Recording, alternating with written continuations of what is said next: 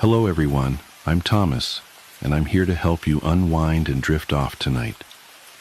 I know many of you use this video to fall asleep, so before you get too cozy, don't forget to like the video and subscribe to the channel. Also, let me know in the comments, where are you from and what time is it as you're watching this? Now, settle in, get comfortable, and let yourself relax. The morning commute. I've been trying to write this down for 3 days now. My hands still shake when I think about it, but I need to document what happened while the details are fresh. Maybe someone can make sense of it, because I sure can't. I keep checking news sites and local forums, but there's nothing. Just the usual traffic reports and weather updates. It started last Wednesday. Nothing special about that morning. Just another dreary February commute. I remember being annoyed because my travel mug was leaking slightly, leaving little brown rings on my center console. The heat was blasting to fight off the 28-degree chill, making that plasticky new car smell more noticeable than usual in my recently leased Civic. I always take the back roads to avoid I-95 traffic. There's this stretch of Route 27 that winds through the woods for about 4 miles before connecting to the industrial park where I work. Usually I zone out on autopilot there, just following the gentle curves while my mind wanders to the day ahead. But something felt off that morning, even before anything actually happened. The first thing I noticed was the radio. I always listen to NPR during my morning drive. Helps me feel somewhat informed about the world. But around 7:45 a.m., right as I was entering that wooded stretch, the signal started cutting out. Not unusual for that area, but this was different. Between bursts of static, I could swear I heard what sounded like backward speech. Not garbled nonsense, but actual words being played in reverse. I tried changing stations, but they were all doing it. I switched the radio off, deciding to drive in silence rather than deal with the unsettling noise. That's when I noticed how quiet everything was. No wind in the trees, no birds. Even my engine seemed muffled, like someone had thrown a heavy blanket over the car.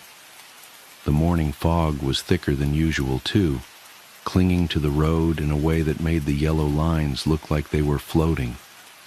I checked my phone. No signal, which wasn't completely unusual for that stretch, but the time display caught my eye. 7:47 a.m. I distinctly remember because I had just checked it 2 minutes earlier when the radio started acting up. Still 7:47 a.m. I watched for another 30 seconds or so. Still 7:47 a.m. The seconds weren't moving. My rational brain kicked in. Obviously, the phone's frozen. Force restart it later. But my skin was starting to prickle. That animal instinct that tells you something's wrong before your conscious mind can process why. I pressed the accelerator a little harder, wanting to get through the woods and back to civilization. That's when I saw the first one. At first I thought it was just a trick of the fog, a darker patch that seemed to be moving wrong. You know how fog usually drifts with the wind? This patch was moving perpendicular to the rest, like it was cutting through it. As I got closer, it resolved into what looked like a person walking alongside the road. Nothing inherently scary about that, except they were walking backwards, perfect fluid backward steps, like a video being rewound. And they were wearing what looked like business casual clothes, slacks, button-up shirt, but the fabric was wrong. It rippled and shifted like static on an old TV, black and white pixels constantly rearranging themselves. I gripped the steering wheel harder, my knuckles going white. Just someone exercising in weird athletic wear, I told myself. One of those recovery suits with the electronic muscle stimulation or whatever. But even as I thought it, I knew that wasn't right. As I passed them, They turned their head to track my car. That's when my heart nearly stopped. Where their face should have been, there was just more static. Not blank skin, not a mask, but a void of shifting black and white pixels, like a TV tuned to a dead channel. I looked straight ahead, pressing the accelerator harder. Don't acknowledge it. You're tired, you're imagining things, just get to work. But in my peripheral vision, I could see more dark shapes emerging from the fog.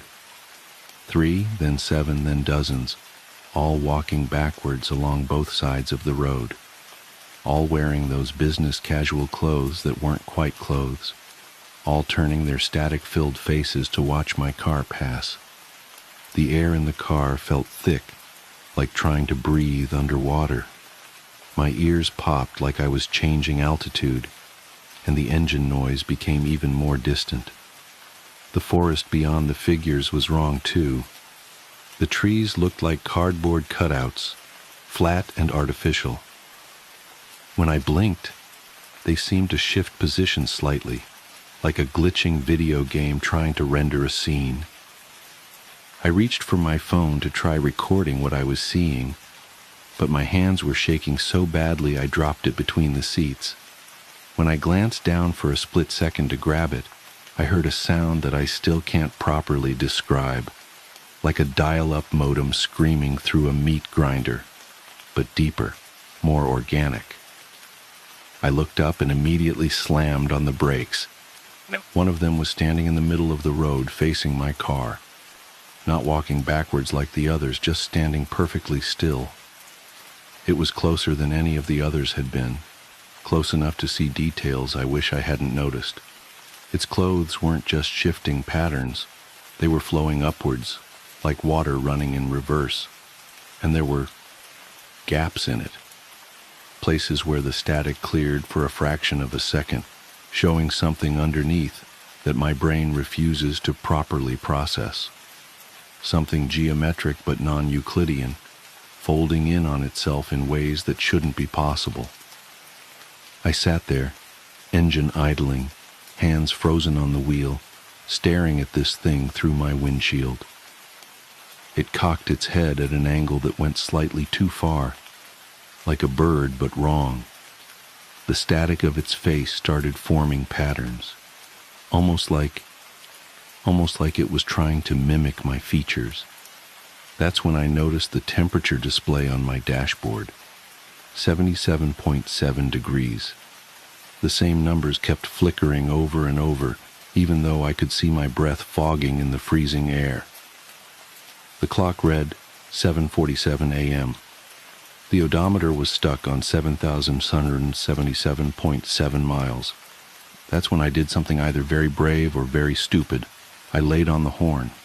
The sound came out distorted, stretched and warped, like it was being played at quarter speed. But it had an effect. The figure in the road spasmed, its form glitching violently, and then it moved. Not stepped or walked, but moved, like a video file corrupting. One frame it was in the road, the next it was beside my car, hand pressed against my driver's side window. The static of its face pressed close to the glass, forming and reforming into almost recognizable patterns. Was it trying to communicate? Trying to get in? I didn't wait to find out. I slammed the accelerator and swerved around where it had been standing. My tires found purchase on the wet asphalt and I shot forward, engine finally roaring at its proper volume. In my rearview mirror, I could see all of them turning to watch me go. Their movements jerky and wrong, like stop-motion animation at too few frames per second. The fog began to thin. My phone suddenly chimed with a dozen delayed notifications. The radio burst back to life mid-sentence, some story about local council elections. The clock jumped to 8:15 a.m. The temperature reading settled back to a realistic 29 degrees. Everything was normal again. I pulled into the first gas station I saw, hands trembling so badly I could barely put the car in park. The morning commuters filling their tanks and buying coffee gave me odd looks. I must have seemed crazy, sitting there hyperventilating in my car. When I finally got my breathing under control, I checked my phone. The photos I tried to take were corrupted, just blocky digital artifacts and strange patterns. But I did find something else. In my podcast app's recently played history, there was an entry from 7:47 a.m. It's just 30 seconds of what sounds like white noise, but if you play it backwards and adjust the speed, it almost sounds like words. I uploaded it to my computer and ran it through some audio software, but I still can't make out what it's saying. I called out sick that day, drove home taking the interstate, even though it added 40 minutes to my journey. I've been taking that route ever since, even though it means leaving an hour earlier and sitting in traffic. Better than the alternative. But here's the thing that really keeps me up at night. I decided to do some research into that stretch of Route 27. Found some old forum posts and local news articles. Over the past decade, there have been an unusually high number of single-car accidents there, always between 7:45 and 7:50 a.m. The police reports all read similarly. Driver lost control of vehicle. No obvious cause determined. Driver claimed mechanical malfunction, but no evidence found. And the victims? All commuters, all wearing business casual. I keep telling myself there must be a logical explanation. Bad cell reception and a frozen phone, fog playing tricks on my eyes, stress and an overactive imagination. But yesterday, I was reviewing some old work emails and I noticed something that made my blood run cold. Every email I've ever sent between 7:45 and 7:50 a.m. is corrupted. The text is replaced with strings of sevens and static characters. The timestamps are all stuck at 7:47 a.m. I have to drive to my sister's wedding next week. It's a 6-hour trip and I've mapped 3 different routes. They all intersect with Route 27 at some point. I don't know what I'm going to do, but if you're reading this and you commute through wooded areas in the early morning, do yourself a favor. Check your clock when the fog rolls in, and if it ever gets stuck at 7:47 a.m., don't stop driving. Don't look at the shapes in the mist, and whatever you do, don't honk your horn. They might just honk back. The memory box. I never should have opened that box. The day started like any other Saturday morning, helping Mom clean out Grandma's house after her funeral. We'd been at it for weeks, sorting through decades of accumulated memories, trinkets, and the general detritus of a long life well lived. Most of it was exactly what you'd expect. Old photos, costume jewelry, outdated clothes, and enough doilies to supply a Victorian tea party. But then I found the box. It was buried deep in the back of her bedroom closet, underneath a pile of moth-eaten sweaters. A simple wooden container about the size of a shoebox, with no markings or decorations except for a small brass latch. Something about it felt wrong. The wood was unnaturally cold to the touch, even though the house was warm from the summer heat. And when I picked it up, I could have sworn I heard something inside shift, like sand running through an hourglass. "Hey, Mom," I called out. "Did you know about this?" She poked her head into the bedroom, hands full of old newspapers destined for recycling. "What's that, honey?" "Found this box in Grandma's closet. Never seen it before." Mom frowned, setting down her armload of papers. "That's strange. I thought we'd gone through everything in there already."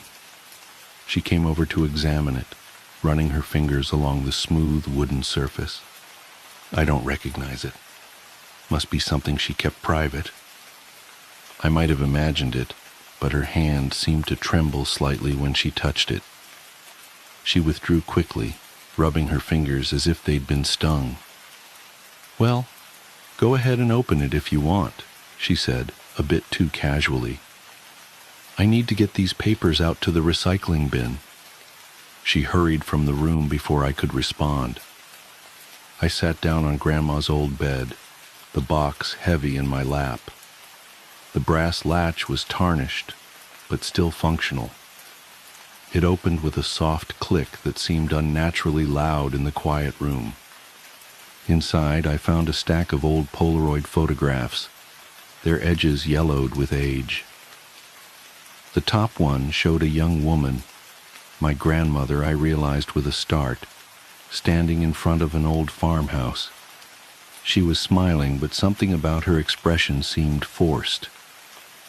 Behind her, barely visible in one of the upper windows, was a dark shape that might have been a person watching.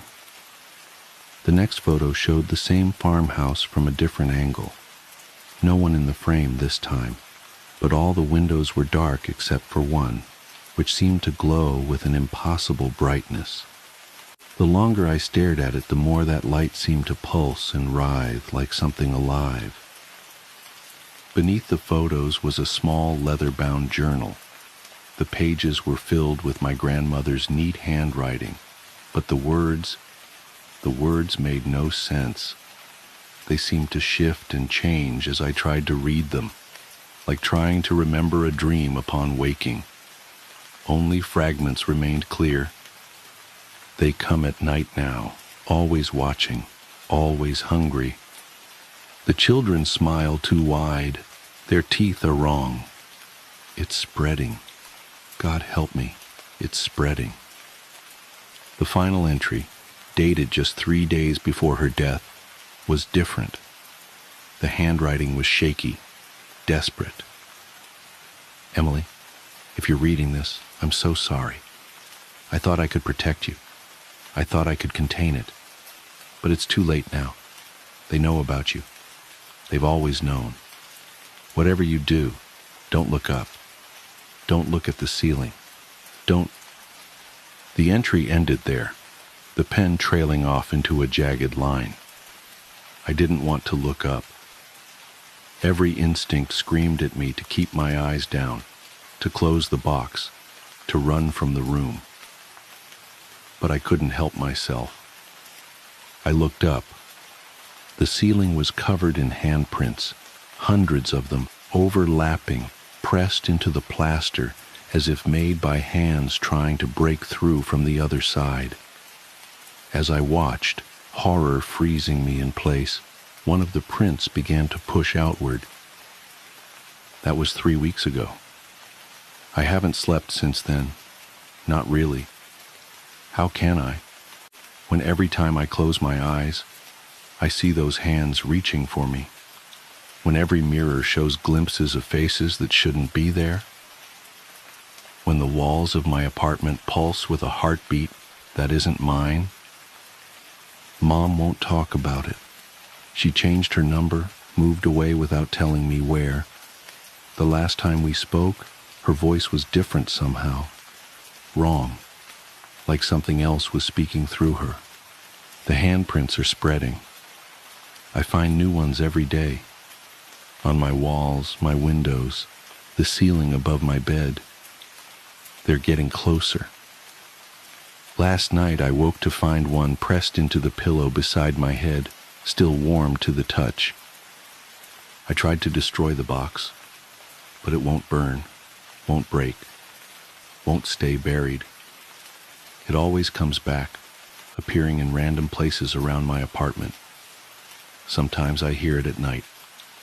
The soft click of the latch opening and closing, opening and closing. The photos are changing too. The figures in the background are clearer now, more defined. They're the same faces I see in my mirrors, in my windows, in the dark corners of my room at night. They're getting closer in each picture, and I know somehow that when they finally reach the foreground, it will be too late. I found a new photo in the box this morning. It shows me, sitting at my desk, writing this account. But it's not a photo from the past. The timestamp shows tomorrow's date. In the image, I'm not alone. They're standing behind me, their hands on my shoulders. their two wide smiles stretching impossibly far, and they're looking directly at the camera, directly at you. I have to go now. They're getting impatient. They want me to open the box one last time, to show them what's inside, to show them the newest photo, the one that shows you right now reading these words. Don't look up. I'm a real estate agent who sells haunted houses, and I wish I wasn't. Have you ever purchased a house, fixed it up, and made it into a home? I'm sure you watch those HGTV shows, Fixer Upper and Flip or Flop. Those shows are laughable to me. You see this foreclosed wreck of a house get fixed up into this cute, livable home. That stuff is easy to do. You know what's hard to sell? A haunted house. I'm a real estate agent who specializes in stigmatized homes, which are what you call haunted houses. A stigmatized home is any home where violence occurred or paranormal activity has been reported. In several states, we must legally disclose what happened in these homes. I don't believe in ghosts, so to me, it is easy money to take on these cases. A little bit of burnt sage in the corners and tap water sprinkled around the house, and you have yourself a cleansed home. This was my gig, and it worked. All I had to do was Google how to get rid of ghosts. People fell for it every time too, and I'd be laughing all the way to the bank. You want me to light a candle and do a seance for you to buy this $300,000 house? Deal! You want me to put my hand on a Bible and pray with you before you buy this $450,000 home? Sold. I always thought that people were so gullible to believe in such silly things. Ghosts aren't real. I wouldn't even call myself a skeptic. I flat out didn't believe in the afterlife. This is what I believed until I had the unfortunate opportunity of selling a house where a murder took place. As soon as I saw the listing, I knew I had to help. When you have one killing, a house can be hard to sell, but 5 killings, you have yourself a deal breaker. Some lunatic had killed the whole family. I didn't press the bank for details, since that never seems to help. The less I know, the better. I don't want to get caught up in the stories because I feel like that knowledge lingers in my words as I try and sell to the borrowers that come through the house. The first thing I do when I arrive at a house like this is open all the windows. You would be surprised by what a breath of fresh air can do to a home that has been sitting for quite some time. I'll usually wipe everything down with a lemon-scented cleanser, then put out fresh flowers on all the tables. Honestly, those tricks really seem to help the house sell. The whole idea is to erase the uneasy vibe. If my client is superstitious, I'll whip out the sage and holy water. So, as you can imagine, as soon as I got to this house, I went straight to work. I went to open the window above the kitchen sink. My fingers slid underneath the hinges as I pulled up, but it wouldn't budge. Again, I tried the living room windows, yet they were stuck, almost as if they were cemented shut. I even double-checked the locks and looked around the frame for any nails, but there was nothing. I knew that would be my first problem in selling the house. I went on to job number 2, cleaning. I looked under the kitchen sink and the owner had lemon-scented cleaner already. Perfect. The lemon scent filled the room as I squirted it all over the countertops. My paper towel glided across the counter as I wiped away the last bit of past life this house held. Next, I picked some fresh flowers from around the house and put them in a vase of water. Daisies and daffodils, the perfect welcoming eye candy. I opened the back door to let some fresh air in. The house was starting to feel as good as new. I smiled inside as I thought about another successful sell. I fumbled through the drawers for a pen and notepad to make a list of everything I would need for the open house the next day. fresh-baked cookies, brochures, and business cards from local banks. I decided to stay the night in the house so I could wake up bright and early to get ready. Boy, was that a mistake. The eeriness began as soon as dusk hit. I was reading a book in the living room when I heard laughter coming from outside. I immediately got up to investigate. I walked up to the window, pulled back the curtains, and peeked into the front yard. A group of 3 boys stood in the yard with flashlights in hand. Annoyed, I headed outside to scare them off. Another reason I wanted to stay the night here is that haunted houses make a great attraction for teenagers. Vandalism is the last thing I need to sell this house. I opened the door and shouted, "Get out of here! There is nothing to see here." The kids froze, flashlights falling to the ground. They looked at me as if they had just seen a ghost. "Get, before I call the cops for trespassing." With not a second to spare, the kids whipped around and ran off as fast as their scrawny 14-year-old chicken legs could carry them. I chuckled. They probably thought this house was vacant. I must have scared the heebie-jeebies out of them. I shut the door and got back to my reading. I awoke a few hours later with my book across my chest. A tapping sound had taken me from my slumber. I rubbed my eyes in a daze as I tried to remember where I was at. Again, a light tap, tap, tap filled my ears. It sounded as if a big bug kept hitting the window. I got up to see what was causing the ruckus. If there was a bug splattered on the window, I would need to wipe that down before tomorrow. A part of me fully expected to see teenage kids daring one another to go into the house in a classic test of who was the bravest. I rolled my eyes and, without thinking twice, pulled open the curtains.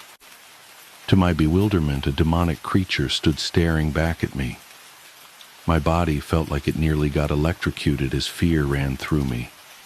Everything in the house was still, and I felt like I had tunnel vision, only being able to focus in on the creature standing before me. The arm of the creature was bent up to the window, pointer finger just inches away from the glass. Then it grinned.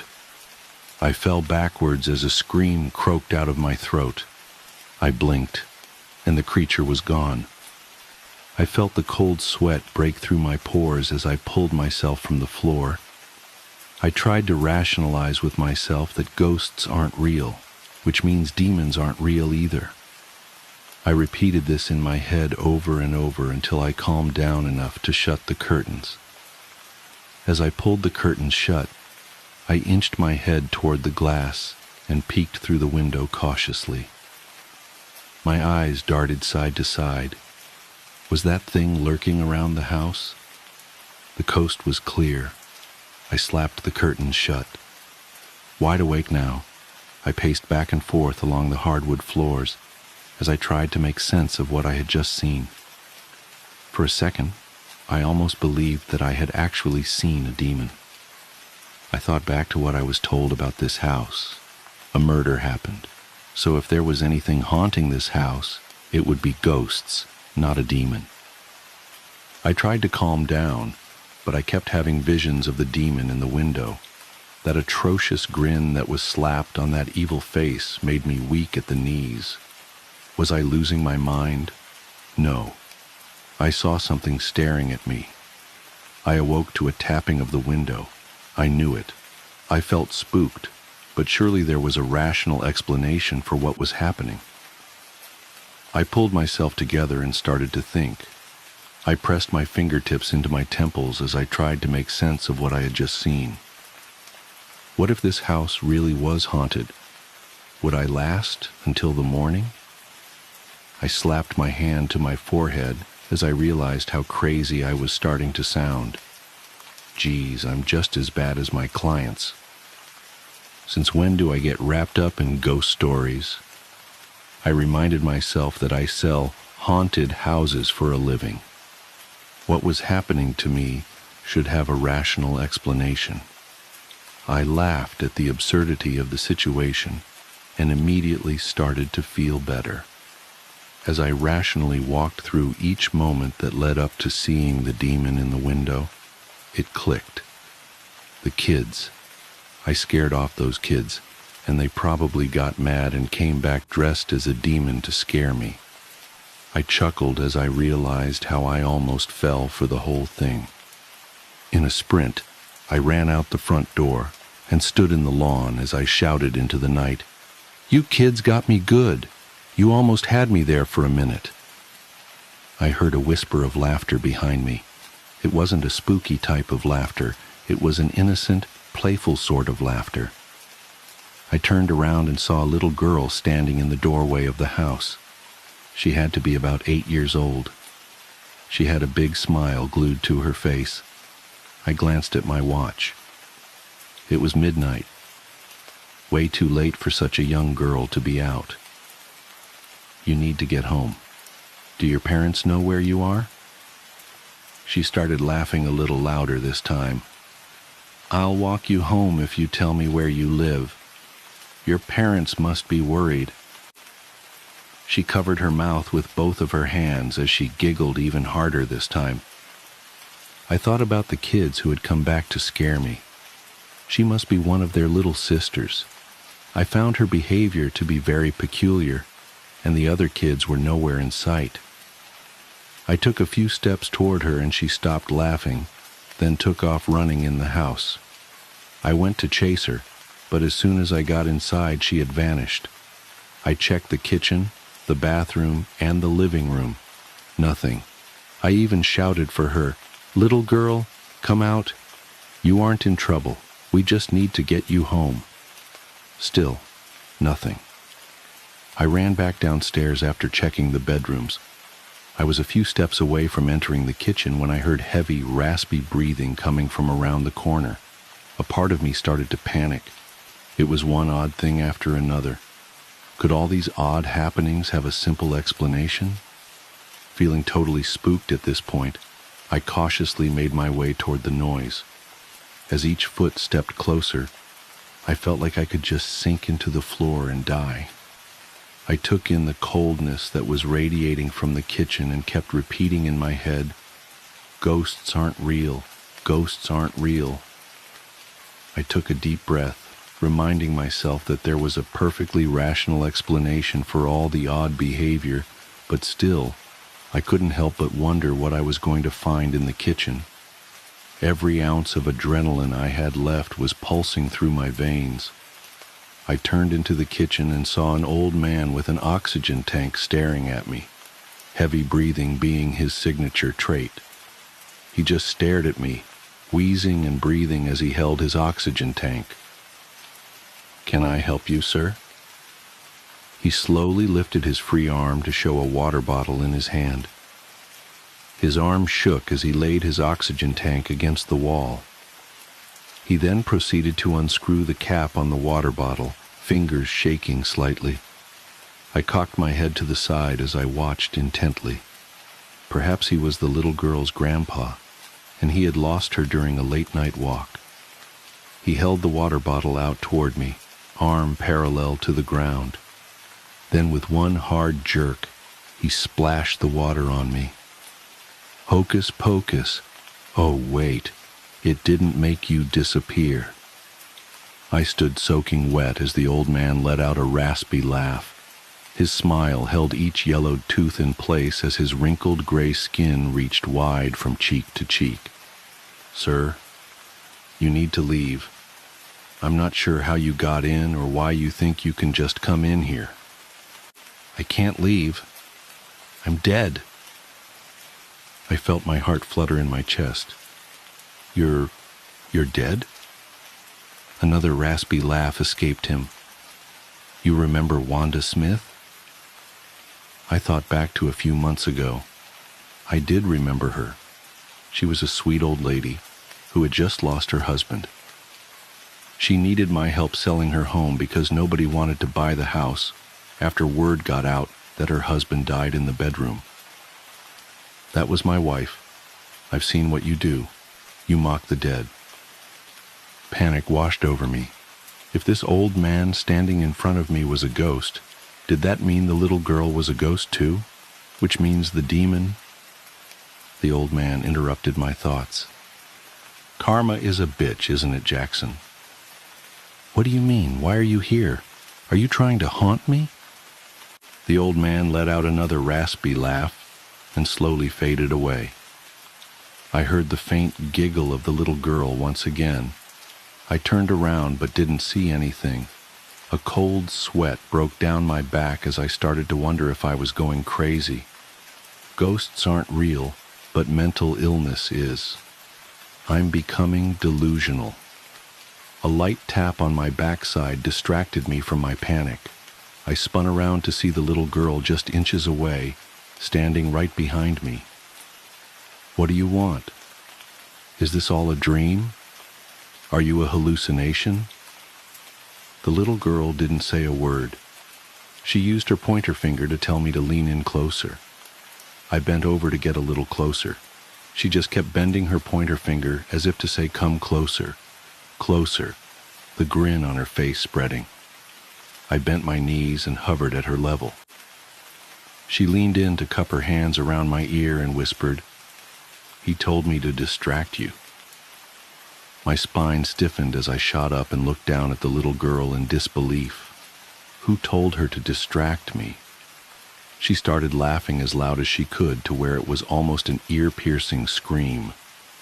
The louder she laughed, the more deformed her face started to appear. Her skin started to look like plastic melting, like if you were to hold a baby doll up to a fire. She kept laughing as her skin and muscle sloshed off onto the ground.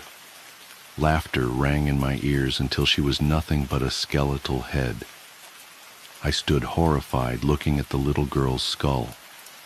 There was a hollowed hole where there was once a nose that sat as cute as a button on her face. Deep dark sockets sunk into the skull where her little green eyes once were.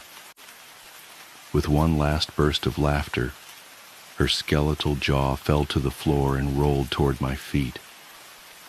I knew I had to get out of this house. This house truly was haunted. I made a straight line for the front door. The rubber on my shoes squeaked against the hardwood floors as my legs carried me faster than my body could keep up. I could hear laughter following me from upstairs.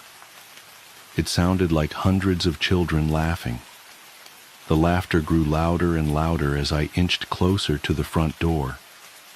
The laughter quickly turned demonic as the sound contorted into petrified moans. My sweaty palm hit the knob on the door as I twisted it and threw the door open. I immediately fell back as I felt my heart nearly stop. Standing in the doorway was the demon. The burnt red skin hung from its face as the horns sharpened to a point on top of its head. A snake-like tongue slithered out of its mouth as it began to talk to me. "Keep staring." Shaken, I crawled backward like a crab as I tried to escape the evil standing before me. "What do you want?" "Keep staring." The moans and groans grew louder from upstairs. I almost couldn't hear what the demon was saying. I felt as if the demonic sounds were engulfing my soul. I looked to my left and saw the old man once again, laughing a dry, raspy laugh. "He's telling you to stay, Jackson. In other words, you can't leave." "But why? What have I done?" The old man laughed once again, then threw a rolled-up newspaper at me which landed at the bottom of my feet. "Look at it, you sick son of a bitch. Did you ever wonder why you couldn't step foot off this property?" I pulled open the newspaper, frantically flipping through the pages and thumbing my finger down the pages as I scanned through the images. I felt electricity run through every muscle as my eyes scanned over my picture. In big bold letters above my name it read, "Crazy husband kills entire family, then shoots himself." I let the newspaper fall to the floor. This couldn't be real. I had to be in a nightmare right now. I would never hurt my family. I didn't remember doing this. Tears streamed down my cheeks and onto the newspaper as I tried to think back to what had happened. I got up and started to run around the house in a frenzy as the horrific details started to piece together. This was my house. I started to scream as I fell to my knees. What have I done? I have ruined my life. Everything had come back to me now. I sat on my knees, staring at the front door as the vision flooded my memory. I had just walked through the door. My wife and 3 kids sat at the dinner table waiting for me patiently. "How was your day, honey?" My wife smiled at me. My kids ran up and hugged me. Something in me just snapped. I can't tell you what it was. It was like some sort of evil got in my brain and took the steering wheel. I went and got the gun out of our safe, then I just shot them all. I watched their dead bodies bleed out as relief washed over me. It felt good. The blood that puddled on the floor shot my reflection back up to me, the reflection of a murderer. I stomped my shoe in the puddle as the realization of what I had done finally hit me. I did the only thing I knew to do next: shoot myself. I stared up at the demon, the old man, and the little girl who were all staring at me, surrounding me in a circle. The old man piped up again. "This is your version of hell, Jackson. This will be the 103rd time you have relived this. Each day is a little different. We always think of new ways to scare you. Fun, isn't it?" I started bawling. Was this how I was going to spend eternity? I wept and called out to see if anyone out there could hear me. Was there a God out there? I never really took practice to religion when I was alive, but perhaps he could have mercy on my soul. "Please, please, give me one more chance. Oh, please, I'm sick in the head. I'll get help. I'll go get help before it gets out of hand next time. Please give me another chance. I won't do it again." I awoke the next day to find myself in my bedroom. I rolled over and saw my wife sleeping peacefully in bed. Wow, what a nightmare, I thought to myself. Visibly shaken, I decided to take the day off work and spend some time at home. I walked by our closet and peered in at the safe, which held a handgun, the item we kept for protection from intruders. Funny how thought works. I thought back to my horrifying dream and decided that I'm going to get rid of the guns, every single one of them, today. I headed into the bathroom to brush my teeth, then went down to make breakfast for my family, the family I was ever so thankful to have. I fired up the griddle to make French toast, poured myself a cup of coffee, then peered out the window. I stared out at the beautiful day, then took in a deep breath. The smell of coffee was amazing. I took a sip as it slightly burned my lip. I closed my eyes and thought about how thankful I was to have this life I have. I couldn't imagine giving it up for anything. Thoughts of my kids growing up to be doctors and lawyers danced through my head when a tap on my shoulder pulled me from my daydream. I opened my eyes to see a reflection of an old man standing behind me in the window. My heart skipped a beat as the old man let out a raspy laugh. The inheritance. The first night I heard them move, I convinced myself it was the house settling. Old Victorian homes make all sorts of noises after all. But the second night, when the whispers started, I knew I'd made a terrible mistake. Let me back up. My Aunt Margaret died 3 weeks ago, leaving me her sprawling estate in western Massachusetts. I'd always been her favorite niece, though favorite might be too gentle a word. More accurately, I was the only family member who tolerated her peculiarities long enough to maintain a relationship. The others had written her off years ago as insane, and maybe they were right. The inheritance came with conditions spelled out in painful detail through 17 pages of legal documentation. Most of it was standard stuff. Maintain the property, pay the taxes, don't sell for at least 5 years. But then there was the matter of the dolls. Aunt Margaret's collection filled an entire room on the 3rd floor. 47 antique porcelain dolls, each one handcrafted in the late 1800s, arranged meticulously on custom-built shelves. The will stipulated that I must acknowledge and converse with each doll daily, ensuring they never spend more than 24 hours in silence. I remember laughing when the lawyer read that part. "She can't be serious," I said, but Mr. Harrison's expression remained grave. "Your aunt was very specific about this condition, Ms. Chen. Failure to comply will result in immediate forfeiture of the estate." I signed the papers. What else could I do? The house was worth millions, and my teaching salary barely covered rent in Boston. Besides, how hard could it be to talk to some dolls for a few minutes each day? The first week went fine. I felt ridiculous, but I'd stop by the doll room each morning before work, offering a cheerful, "Good morning, everyone." Sometimes I'd comment on the weather or share gossip from the faculty lounge. The dolls sat silent in their perfectly pressed Victorian dresses, their painted faces frozen in eerily lifelike expressions. I tried not to look too closely at their eyes. Then came last Tuesday. I had a faculty meeting that ran late, followed by dinner with colleagues. By the time I got home, it was past midnight. I was exhausted, slightly drunk, and the thought of climbing 2 flights of stairs to talk to dolls seemed absurd.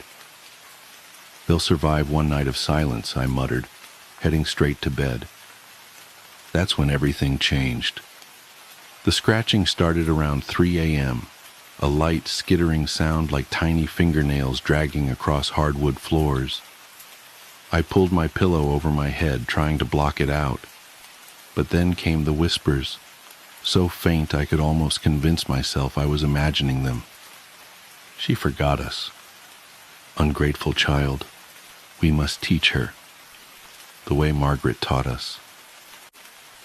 I lay perfectly still, my heart hammering against my ribs. The voices seemed to be coming from the hallway, getting closer. I wanted to get up and lock my bedroom door, but terror had paralyzed me. All I could do was watch as my doorknob slowly began to turn. The door creaked open, revealing only darkness.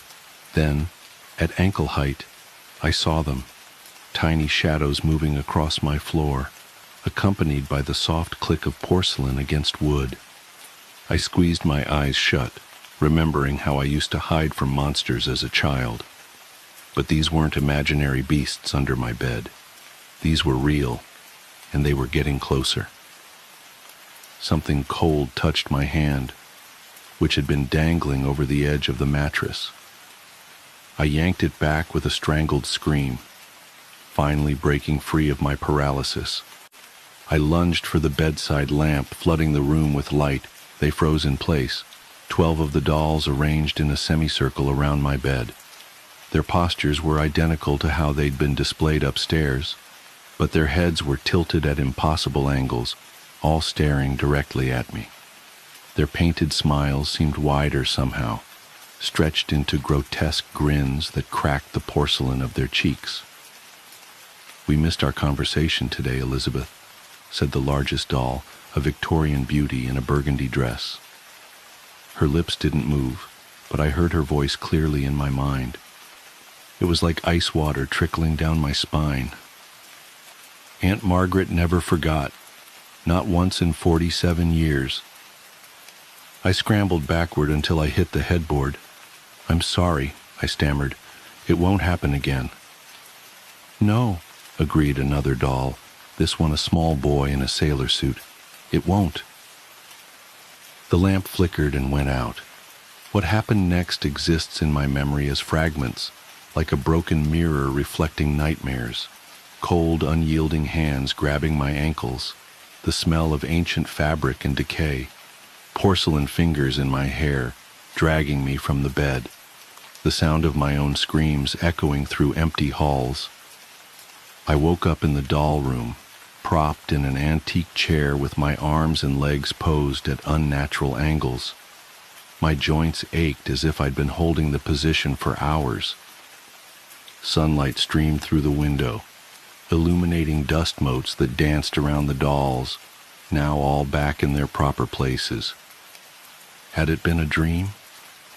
The bruises on my ankles and the tiny scratches on my arms suggested otherwise. I stumbled to my feet, my muscles protesting every movement. "Good morning, everyone," I whispered, my voice shaking. "I hope you slept well." 47 painted faces stared back at me, their expressions unchanged. But now I noticed details I'd overlooked before, the slight variations in their poses, the way their hands seemed poised to reach, the hungry look in their glass eyes. That was 2 weeks ago. I haven't missed a day since, but something fundamental has changed. The dolls aren't content with simple greetings anymore. They demand stories, secrets, confessions. Sometimes they ask questions, their voices echoing in my head until I answer. They're particularly interested in my students. "Tell us about the children," they whisper when I try to sleep. "We miss having children visit. Margaret used to bring them, before the accident." I've searched for information about my aunt's past, but the town records are suspiciously incomplete. The librarian, an elderly woman with cloudy eyes, just shook her head when I asked about accidents involving children. "Best not to dig up old graves, dear," she said, then covered her mouth as if she'd revealed too much. Last night I heard them discussing something new. They think I'm not ready yet, not properly prepared. They talked about the transition and becoming one of us. I caught a glimpse of myself in the mirror this morning and froze. My skin seemed paler, smoother, almost like...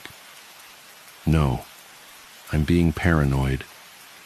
But I can't deny that my joints have been getting stiffer, or that my movements sometimes feel mechanical, as if invisible strings were guiding my limbs. And yesterday, a student asked why I hadn't blinked during our entire conversation. I should run, pack a bag and leave this cursed house behind, but I know they'd follow me.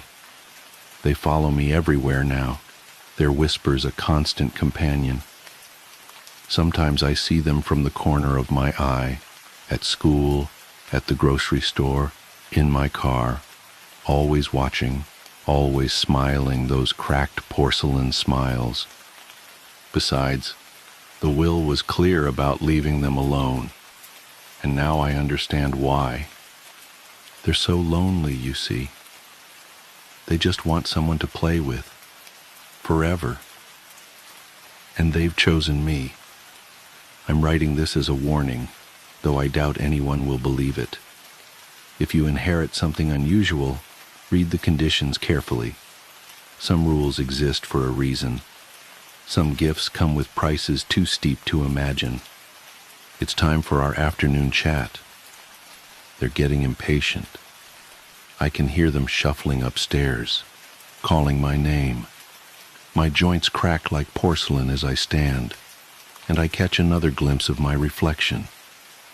For a moment, I could swear my eyes looked like glass. But that's impossible, isn't it? Isn't it? The following was found scrawled on the back of the previous pages in increasingly erratic handwriting. Day 23. The changes are accelerating. My skin feels different, harder, smoother. The hunger for food has been replaced by a different kind of hunger. I understand now why they wanted to know about the children. Day 24. They've started teaching me how to move properly, how to be still for hours, days, weeks, how to wait patiently until someone comes close enough to touch. My bones are hollow now. I can hear them clicking when I walk. Day 25. Margaret didn't die. She's still here. She's the one in the burgundy dress. She's been here since 1887, waiting, teaching, collecting. Soon I'll join them on the shelf, and we'll wait together for the next inheritor. Day 26. Can't write much longer. Fingers turning stiff. Hard to hold pen, but I need to finish this warning. Need to explain about the children, about why we need them, about the hunger that never stops, about the sound their screams make when they realize we're not just ordinary dolls, about how sweet their fear tastes as we... The handwriting becomes illegible here, deteriorating into scattered marks that look suspiciously like tiny footprints. Final note. If you're reading this, you've probably already inherited the house. And if you're reading this, it's already too late. We've been watching you since you arrived. You just haven't noticed us yet. Don't bother running. Don't bother screaming. Just remember to talk to us every day. And whatever you do, don't look too closely at your reflection. We wouldn't want you to see yourself changing too soon. Welcome to the family. The following newspaper clipping was found attached to the final page. Local teacher missing. Police baffled. Boston area elementary school teacher Elizabeth Chen, 29, was reported missing yesterday after failing to appear for work for the third consecutive day. Chen had recently inherited her aunt's estate in western Massachusetts and had been commuting to Boston for work. Police investigating the property found no signs of forced entry or struggle. The only unusual detail noted was that one of the aunt's antique dolls appeared to have been added to the collection recently. Detective James Morrison described it as remarkably lifelike, almost as if it had been modeled after a real person. The investigation is ongoing. Anyone with information about Ms. Chen's whereabouts is urged to contact local authorities. The morning ritual. I should start by saying that I never believed in the supernatural. Growing up in a family of scientists, my father a physicist and my mother a neurologist, I was taught to seek rational explanations for everything. That's probably why it took me so long to accept what was happening to David. By the time I finally understood, it was almost too late. My husband David and I met at a coffee shop 8 years ago. He was the kind of person who found comfort in order and routine, while I embraced chaos and spontaneity. Maybe that's what drew us together, the classic opposites attract scenario. He balanced my impulsiveness with his stability, and I helped him loosen up, at least a little. From the day we moved in together, David maintained the same morning routine with almost military precision. Every morning, without fail, he would wake up at 5 a.m., make coffee, read the news on his tablet, and leave for work by 6:30. I used to tease him about it, calling him my clockwork man. If I had known how prophetic that nickname would become, I might have paid more attention to the warning signs. The first incident happened 3 months ago. I had an important presentation at work that morning, so I set my alarm for 5 a.m., thinking I'd join David for his morning coffee and get an early start on preparation. When I walked into our kitchen, something felt wrong.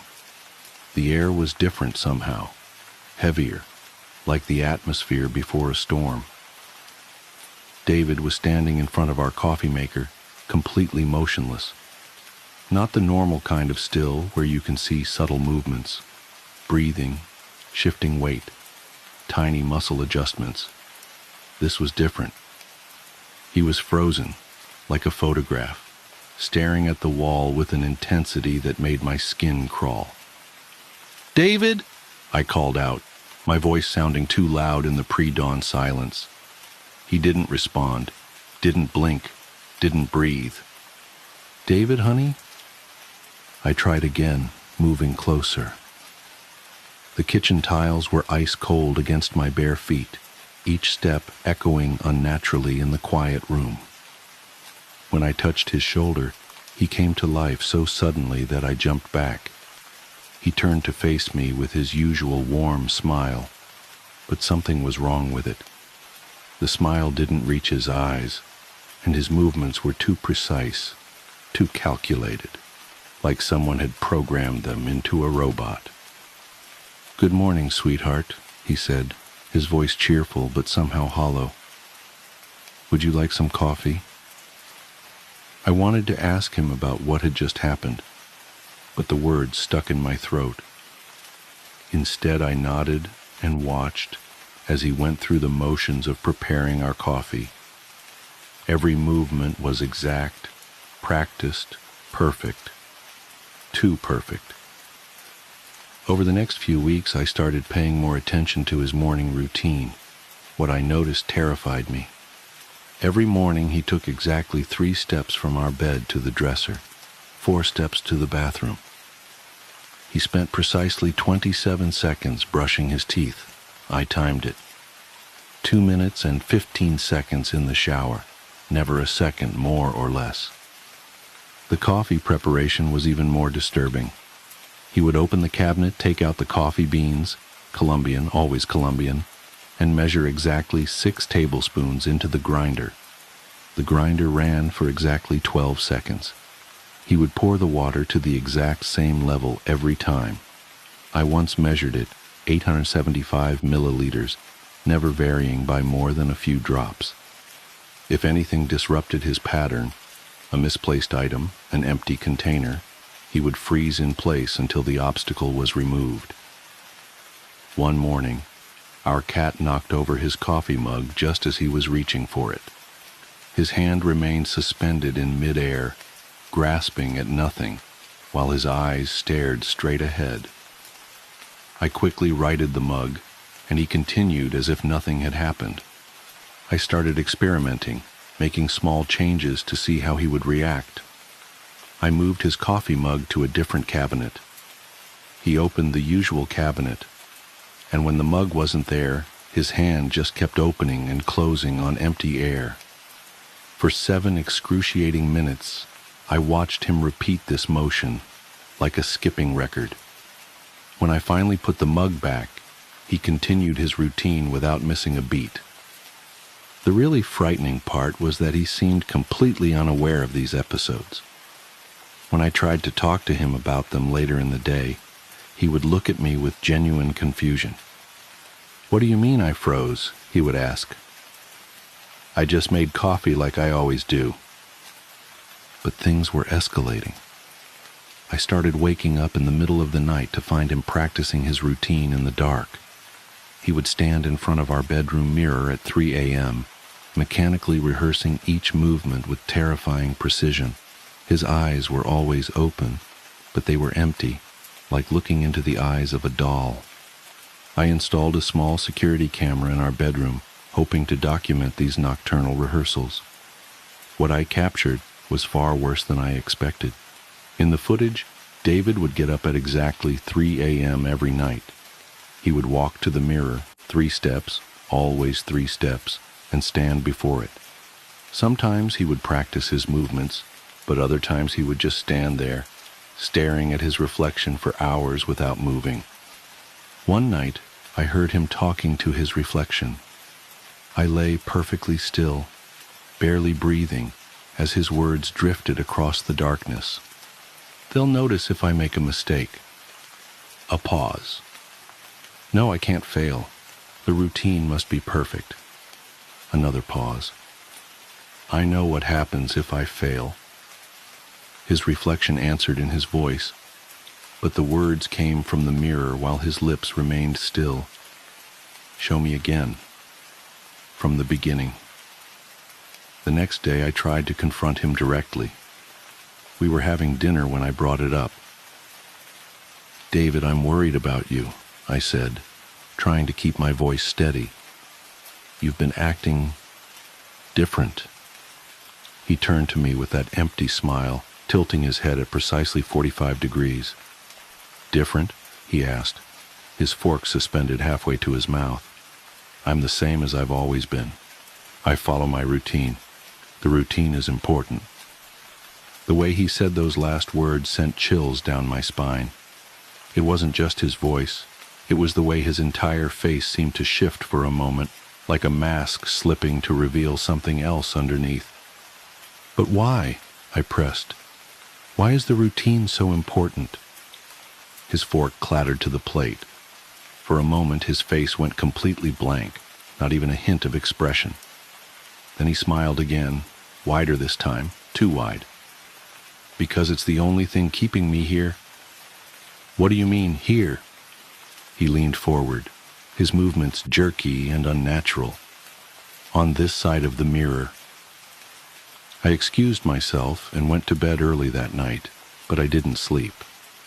I lay awake watching as David went through his evening routine, exactly 23 minutes in the bathroom, precisely 2 chapters of his book, lights out at 10 p.m. sharp. At 3 a.m., right on schedule, he got up. But instead of going to the mirror, he stood at the foot of our bed, staring down at me. I kept my eyes nearly closed, trying to control my breathing. After what felt like hours, he spoke. I have to be perfect. They're always watching. His reflection answered from the mirror. Again, from the beginning. Yes, David agreed. Always from the beginning. The next morning, I told him I needed to visit my sister for a few days. He was in the middle of his coffee routine when I told him, measuring the beans, 12 seconds of grinding. He stopped mid-pour, the coffee beans frozen in mid-air. That's not part of the routine, he said, his voice flat. I know, honey, but sometimes we need to break routine, I said, trying to sound casual despite my racing heart. He slowly turned to face me, coffee beans still suspended above the grinder. I can't break the routine. Breaking routine lets them take me back. Take you back where, David? His smile stretched impossibly wide. To the other side. I packed a bag while he was at work, taking only what I absolutely needed. As I was about to leave, I noticed something strange about our bedroom mirror. The reflection seemed delayed, as if it was moving a fraction of a second after I did. I drove straight to my sister's house, 3 states away. But even that distance doesn't feel safe enough. Because every morning, at exactly 5 a.m., my phone receives a text message. Watch me perform my routine. And every morning there's a picture attached. A different angle of our empty bedroom, with the bed made to perfection. Exactly the way David likes it. In each photo, if I look carefully at the mirror, I can see multiple reflections of David, all slightly out of sync, all practicing their routines. I've tried calling him, but his voicemail message has changed. Now it's just the sound of someone going through precise movements, accompanied by mechanical counting. 1, 2, 3 steps to the dresser. 1, 2, 3, 4 steps to the bathroom. I called the police to do a welfare check. They reported back that they found the house empty, but everything was arranged with perfect precision. Too perfect, they said. And the mirrors. They mentioned that all the mirrors in the house had been covered with sheets. I've been at my sister's for a week now. Last night I received a final text from David's number. I failed the routine. They're taking me back. Don't look in the mirrors. I called the police again. This time when they checked the house, they found all the mirrors shattered, and David was gone. The only trace of him was a single sheet of paper on our bed, covered in the same sentence written thousands of times in perfectly identical handwriting. The routine must be perfect. The routine must be perfect. The routine must be perfect. I don't know what happened to my husband. I don't know what lives on the other side of the mirrors, or what they wanted from him. But sometimes, late at night, I catch glimpses of movement in reflective surfaces.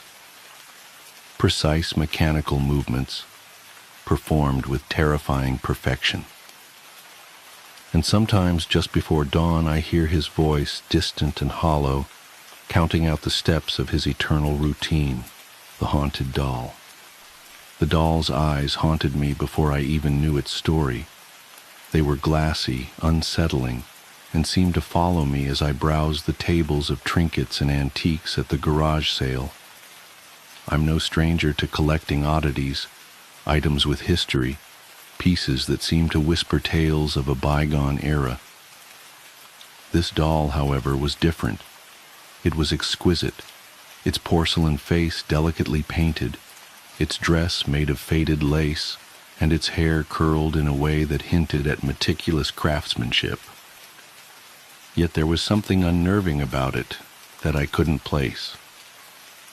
When I asked the seller how much she wanted for it, her eyes widened.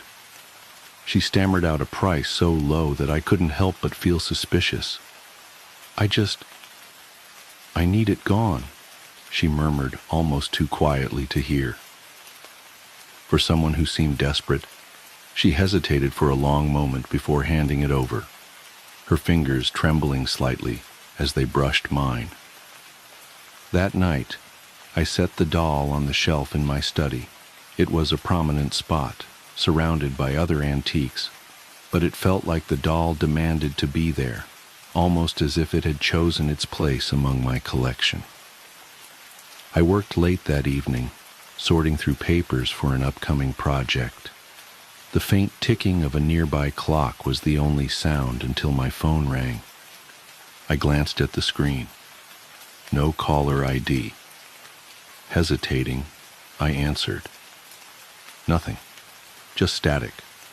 Then faintly, as if from a great distance, a sound like laughter, childlike, high-pitched, and fleeting.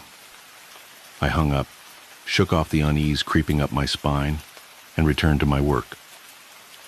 The rest of the night passed uneventfully, but I couldn't shake the memory of that sound.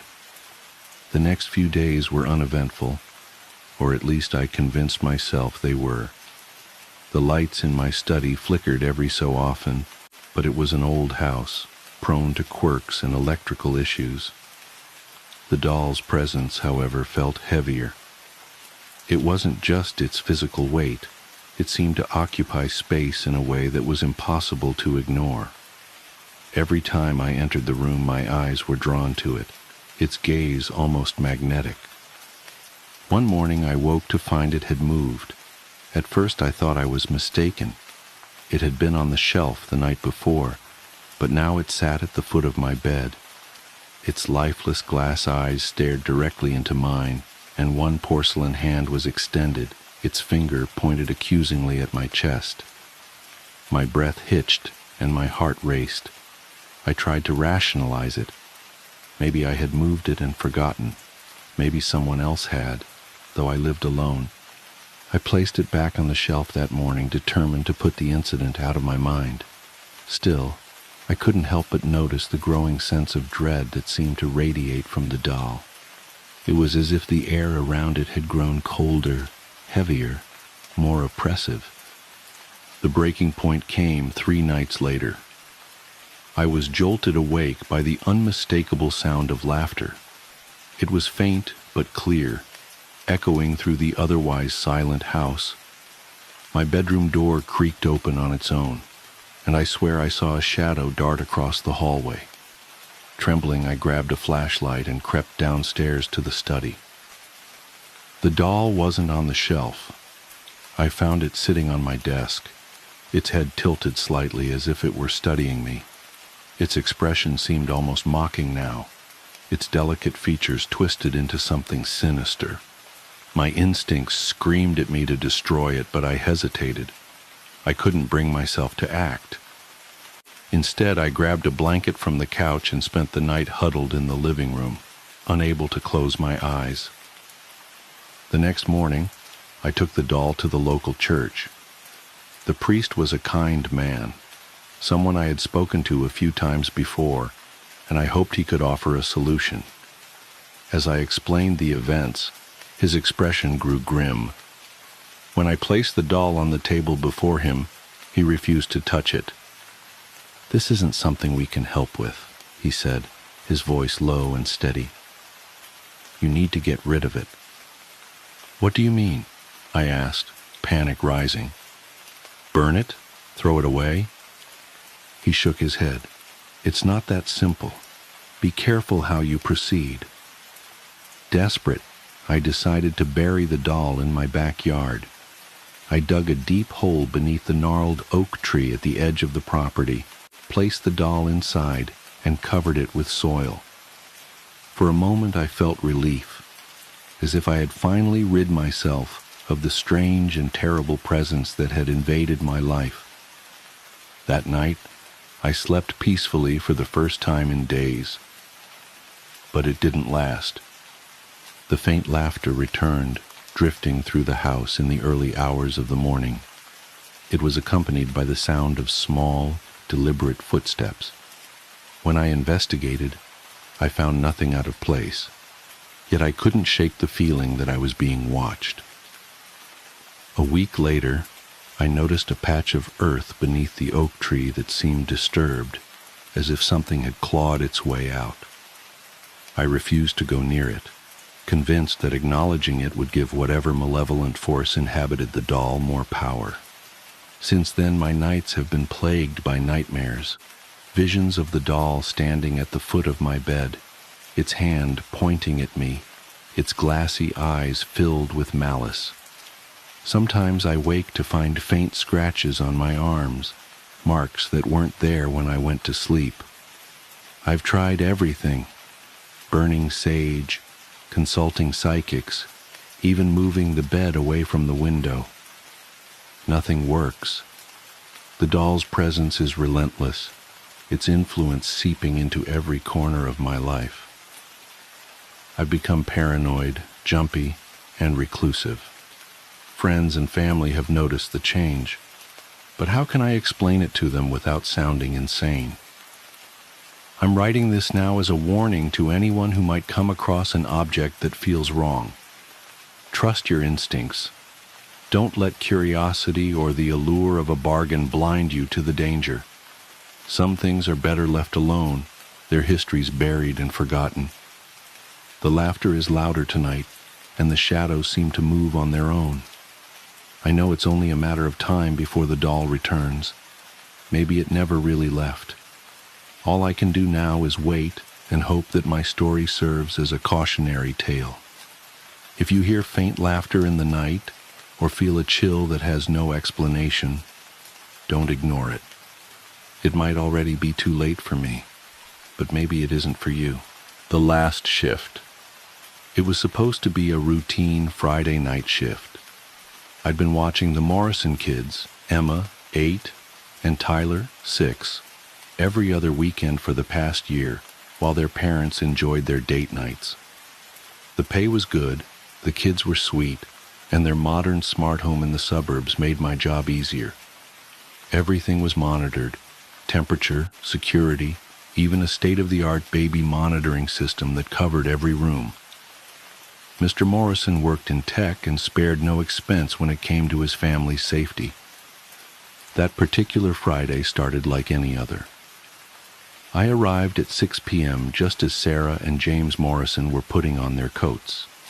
Sarah wore an elegant black dress that made her look younger than her 35 years, while James had opted for a charcoal suit that probably cost more than my semester's textbooks.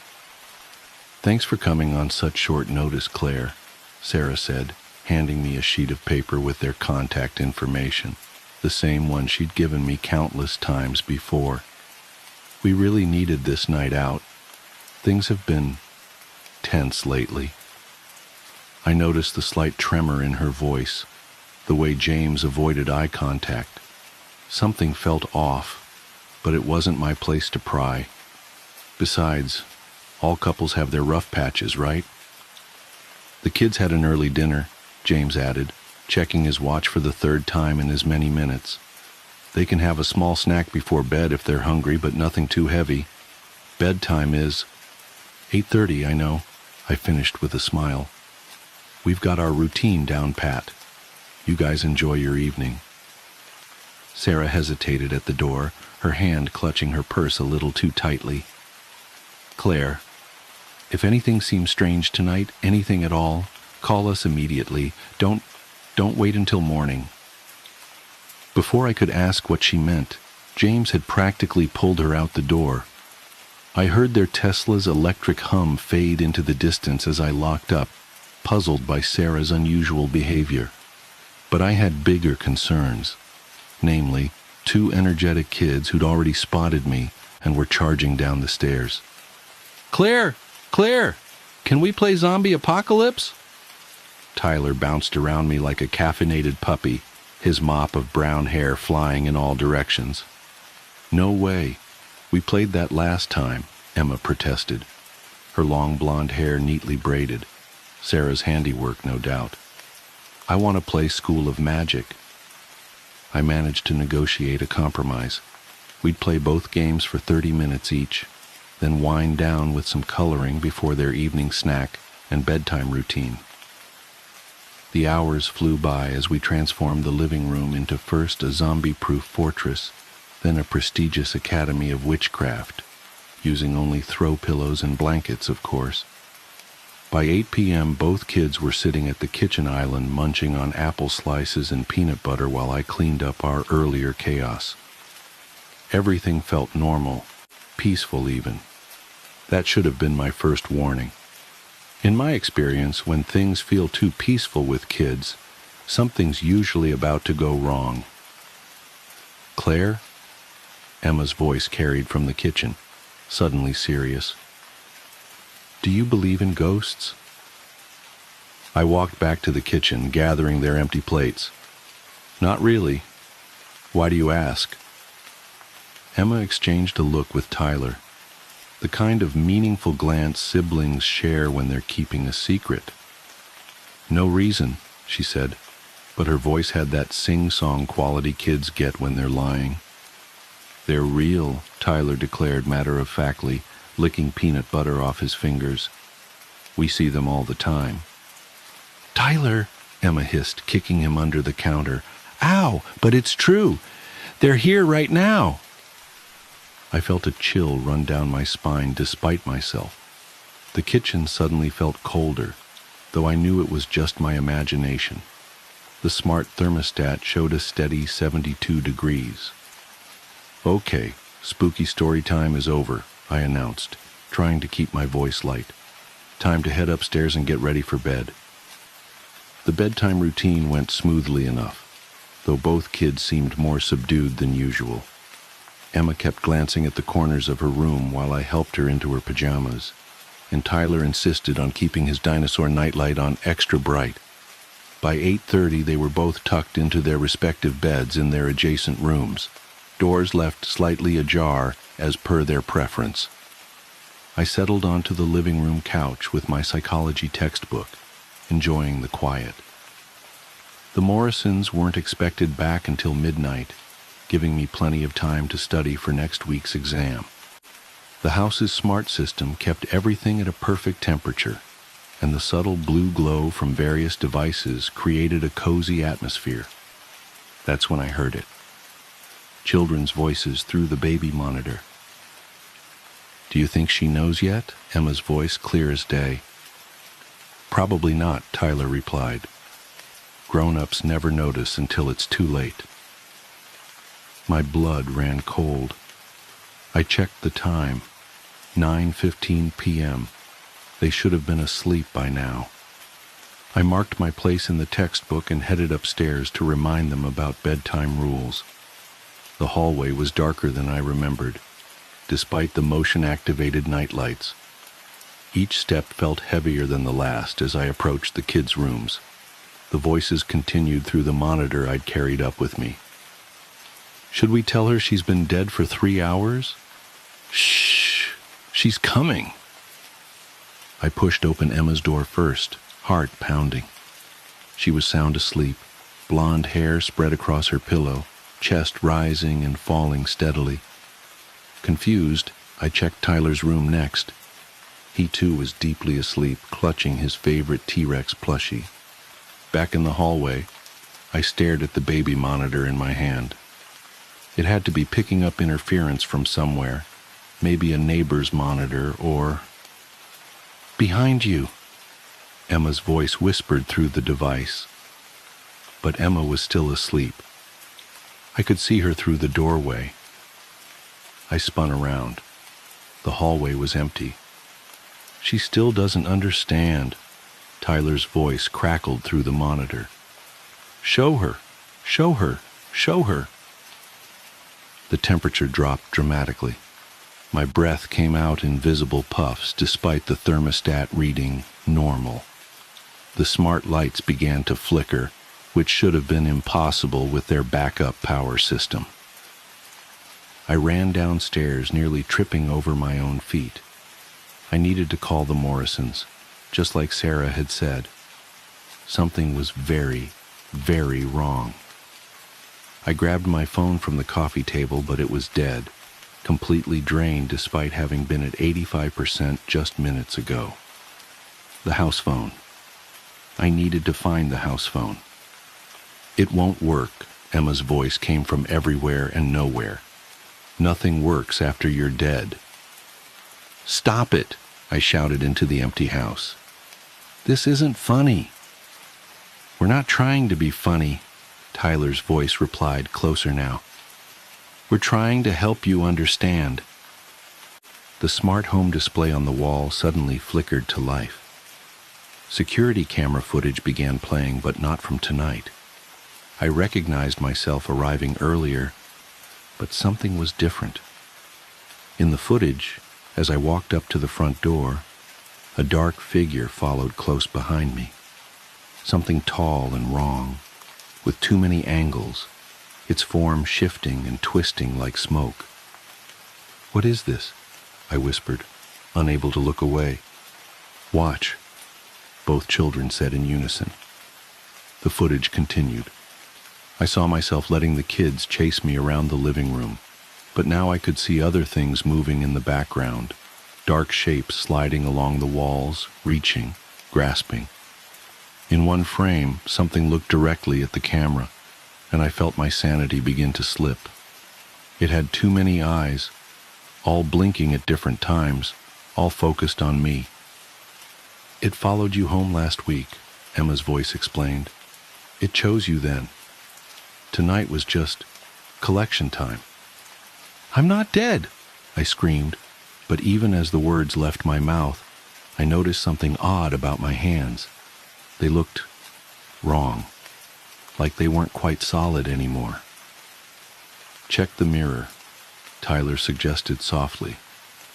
I stumbled to the downstairs bathroom, flicking on the light with trembling fingers.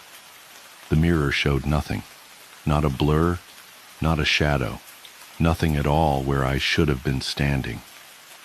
It's okay, Emma said, and suddenly she was there beside me, but not the sleeping Emma upstairs. This Emma was different, more translucent, more knowing. The first few hours are the hardest. That's why we stayed, to help others like you. Others, I managed to whisper. Tyler appeared on my other side, equally translucent. So many others. This house, it attracts them, the dark ones. They follow people home, people like you who can't see them, not until it's too late. Your parents, I said, suddenly understanding Sarah's strange behavior, her warning. They know? Emma nodded. They bought the house cheap 3 years ago, after the previous owners all died in their sleep.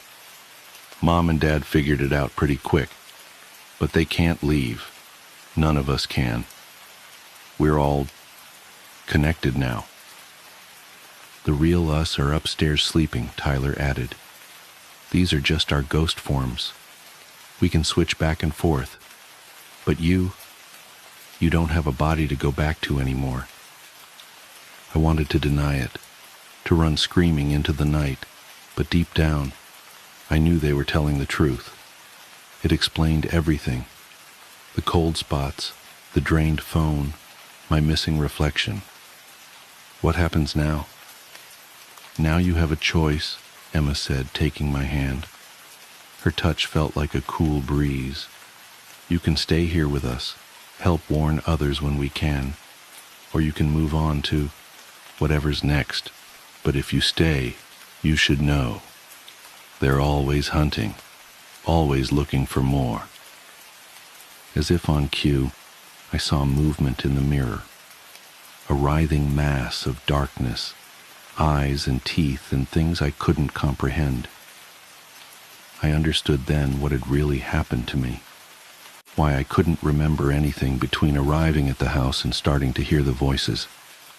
"Time to choose, Claire," Tyler said quietly. "They're getting hungry again." I looked at my transparent hands, at the children's sympathetic faces, at the growing darkness in the mirror. In the distance, I heard a car pulling into the driveway, the Morrisons returning home. They'd find my body slumped on their couch, another mysterious death to add to the house's history, another police investigation that would go nowhere, because how do you explain the unexplainable? I made my choice.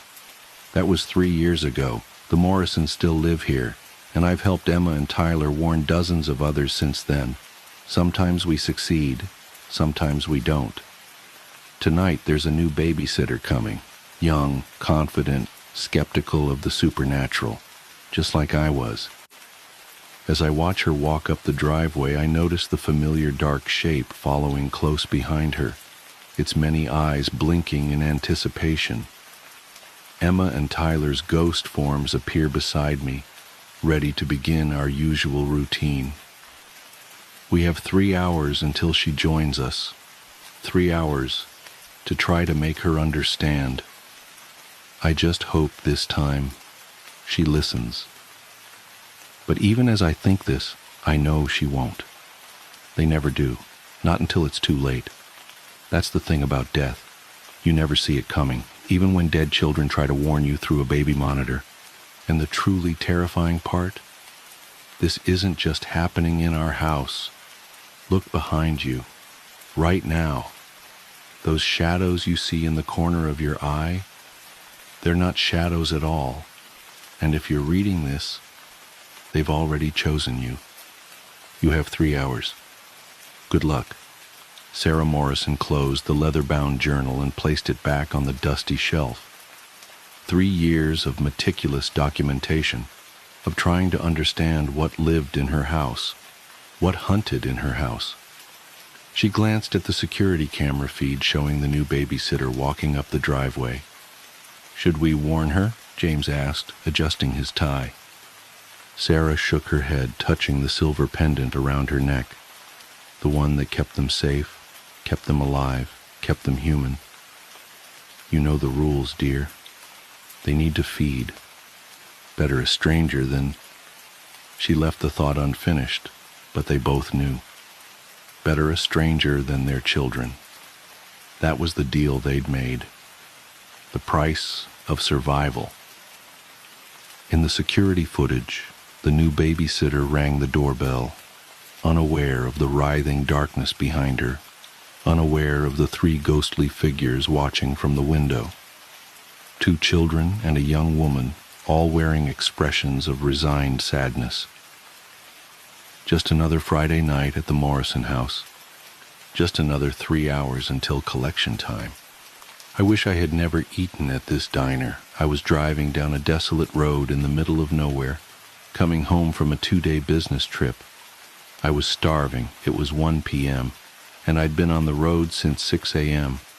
I figured I wouldn't find anything to eat for the next 50 miles or so, but to my shock, something appeared in front of me.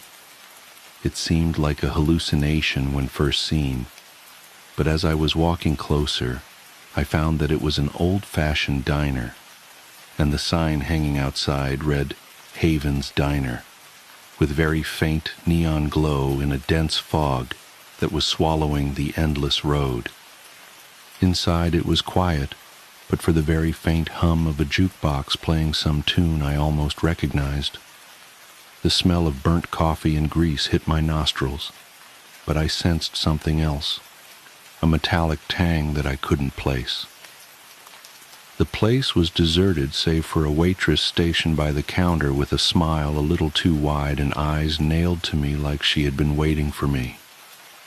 I slipped into a booth by the window, and just as I hadn't yet bothered to request the menu, a waitress came by, set down the steaming plate before me, and walked off again.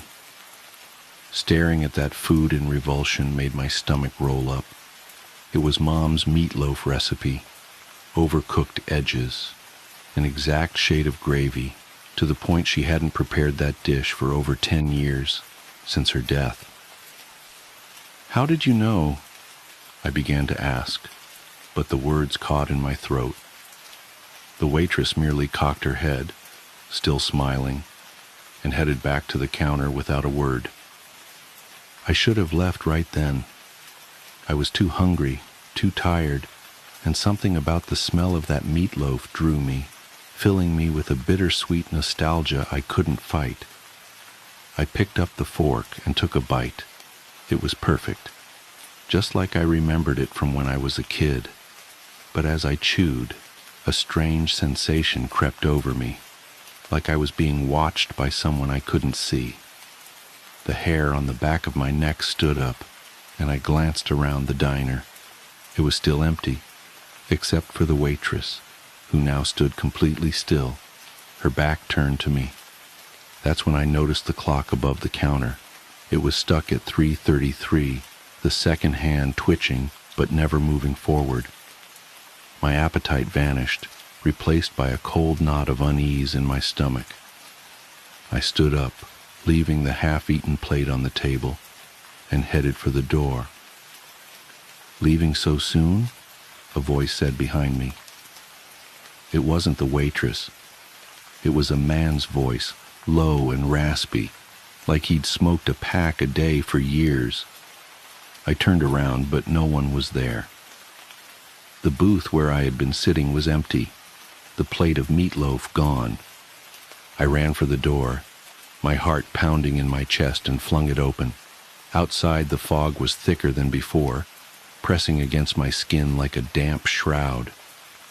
My car was gone. In its place stood another sign, smaller than the one out front. It read, "You're always welcome at Haven's Diner. See you soon." I started walking, hoping to find the road, another car, anything. But no matter how far I went, I ended up back in front of that damn diner. And each time I returned, the same plate of meatloaf was waiting for me, steaming hot and just the way Mom used to make it. I don't know how long I've been here.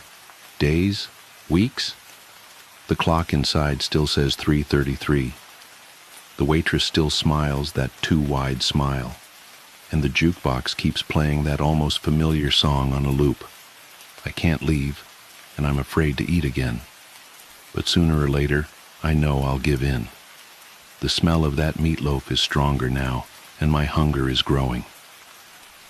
If you ever pass a Haven's Diner along the side of the road, keep going. No matter how hungry you are, no matter how tired, just go.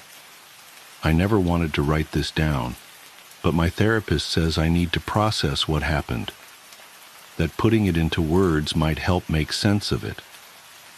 Help me accept that it was real. Though honestly, I still wish I could convince myself it wasn't. It started with my friend Marcus's confession. We were having our usual Friday night drinks at O'Malley's, that dive bar downtown where the neon beer signs barely cut through the perpetual haze of cigarette smoke that seems embedded in the walls. I remember everything about that night with this weird, sharp clarity. The way the ice clinked against his glass as his hand trembled. How his voice dropped to barely above a whisper when he finally told me. "I found something in the church basement," he said, staring into his whiskey. "Something that shouldn't be there."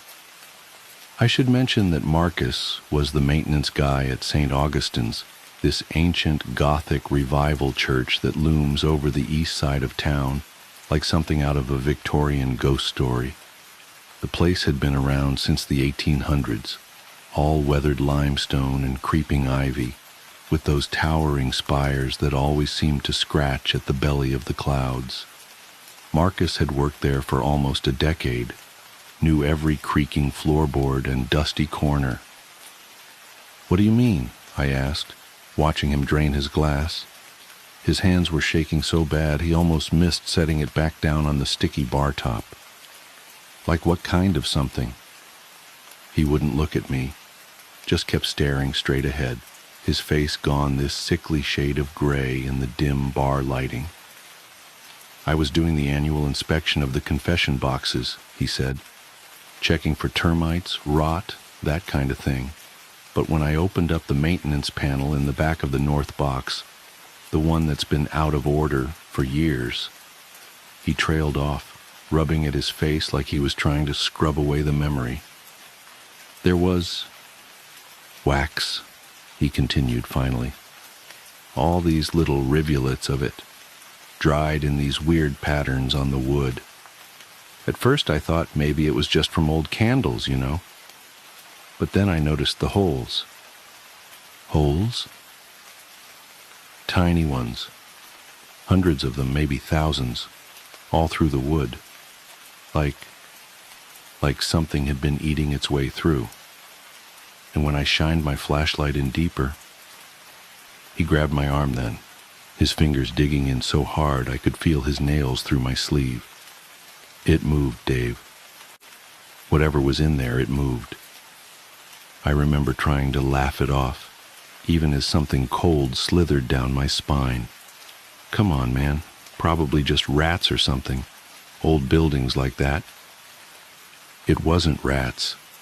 His voice had gone flat, dead. "I know what rats look like. It was like a rope, but it was segmented, and there were so many legs, all of them moving at once, like a centipede," I supplied, immediately regretting it when he flinched so hard he knocked over his empty glass. "Bigger," he whispered, "so much bigger." And the sound it made, this weird scratching, clicking noise, like dozens of little mandibles working all at once. I slammed the panel shut so fast I almost broke it. But I could still hear it in there, moving around. And I think it heard me too. I tried to rationalize it, of course. Told him he was probably just stressed, maybe needed some sleep. But he wouldn't let it go. Kept insisting that something was wrong with that confession box, that the whole out of order sign had been there for a reason, that maybe someone else had found it too, and instead of dealing with it, they'd just tried to seal it away. "I have to go back," he said suddenly, standing up so fast his bar stool almost toppled. "I have to make sure it can't get out." "Whoa, hold on," I grabbed his arm. "You're in no shape to drive. Let me call you a cab." "No time," he muttered, already pulling away. "It's after midnight. Church'll be empty. Best time to check things out. Make sure everything's secure." I should have stopped him. Should have insisted on going with him or called someone or, I don't know, something. Instead, I just watched him stumble out into the night, telling myself he'd sleep it off and laugh about it in the morning. That was the last time anyone saw Marcus alive. They found his body 3 days later, when the smell started seeping through the floorboards into the main sanctuary. He was inside the confession box, not the penitent's side where people would normally sit, but the priest's section, crammed into that tiny space like he'd been trying to reach something in the back.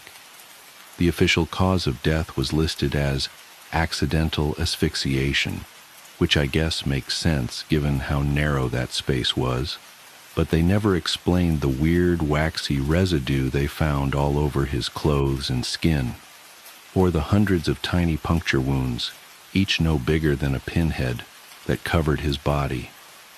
I couldn't let it go. Maybe it was guilt, or maybe I just needed to prove to myself that Marcus hadn't been crazy. But a week after the funeral, I found myself picking the lock on St. Augustine's side door at 2 a.m., armed with nothing but a heavy-duty flashlight and a crowbar I'd borrowed from my garage. The church was different at night. During the day, it was all polished wood and filtered sunlight through stained glass. But in the darkness, it felt ancient, hungry. My footsteps echoed off the vaulted ceiling, despite my attempts to walk quietly, and the air had this thick, waxy smell that caught in the back of my throat, like old candles, but wrong somehow. Too sweet, with this underlying note of decay that made my stomach turn. The confession box looked innocent enough from the outside, just another piece of antique furniture, its dark wood gleaming dully in my flashlight beam. The out-of-order sign was still there, yellowed with age and curling at the corners. I tried the door to the priest's side, locked of course, but the maintenance panel Marcus had mentioned was just where he'd described it, hidden behind a decorative molding at the back. My hands were shaking so bad it took me 3 tries to work the crowbar into the seam. The wood creaked in protest as I pried, and then suddenly gave way with a sharp crack that seemed to echo through the entire church. I froze, heart pounding, but the silence that followed was absolute. The panel swung open with a whiff of that sickly sweet smell, so strong it made my eyes water. I had to swallow hard against the urge to gag as I shined my flashlight into the space beyond. The beam caught countless threads of dried wax, forming these intricate, almost organic-looking patterns across the wood. And the holes. God, the holes. They were everywhere, turning the solid wood into something that looked more like lacework. Some were fresh, the edges still pale and raw. Others were older, darkened with age, and other things I didn't want to think about. And then I saw the movement. It was subtle at first, just a suggestion of motion in the shadows at the back of the space. But as I watched, unable to look away, something began to emerge from one of the larger holes. Something long and segmented, its chitinous body reflecting my flashlight beam in a way that made it look almost crystalline, almost beautiful, in the same way a spider's web can be beautiful right before you realize you're caught in it. The legs came next. So many legs, each one tipped with something that looked unsettlingly like a tiny human finger. They moved in this horrible undulating wave as the thing pulled itself forward, and I could hear this dry, rustling sound that reminded me of old paper being crumpled. Or maybe that was just the sound of my own ragged breathing. I don't know how much of it I actually saw emerge before my nerve broke. Probably only a few segments, though it felt like feet. But what I remember most clearly was the moment it turned what I guess you'd call its head toward me. Because that's when I saw the face, or rather, faces. Dozens of them, tiny and distorted, pressed against the translucent surface of its carapace like fossils in amber. Some of them were moving. I think I screamed. I must have, because my throat was raw afterward. I remember dropping both the flashlight and the crowbar, remember stumbling backwards so fast I slammed into one of the pews. By the time I scrambled to my feet, I could hear that clicking, scratching sound Marcus had described, growing louder and faster, like something picking up speed. I ran until my lungs were burning and my legs felt like they were going to give out. Ran until I was halfway across town, before I finally collapsed in front of an all-night diner. The waitress must have thought I was having some kind of breakdown, the way I was shaking and crying and babbling about faces in the wax. Maybe I was. They found my flashlight the next morning, still lying on the floor in front of the confession box. The crowbar was gone. So was the maintenance panel, just smooth wood where it had been, like it had never existed at all. When I tried to tell the police what I'd seen, they just gave me this look. The same look people give me now when I try to explain why I can't go into churches anymore, why I flinch at the sight of candles, why I wake up screaming sometimes, convinced I can hear that dry, clicking sound coming from inside my walls. The confession box is still there, still marked out of order. Sometimes I drive by St. Augustine's late at night and I swear I can see a faint light flickering behind those windows, like candlelight. And sometimes, if I listen carefully, I think I can hear something that sounds almost like whispered prayers, almost like screaming. But the worst part, the part that keeps me up at night, that makes me question everything I think I know about reality, it's not the memory of what I saw in that church. It's not even the guilt about Marcus. It's the dreams I've been having lately. Dreams where I'm back in that confession box. But this time, I'm inside the walls, moving through tunnels of wax and wood, feeling my body stretch and segment, growing new appendages with every molt.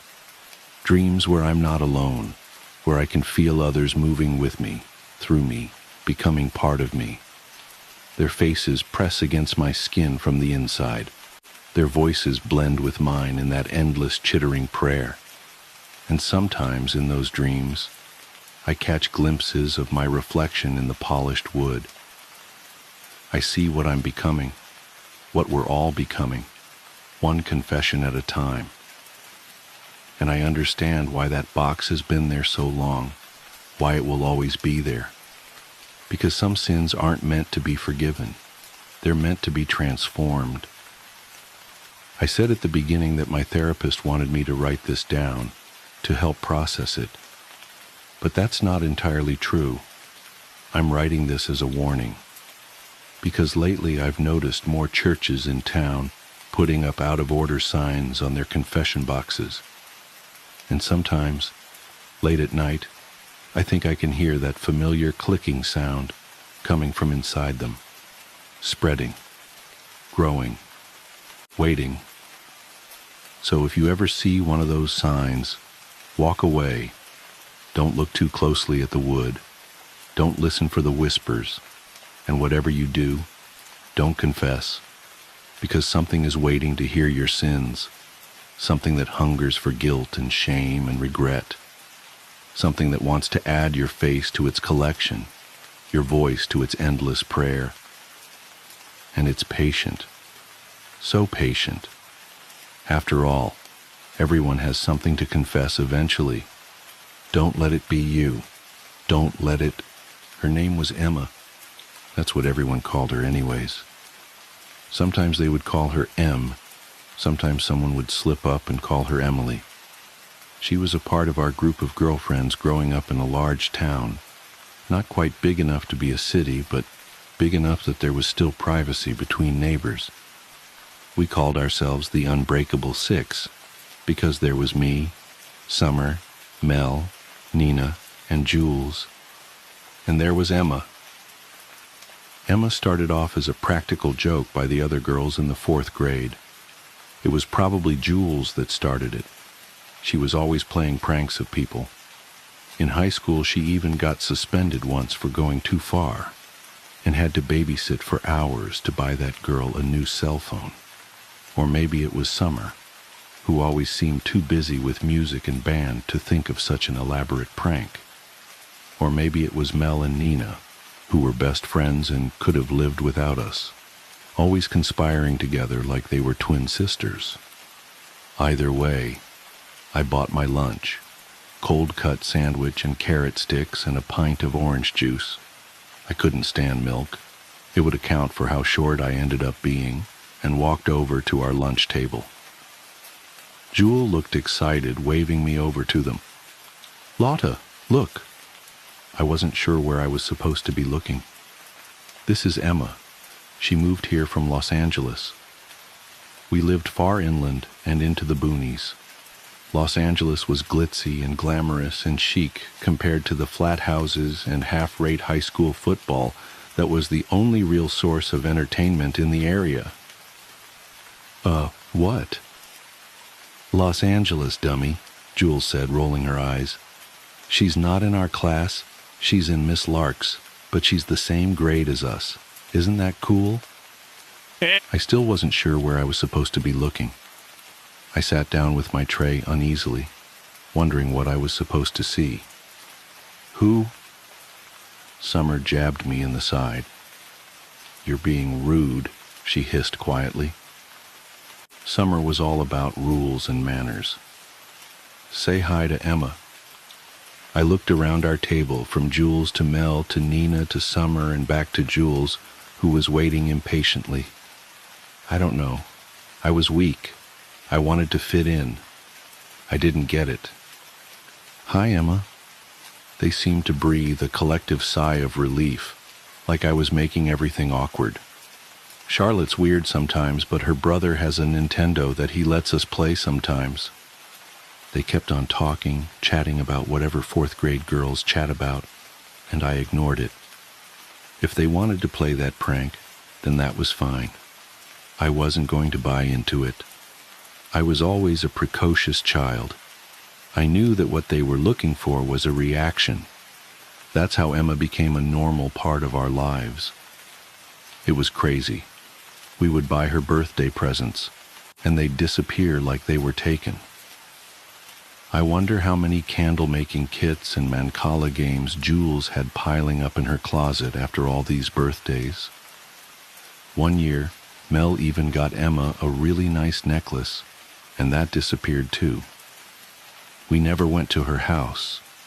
I asked Nina about it when I was sure that Emma wasn't there. She gave me this scandalized look. Lotta, don't be rude. Emma's family doesn't have that much money. She's embarrassed to let us come over. She told Mel that, who told me, and it makes sense. I mean, what she wears all the time. I mean, we still love her. We'll always love her. She's one of us. But don't rub in the fact that we can't go to her house. That's mean. After I was scolded so wholeheartedly by Nina, I didn't ask again. They were covering their bases really well, and by 7th grade, I had to accept that they were taking this prank all the way. It was weirdly comforting in a way. There was this silent friend that I never saw, but she was always around. We would leave seats open for her, and when we did the buddy system, someone always had Emma walk into the bathroom by herself. When we decided that we wanted to be lame and come up with a name for our group of friends, we decided on the Unbreakable Six, even though there were really only 5 of us. I was curious in sophomore year of high school when we were having a sleepover. Summer was at band practice late, and Emma couldn't make it. She had to work on her science project, according to Mel. So I asked Jules, the likely mastermind behind it all, if you were going to write a story about Emma, like her biography, how would you describe her, down to every detail? Jules loved stuff like that. She wanted to be a writer someday. Well, she's taller than you, which isn't hard. I threw a pillow at her that she dodged deftly. She's medium build. Jules dropped her voice to a whisper. Even though she gained a little weight recently, but we're not going to tell her, and she's still beautiful. And she has green eyes and brown hair, and she's got freckles. She hates getting her picture taken. She's nice, but quiet, and she dances really beautifully. I mean, you've seen her, right? Of course, that time a few months ago when we turned on some music and danced around together to practice dancing at homecoming, so we didn't look weird or do it wrong. We stopped after a while and oohed and awed at empty space for a while. I didn't ask any more questions. I knew that they would keep up the charade for as long as they could manage. It was in our senior year of high school that it happened. I don't know why it set me off. Not really. It was something little. something stupid. We were hanging out in Nina's pool, even though it was still too cold to swim. Teeth chattering and goosebumps rising on our skin, we were waiting for the jacuzzi to heat up to jump in. The cold sunlight cast a long shadow, and the wine coolers we snuck earlier was making that shadow seem menacing. It was annoying for me for reasons I can't place. "Look at Emma, Lotta," Jules called. She wolf whistled and hooted, over the top like Jules always is. "Hot mama, look at that booty." I didn't know where to look, like always. Like for the past 9 years of my life, I didn't know where to look. Since the 4th grade at our lunch table, dancing in Summer's living room, homecoming, football games, at the park, in class, anywhere, I didn't know where to look, because Emma wasn't there. That's when I snapped. "F Emma," I screamed. "And F all of you. Have you been waiting for this? The moment I completely lose my F mind, well, here it is." I waved my arms around, manic and furious. Emma isn't real. Emma isn't F real. I looked at their confused faces. "Oh, you're going to keep this up? I hate you guys. You've always done this. Made me the butt of your stupid prank for almost 10 years, guys. 10 years. I slipped a little on the wet concrete, but regained my balance. "F you, I hate you so much." Tears welled in my eyes, years and years of pent-up frustration finally spilling over. Emma was some stupid prank that got out of hand, and I can't believe that none of you ever had the balls to tell me that it was a stupid prank. No, it had to keep going. You had to keep laughing behind my back. It's not fair. Summer was furious. "Lotta, don't be this way. Emma is right there and you're being a bitch.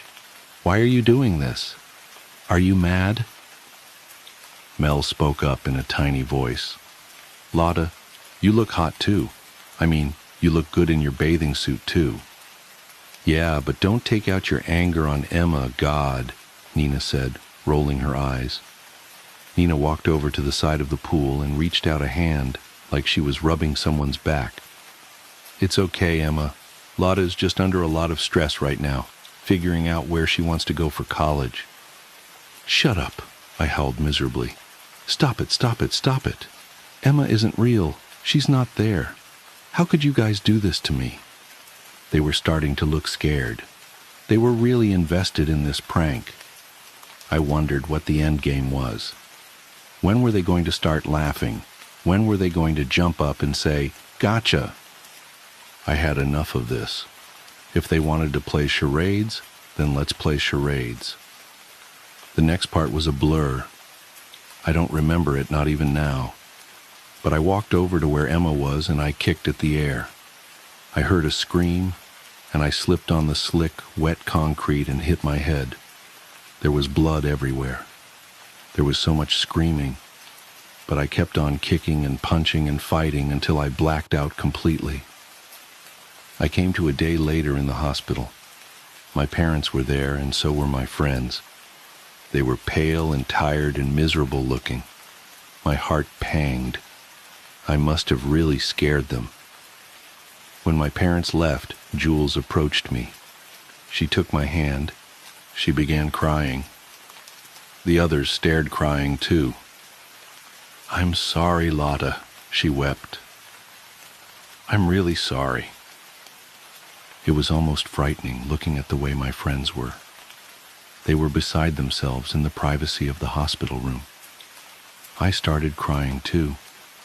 I wasn't sure why, but I started stammering apologies too. Like if we all said, sorry, things could go back the way they did. "I'm sorry," I cried. Summer was the only one who didn't look like she forgave me completely. She looked at me, eyes red and cheeks pink and wobbly-chinned, and said, "Are you?"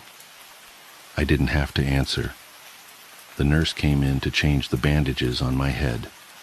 For the rest of the year, no one mentioned Emma. Emma only belonged to our tight-knit group of friends, so there was no mention of Emma. One time, a cop came to the principal's office, and Mel and Nina were quick to drag us away. After the accident, I withdrew from everyone. I didn't talk to anyone. I didn't go to Summer's recital. I didn't go to Mel's birthday party. I didn't do anything. I didn't go to prom. Just stared at the ceiling, wondering what had happened. Emma was in most of my life, and now she felt like a ghost. I graduated high school and left immediately to go to a university far away in Southern California, where the weather was always perfect and the beach was a 5-minute walk away. I started to recover. I realized that I was depressed after what had happened, understanding that my best friends chose a punchline over me. Unbreakable 6? Yeah, right. I got good grades, volunteered at an animal shelter, found a boyfriend. He was so nice to me, even when I got quiet when he asked about high school. He never pushed, just held me when I had bad days and made me pancakes. It was 4 years later, when I was about to finish up college, when I ran into an old classmate from high school. Her name was Annie. She hung out with a different crowd than me and my friends. Most people did. The 6, the 5 of us, were a clique of our own, separated from everyone else. I ran into her in our apartment complex. It turns out that she was living there the whole time, and we didn't know. I wasn't necessarily friends with her, but overreacted the way you do when you see someone that you haven't seen in a long time. It's been forever! Oh my God! I went to her apartment for coffee and saw that she was packing up her things. Moving back home for a while until I find a job? Yuck. I saw a thick book on the sofa. Oh yeah, that's our senior yearbook. I was flipping through it when I found it in my bookshelf. I didn't bother getting a yearbook. I didn't have friends at the end of high school. But I was curious to see what I looked like back then. If I had gained or lost weight. If my skin had gotten any better. I opened up the first page and was instantly confused. For Emma, I read aloud from the first page. It was a dedication. My mind raced. Was there someone named Emma in our year? Yeah, it's really sad what happened to her, Annie said, handing me a mug of hot coffee. I flipped through the yearbook, looking for a trace of Emma. Then I found it. My heart stopped, mouth going dry. My hands shook as I held the yearbook, looking at the photograph. It was a picture of the unbreakable 6. We stood with our arms slung around hips and shoulders, sticking close together for the photograph. There was Summer at the end, then me, then Jules, then Mel, then Nina, then... I had never seen this girl before in my life. Never. But there she was. I can't even remember getting this picture taken. She was right there at the end.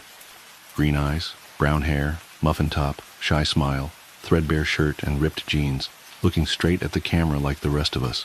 She looked as normal as can be, just another teenage girl. Annie looked over my shoulder. Oh, there you all are. What did you call yourselves again? What happened to her? I couldn't even touch her photograph, just let my shaking finger hover over her face. Annie fell quiet. Well, I guess you might not really remember that well after your head injury. And you just kind of faded away from everything, stopped doing much at all. But Emma disappeared, out of nowhere. The cops came by once to ask questions, but her parents were both poor and junkies, so no one really cared.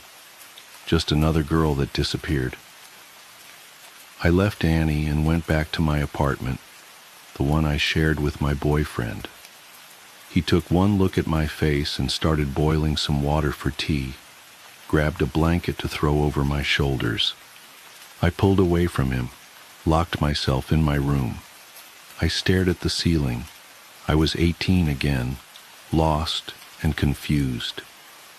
The girl's green eyes haunted me. Emma's eyes haunted me.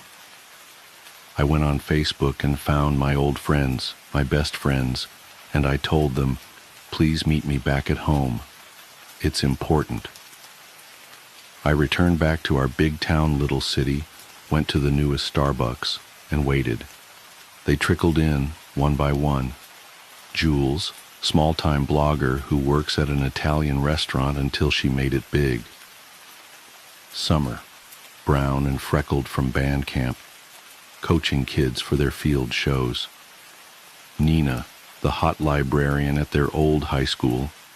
Mel, her belly swollen with her second child, wedding ring secured to her left hand by her high school sweetheart.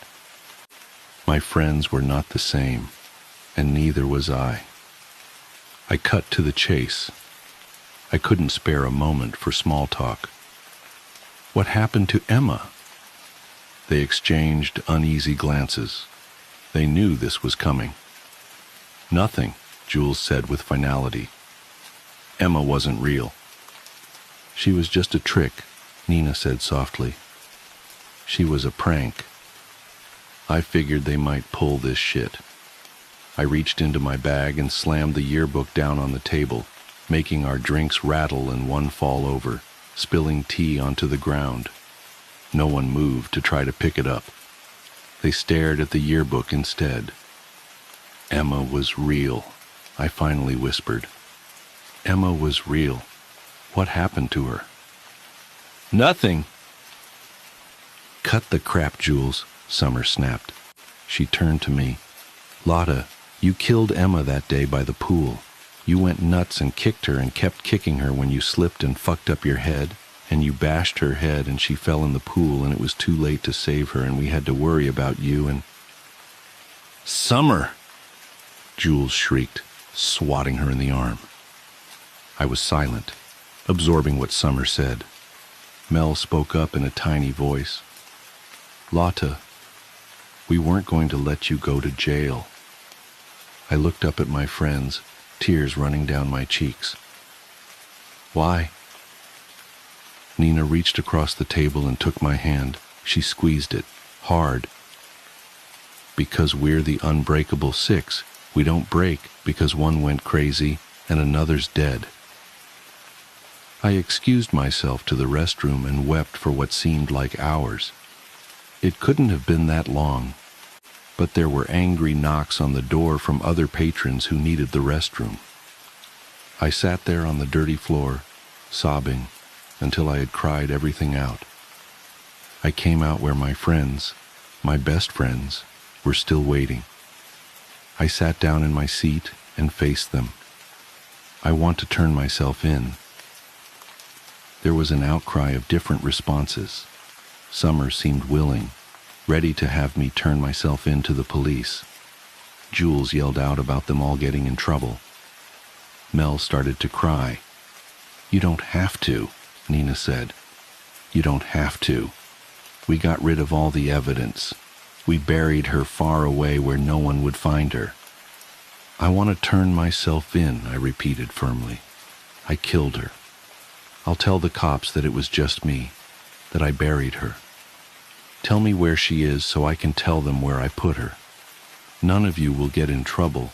It wasn't your fault. I thought I had finished crying.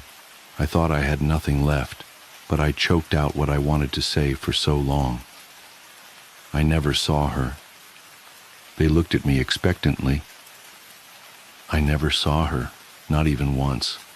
I thought it was just a big prank you were playing on me. I didn't want you to laugh at me. The girl in the yearbook, I had never seen her before.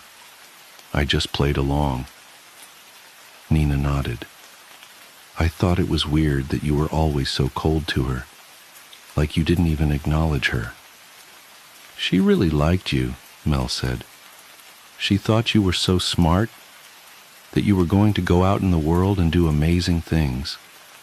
She would always talk about that. I felt as though my heart would burst.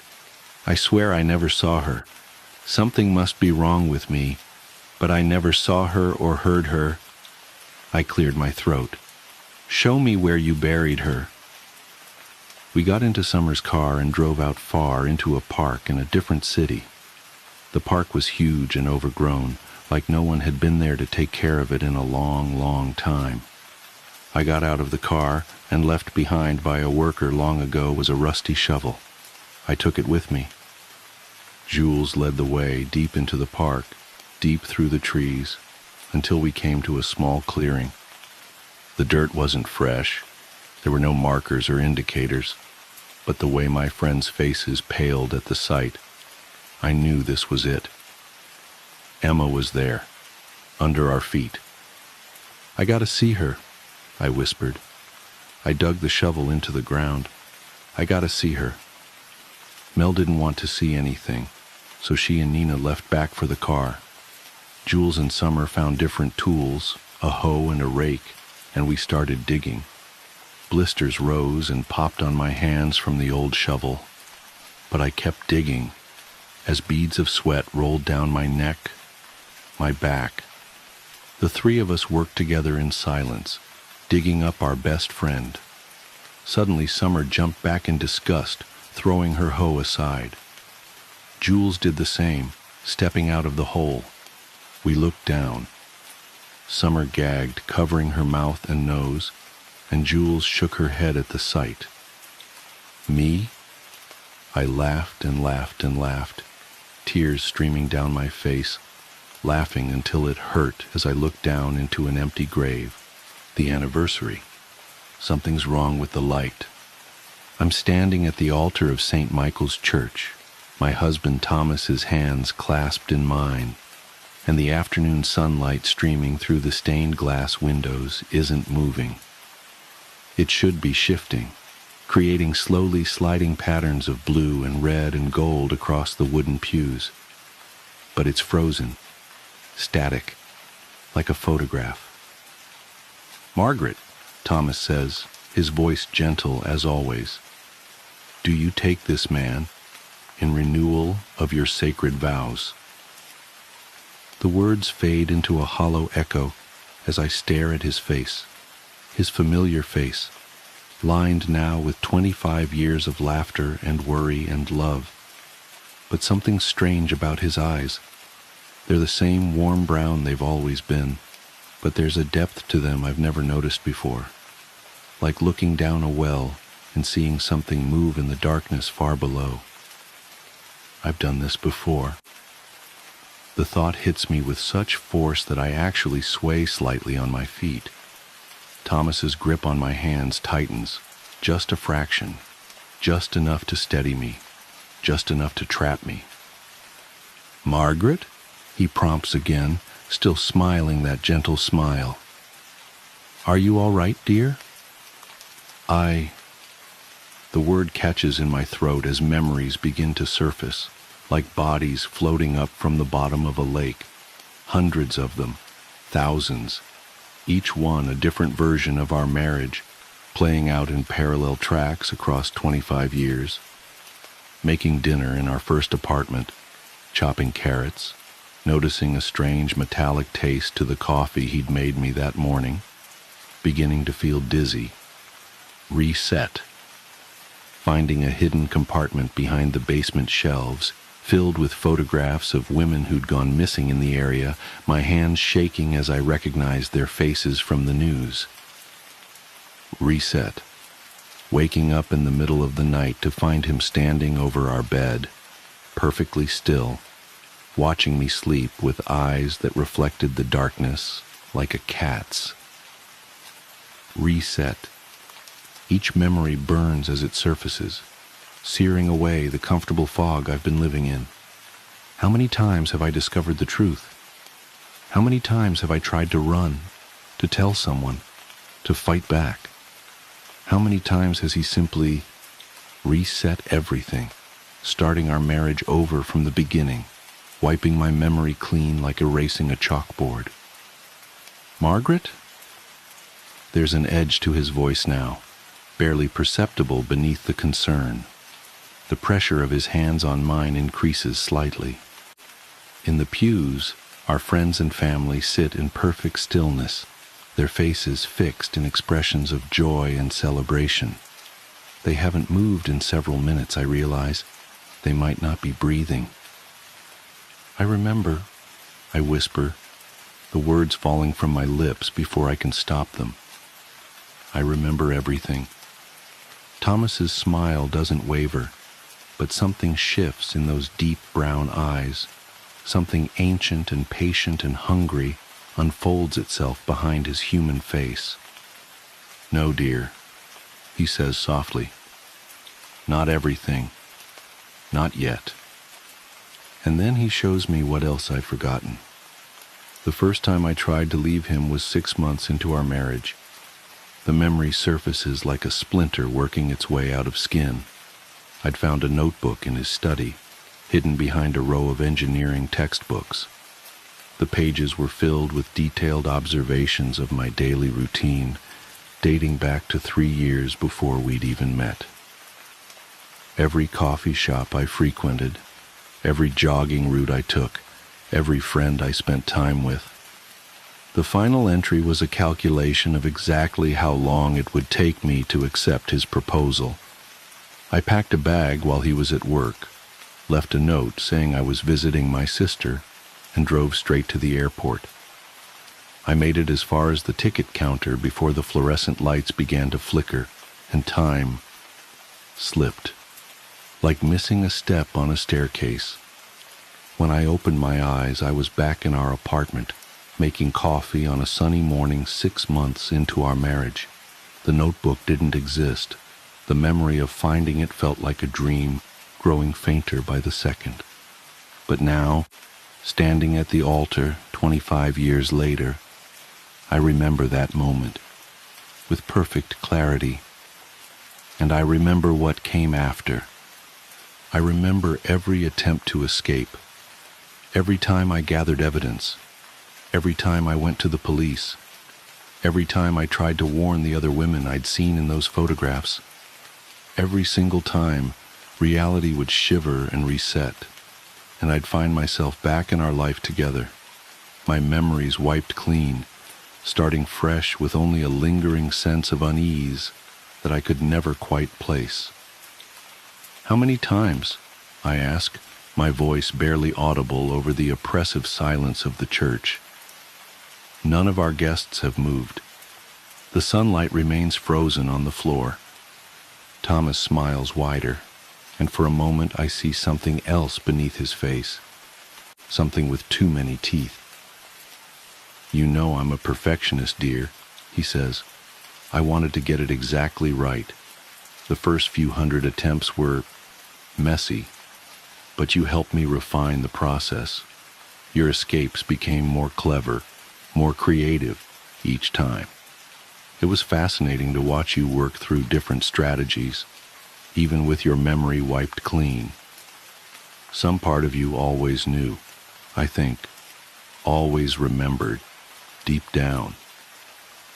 He reaches up to brush a strand of hair from my face. His touch is gentle, loving, possessive.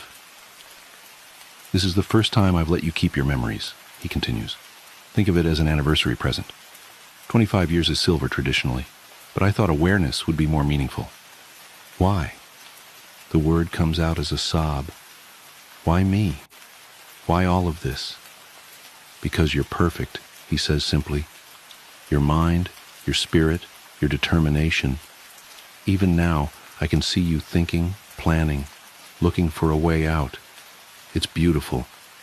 And I've spent 25 years, well, significantly more than that technically, helping you become even more perfect. He leans closer, his voice dropping to a whisper. Would you like to know how many times we've reached this moment? How many versions of our marriage I've collected and preserved? How many Margarets I've helped evolve and grow through these loops? I try to pull away, but his grip is iron. The church seems to darken around us, the stained glass windows dulling to black. Our audience of friends and family begin to fade like old photographs, revealing their true nature, empty shells, props, memories given form but no substance. The best part, Thomas continues, is that this isn't even the final version. We're going to keep working on it, you and I, making it better, making it perfect. And now that you're aware, the real work can begin. The darkness at the edges of my vision begins to creep inward. I can feel time starting to slip again, reality preparing to reset. But this time it's different. This time, I'll remember. "Happy anniversary, my love," Thomas says, and his face splits into something that was never human at all. The darkness swallows us both, and somewhere in the distance, I hear wedding bells begin to toll. I wake up on the morning of my wedding day, 25 years ago. Sunlight streams through the window of my childhood bedroom. My wedding dress hangs on the closet door, pristine and white. I remember everything. And somewhere nearby, my perfect, patient husband-to-be is waiting to begin again. Rather than scream, I smile, because this time I remember all my previous attempts to escape. Every strategy, every failure, every reset. 25 years of experience compressed into perfect clarity. And I have a new plan. This time will be different. This time I'm not running away. This time I'm taking him with me into the void, the mirror call. There are things in this world that defy explanation. As a sheriff's deputy in rural Montana, I've seen my fair share of strange occurrences. Unexplained lights in the mountains, livestock mutilations that made even veteran ranchers queasy, and the occasional missing person case that just didn't add up. But nothing, absolutely nothing, prepared me for what happened during my graveyard shift last October. It was just past 2 a.m. when the call came in. The night was unusually still, with a heavy blanket of fog hugging the ground and temperatures hovering just above freezing. I'd been parked on the side of Old Mill Road, catching up on paperwork and drinking coffee that had long since gone cold when dispatch crackled to life. "Unit 47, we've got a 1091V at 1879 Stillwater Lane. Elderly female resident reporting a possible intruder." I keyed my radio. "Copy that. En route." A 1091V meant a suspicious person or vehicle, but something in dispatch's tone made me uneasy. Susan, our night dispatcher for the past 15 years, usually maintained a matter-of-fact demeanor. Tonight, there was an edge to her voice I'd never heard before. "Be advised," she added after a pause. "Caller is unusually distressed. Claims someone is in her mirror." I frowned. "Come again?" "Caller states there's someone in her bedroom mirror mimicking her movements, but with a delay. She's requesting immediate assistance." I threw the cruiser into drive, flipping on my lights, but leaving the siren off. Stillwater Lane was out in the sticks, a good 20 minutes from my location. The fog seemed to thicken as I drove, swallowing my headlights and creating the unsettling illusion that the road itself was disappearing beneath my tires. "Can you give me any additional details?" I asked, trying to piece together what I might be walking into. "Elderly resident, possible confusion or dementia, maybe prescription medications." Caller identified herself as Margaret Aldrich, age 76, lives alone since her husband passed last spring. No prior calls to this address, no history of mental health issues or substance abuse. She's remarkably lucid, deputy. Says she first noticed something was off about 3 hours ago when she got up to use the bathroom. Claims her reflections movements were delayed by maybe half a second. Says it's gotten progressively worse. I accelerated slightly, the cruiser's engine growling as we climbed into the foothills. "Is she secure?" "Affirmative. She's locked herself in the bedroom. Says she's sitting completely still in front of her vanity mirror. She's..." Susan hesitated again. She says she's afraid to move because her reflection isn't stopping when she does anymore. A chill that had nothing to do with the October air crept down my spine. I dealt with plenty of mental health calls over the years, but something about this one felt different. The specificity of the complaint, the caller's reported lucidity, Susan's obvious unease, it all added up to something that didn't quite fit the usual patterns. The fog parted briefly as I turned onto Stillwater Lane, revealing a nearly full moon hanging low and bloated in the sky. The street was a long dirt road, lined with ancient cottonwoods, their bare branches reaching toward each other like skeletal fingers. 1879 turned out to be the last house on the left, a well-maintained Victorian sitting alone on a small hill. A single light burned in an upstairs window. I radioed my arrival to dispatch and approached the front door, my boots crunching on frost-covered leaves. A security camera mounted above the entrance tracked my movement, its red LED blinking steadily. The porch light clicked on automatically as I climbed the steps. The door was locked, but Margaret had told dispatch where to find the spare key, under a fake rock next to the hydrangea bushes. Inside, the house was silent except for the soft tick of an antique grandfather clock in the foyer. The air smelled of lavender and furniture polish, with an underlying mustiness common to older homes. "Mrs. Aldrich?" I called out, one hand resting on my holstered weapon.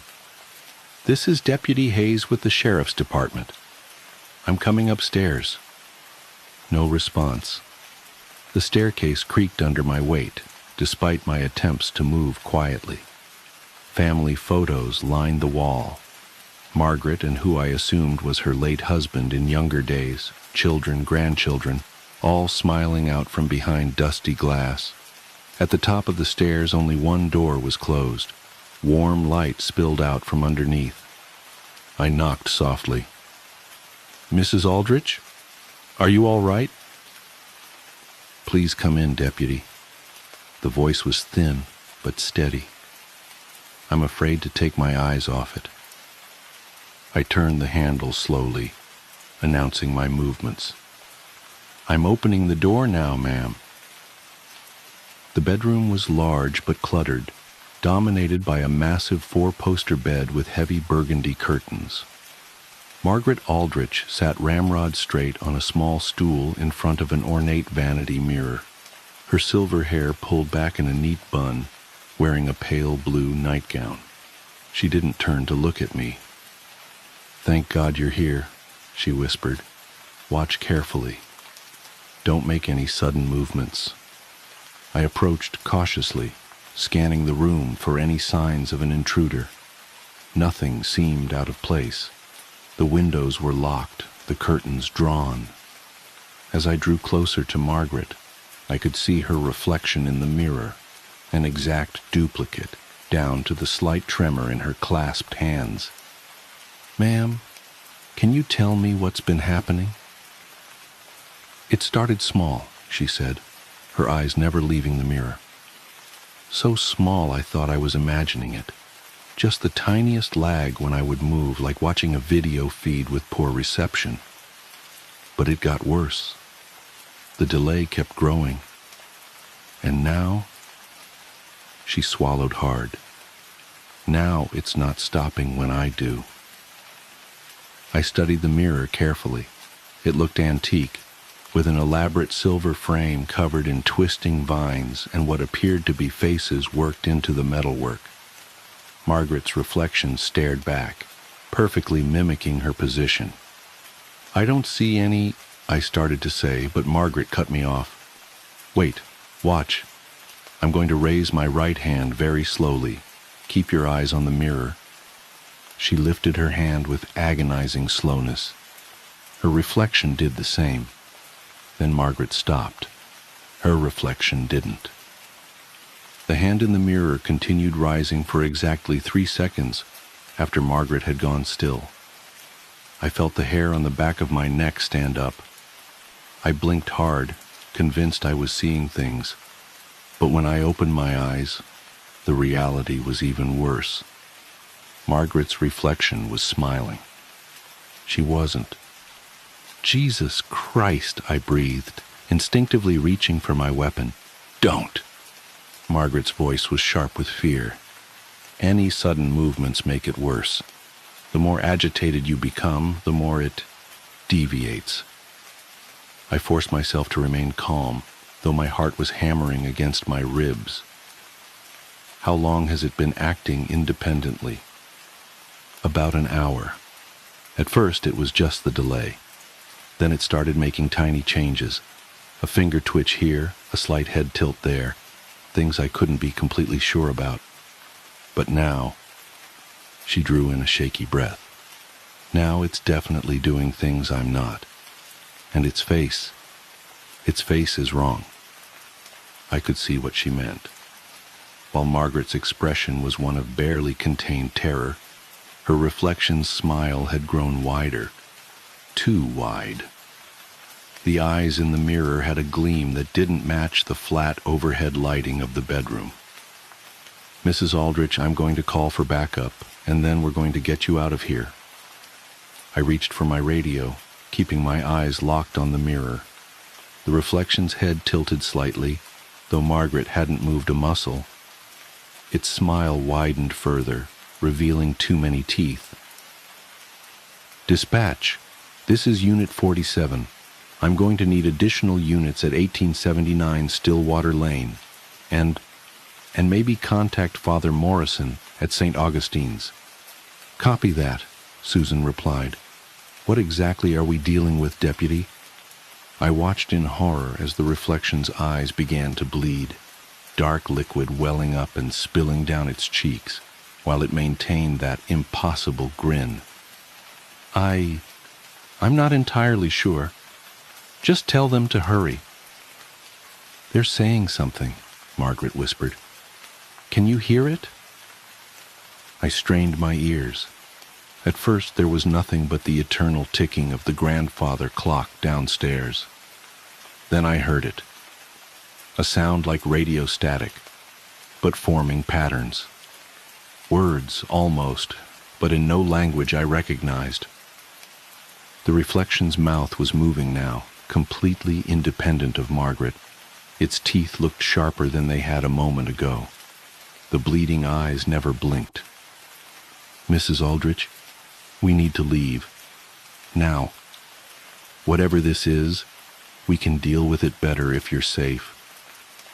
She shook her head slightly. I tried that earlier. It didn't like that. What happened? I made it to the doorway, but when I looked back, it was climbing out of the frame. My blood ran cold. What do you mean, climbing out? Just what I said. It pulled itself up to the edge of the mirror, like there was water behind the glass, and started pushing through. That's when I sat back down, and it settled. The static voice was getting louder.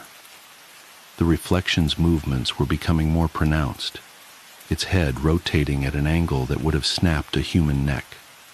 The blood from its eyes had reached its chin, dripping onto the nightgown that was now a deep crimson in the mirror, though Margaret's real nightgown remained pale blue. Unit 47, backup is en route. ETA 15 minutes. Father Morrison has been contacted. 15 minutes. We had to last 15 minutes with this thing. I tried to think rationally, to fall back on my training, but nothing in the academy had covered anything like this.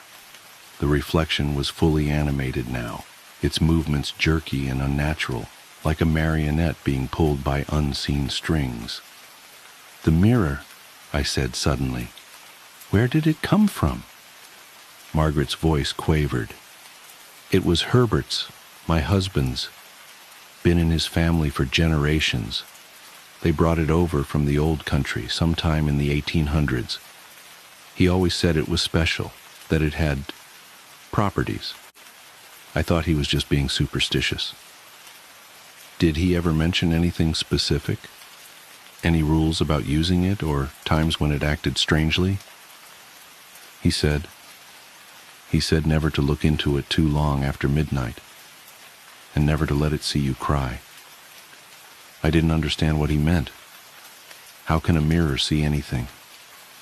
But now, the static suddenly resolved into words, horrible, guttural sounds that made my teeth ache and my vision blur. The reflection's face was barely human now, the skin rippling and bubbling like hot wax. Its hands were pressed against the glass from the other side, the fingers elongated and jointed in impossible ways. "Margaret," it said, in a voice like grinding glass. "Margaret, Margaret, Margaret." She began to tremble. It's never said my name before. The hands were pushing harder now, and I swear I could see the glass beginning to bulge outward. The frame was vibrating, the silver tarnishing before our eyes, those decorative faces in the metalwork beginning to contort in agony. "Backup's still 10 minutes out," I said, trying to keep my voice steady. "Mrs. Aldrich, I need you to listen to me very carefully. When I give the word, I want you to close your eyes and run for the door. Don't look back no matter what you hear. I'll be right behind you." "You don't understand," she whispered. "It's not just in this mirror anymore. Look." I followed her gaze to the windows. In the darkness beyond the glass, I could see our reflections. Both of them were standing, though we remained seated. Both of them were smiling that terrible smile. "Every reflective surface," Margaret continued. "It's spreading, like an infection." She was right. I could see distorted versions of us in the brass doorknob, the silver picture frames on the wall, even the face of my wristwatch. None of the reflections matched our positions anymore. All of them were moving, twitching, reaching. The static voice was coming from everywhere now, a deafening chorus of inhuman sounds. The temperature in the room had dropped so low I could see our breath, but the air felt thick and heavy, like trying to breathe underwater.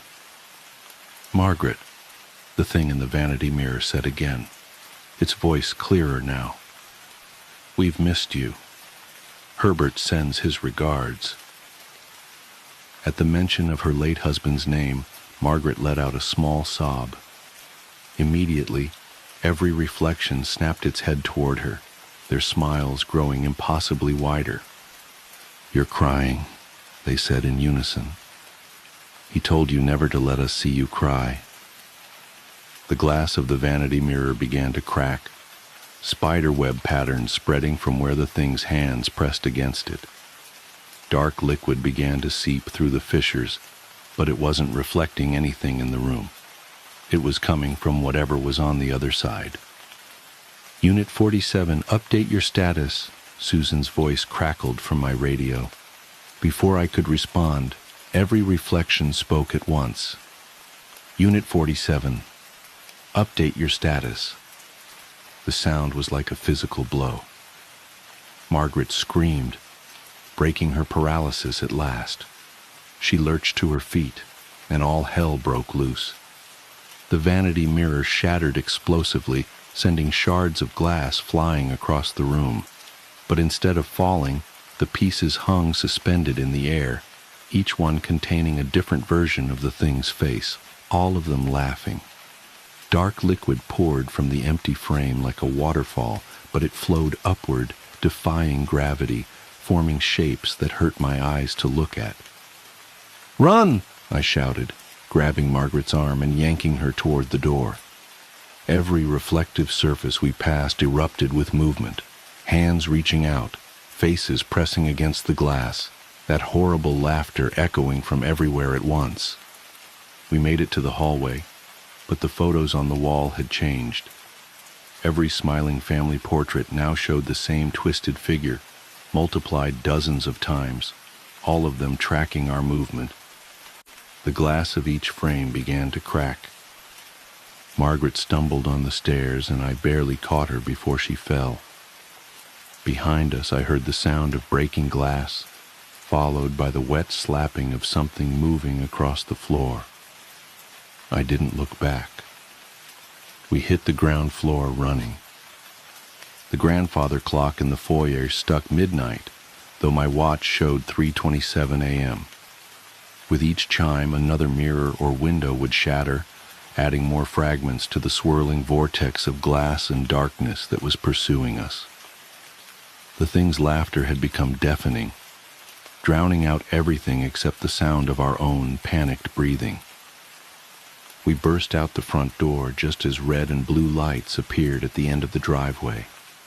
Backup had arrived, but as I looked at the cruiser's windshield, I could see the thing's reflection waiting inside, waving at us with those long, wrong fingers. "Stay in the vehicles," I shouted into my radio. "Don't look at any reflective surfaces." The cavalry had arrived in the form of 3 deputies and Father Morrison, the latter still wearing his pajamas under his coat. They took in our terrified expressions, then looked past us to the house. Every window was now illuminated from within by an otherworldly light that seemed to absorb darkness rather than dispel it. Father Morrison stepped forward, clutching his Bible and rosary. "How long has it been manifesting?" "About 4 hours," Margaret managed to gasp out. "It started in Herbert's mirror, but now it's everywhere. It wants something." "Yes," the priest said grimly. "It always does." He explained quickly that he'd encountered something similar before, though never this powerful. The mirror, it seemed, was a gateway of sorts, not just a reflection of our world, but a window into something else, something that had been watching us through every mirror, every pane of glass, every still pool of water, since the beginning of time. Usually the boundary between our world and theirs was solid, impassable, but certain objects like Herbert's mirror could wear thin spots in that barrier. And if you looked too long into such places, especially during the hours when the boundary was naturally weaker, like midnight, they started looking back. And if they saw you cry, it meant you were vulnerable. A crack in your armor that matched the crack in reality, giving them purchase, a way to begin pushing through. What followed was the longest night of my life. Father Morrison performed an exorcism that shook the foundations of reality itself. Standing on Margaret's front lawn, he began reciting prayers in Latin, his voice growing stronger with each word, despite the otherworldly screams that erupted from every reflective surface around us. The thing didn't go quietly. The windows of our patrol cars shattered simultaneously, raining glass that hung suspended in the air like deadly wind chimes. Each shard contained a different fragment of that terrible face, all of them screaming, laughing, crying blood that flowed upward against gravity. The very air felt wrong, like we were breathing syrup, and colors began to blur and shift in ways that made my head hurt. Margaret collapsed to her knees, covering her ears against the cacophony of voices, some calling her name, some speaking in tongues, others making sounds that human vocal cords couldn't possibly produce. One voice, deeper than the others, sounded disturbingly like her late husband Herbert.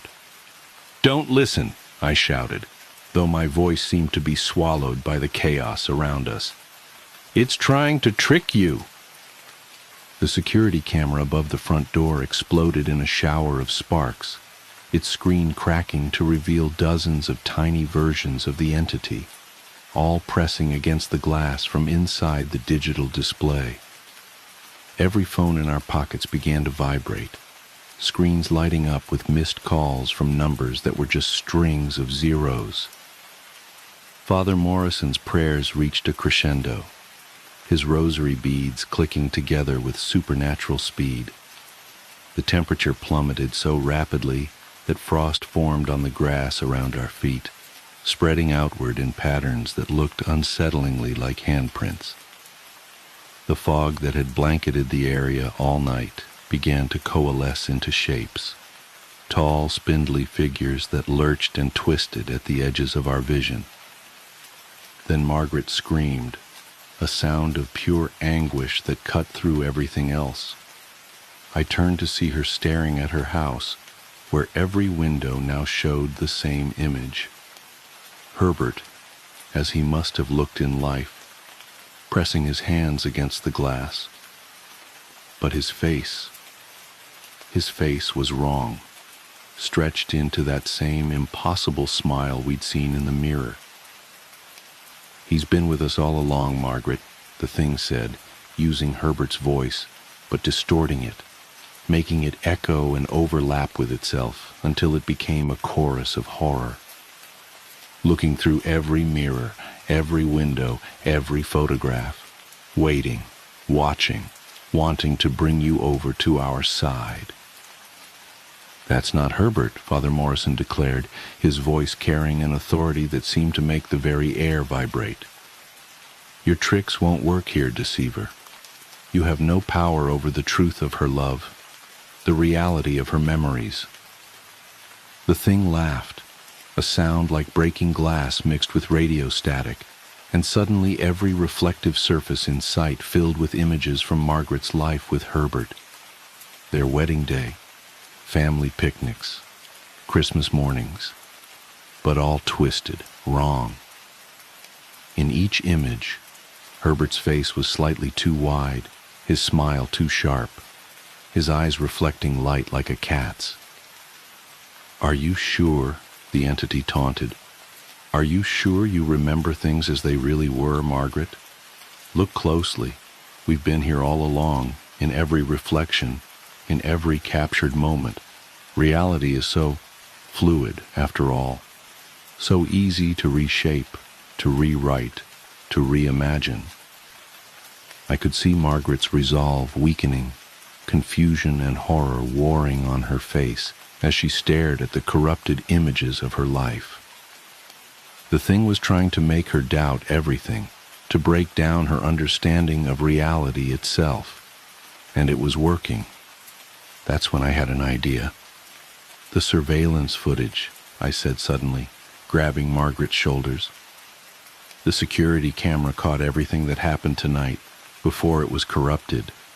Real footage, digital recordings that show the truth." Father Morrison caught on immediately. "Yes, physical proof of the division between reality and reflection. Evidence that cannot be twisted or denied." The thing's laughter faltered for the first time. In every broken window, every shard of glass, its faces flickered like bad television reception. "Show us," Margaret demanded, her voice finding new strength. "Show us the footage from when the deputy arrived. Show us what really happened." I pulled out my phone, ignoring the screen that now showed an endless tunnel of laughing mouths, and accessed the house's security system through our department's emergency protocols. The footage was there, uncorrupted, showing exactly what had happened. Margaret sitting still while her reflection continued to move, proving beyond any doubt that the entity was separate from reality, that it had no claim on her memories or her life. The effect was immediate and dramatic. Every twisted image of Herbert vanished, replaced by the thing's true form, or at least what little of it our minds could comprehend. It was like looking at a tear in the fabric of reality, a wound in the world that leaked darkness and chaos. Father Morrison seized the moment, his prayers reaching a fever pitch. The rosary in his hands began to glow with a soft, warm light that seemed to push back the unnatural shadows. The suspended glass shards started to vibrate, each one emitting a high-pitched tone that combined into a deafening shriek. Margaret stood up, tears streaming down her face, but these were different tears, tears of relief and understanding rather than fear and doubt. "You never had him," she said firmly. You never had any of us. You're nothing but a reflection, a distortion, a lie." The thing screamed in 1,000 voices, its form becoming more fractured and unstable with each passing second. The glass shards began to fall, no longer under its control. The darkness pouring from the windows started to retreat, sucked back into whatever dimensional rift it had emerged from. In the vanity mirror upstairs, the origin point of this nightmare, there was a sound like a vacuum seal being broken.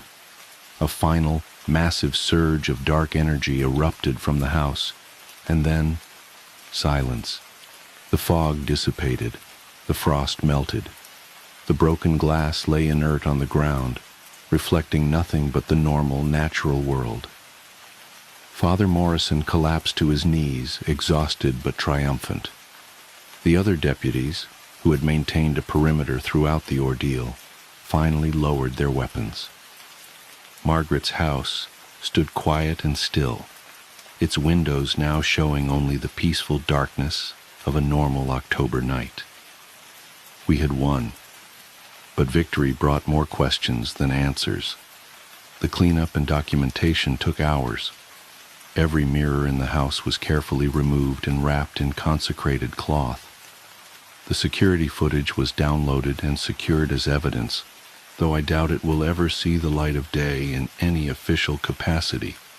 Margaret agreed to stay with her daughter while a team of specialists from the diocese examined her home. Father Morrison explained that the entity would be weakened for a long time, unable to manifest so powerfully again in this area.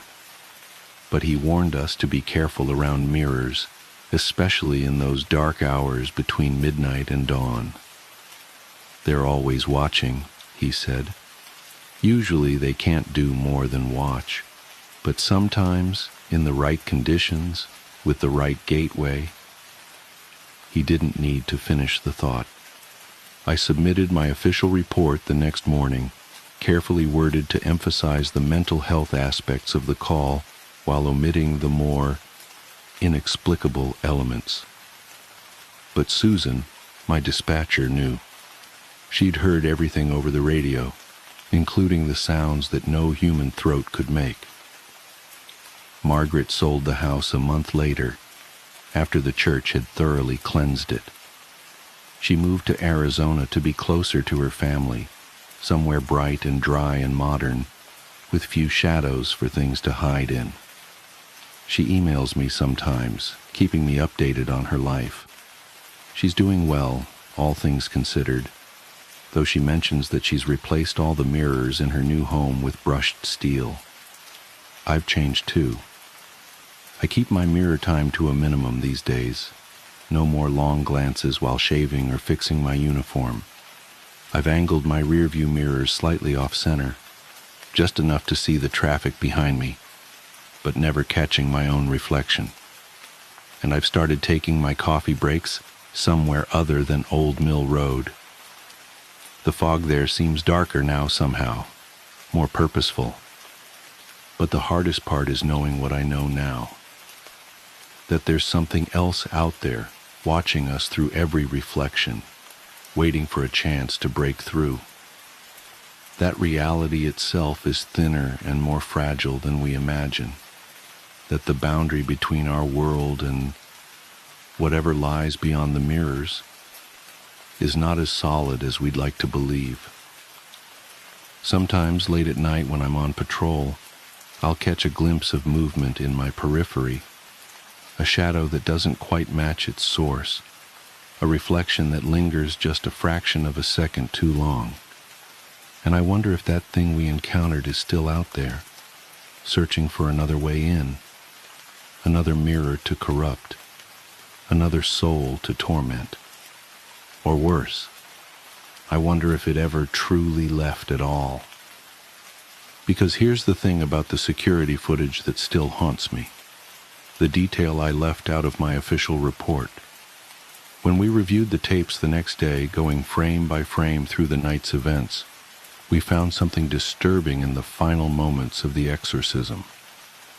Just before the camera exploded, In a single frame lasting only 1/30th of a second, every person present, Margaret, Father Morrison, my fellow deputies, and myself, cast reflections that didn't match our positions. And every single one of them was smiling that terrible, impossible smile.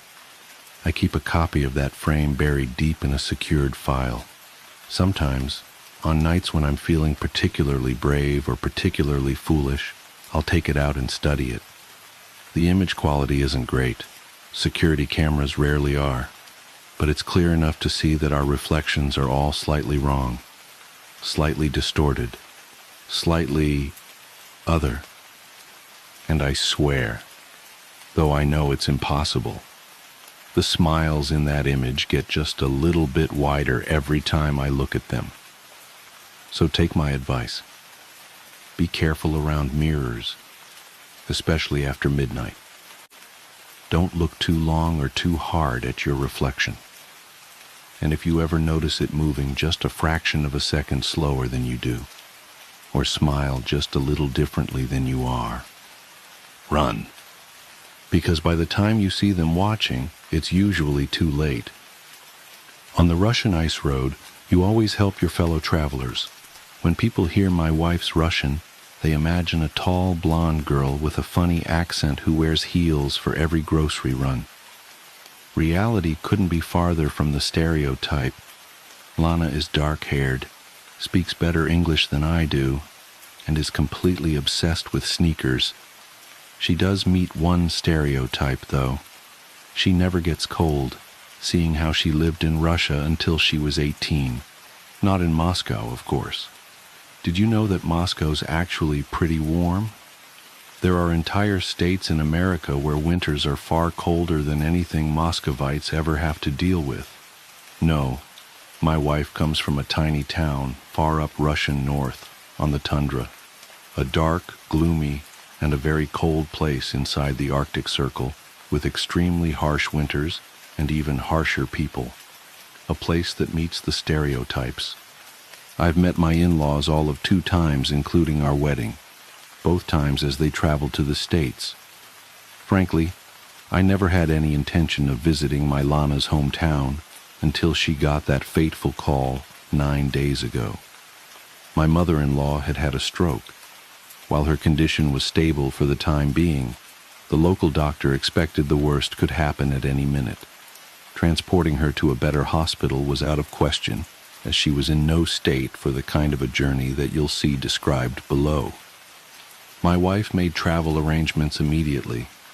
I had a valid Russian visa from a business trip to Moscow a few weeks prior, so I decided to go with her. Now, getting to my wife's hometown isn't easy. You're in for a flight to Moscow, then a connecting flight to Norilsk, one of the biggest cities in the Russian tundra. From there, it's an hour-long trip down the Yenisei River, by barge in summer and on cars over ice in the winter. Urgently getting to Moscow wasn't that hard. There, however, we faced additional difficulties. First of all, apparently I couldn't actually fly to Norilsk with Lana, as the city was closed to foreigners. Before we could even process that, we were told that Norilsk Airport was closed for all aircraft due to poor weather conditions, and the weather wasn't expected to improve that week. I tried to console Lana as best as I could, but news of her mom getting worse drove her crazy. Soon, Lana suggested an alternative. It was possible to fly to a city a fair bit south of Norilsk, which was safe from the storms. For a modest fee, a family friend living there was willing to take a day's journey up the ice road to Lana's hometown. Well, more like a night's journey, since according to him, it was better to travel at night by cars' lights than by what passed as daylight. I told my wife she was insane. She, however, was adamant on her plan, saying she's done Zimnik, how Russians call their ice roads, many times with her dad, and it was perfectly safe. She wouldn't budge no matter how I pleaded and told me I was welcome to stay in Moscow. Obviously, that was not an option, and in the end I gave up. We flew to our next destination, and the cold hit me as soon as I stepped out of the plane. It was a different kind of cold, invasive and ruthless, and it didn't care about layers of sweaters and socks I had on. I shivered imagining how much colder it was going to get. We met with the trucker who was to take us up north. He called himself Kolya, and my wife Sveta, the Russian version of her name. Me, he didn't call at all, instead referring to me derisively as Mr. Amerikashka whenever he spoke to my wife. Lana told me with a chuckle she didn't tell Kolya I could understand Russian, although I don't think he would have cared. Kolya was supposed to be a few years younger than my wife, but looked much older, his skin and posture worn down by the harsh conditions of his homeland. He laughed at our American shoes and coats and said he would pack extra jackets, woolen socks, and valenki for us, just in case. His brother helped load his truck, which looked like it had seen the fall of the Soviet Union, and then Kolya sat down to enjoy a shot of vodka, one for the road. My wife saw me blanch at that. "This isn't New York, or even Moscow," she said quietly. "People here are a bit behind in terms of DUI. Don't worry, he won't drink enough to get impaired. He's seen that kill people on the road." Well, indeed, the first shot was the last, and Kolya hopped into the truck. He offered my wife the shotgun seat, which, as far as I understood Russian macho culture, was basically equivalent of throwing a glove in my face. Whatever, as long as he got us there. The road was a dark stretch of ice and packed snow powdered by the fresh snow that had fallen that morning. Snowdrifts bordered both sides of the roads and leaked onto its surface a fair bit. Otherwise, it was the same barren, flat surface for miles. In the first couple of hours, we saw a few cars going the opposite way to us. Then a car going in the same direction as us overtook us and disappeared in the darkness ahead at surprising speeds. It was a freaking tiny, rusted-through Subaru. I gave up on understanding Russians then and there. Shortly after the Subaru guy, it started snowing. Just a bit at first, then more and more. Kolya didn't seem bothered, and I tried to stay calm as well, which I managed mostly successfully until the wind joined in. Unlike the snow, it started hard from the get-go. Have you ever heard wind howling and become unsettled by the sound? Now imagine the same, but in the depths of a black night lit only by your car's headlights. Except for your own vehicle, the world around is silent and devoid of life, frozen until the spring. Not that you can see much through the thick snow that is now the wind's plaything, flurrying around the car, blanketing the windows. Our pace slowed to a crawl as Kolya swore colorfully in Russian. "Maybe stop and wait it out," I suggested nervously. "We can't," Lana said without bothering to ask our driver. "If we stop, there's a good chance the car won't start up again, and we are stuck here waiting for someone to pick us up. And it's been empty today." The realization we were at a very real risk of freezing to death hit me like a ton of bricks. I leaned back into my seat and closed my eyes, wordlessly praying for the best.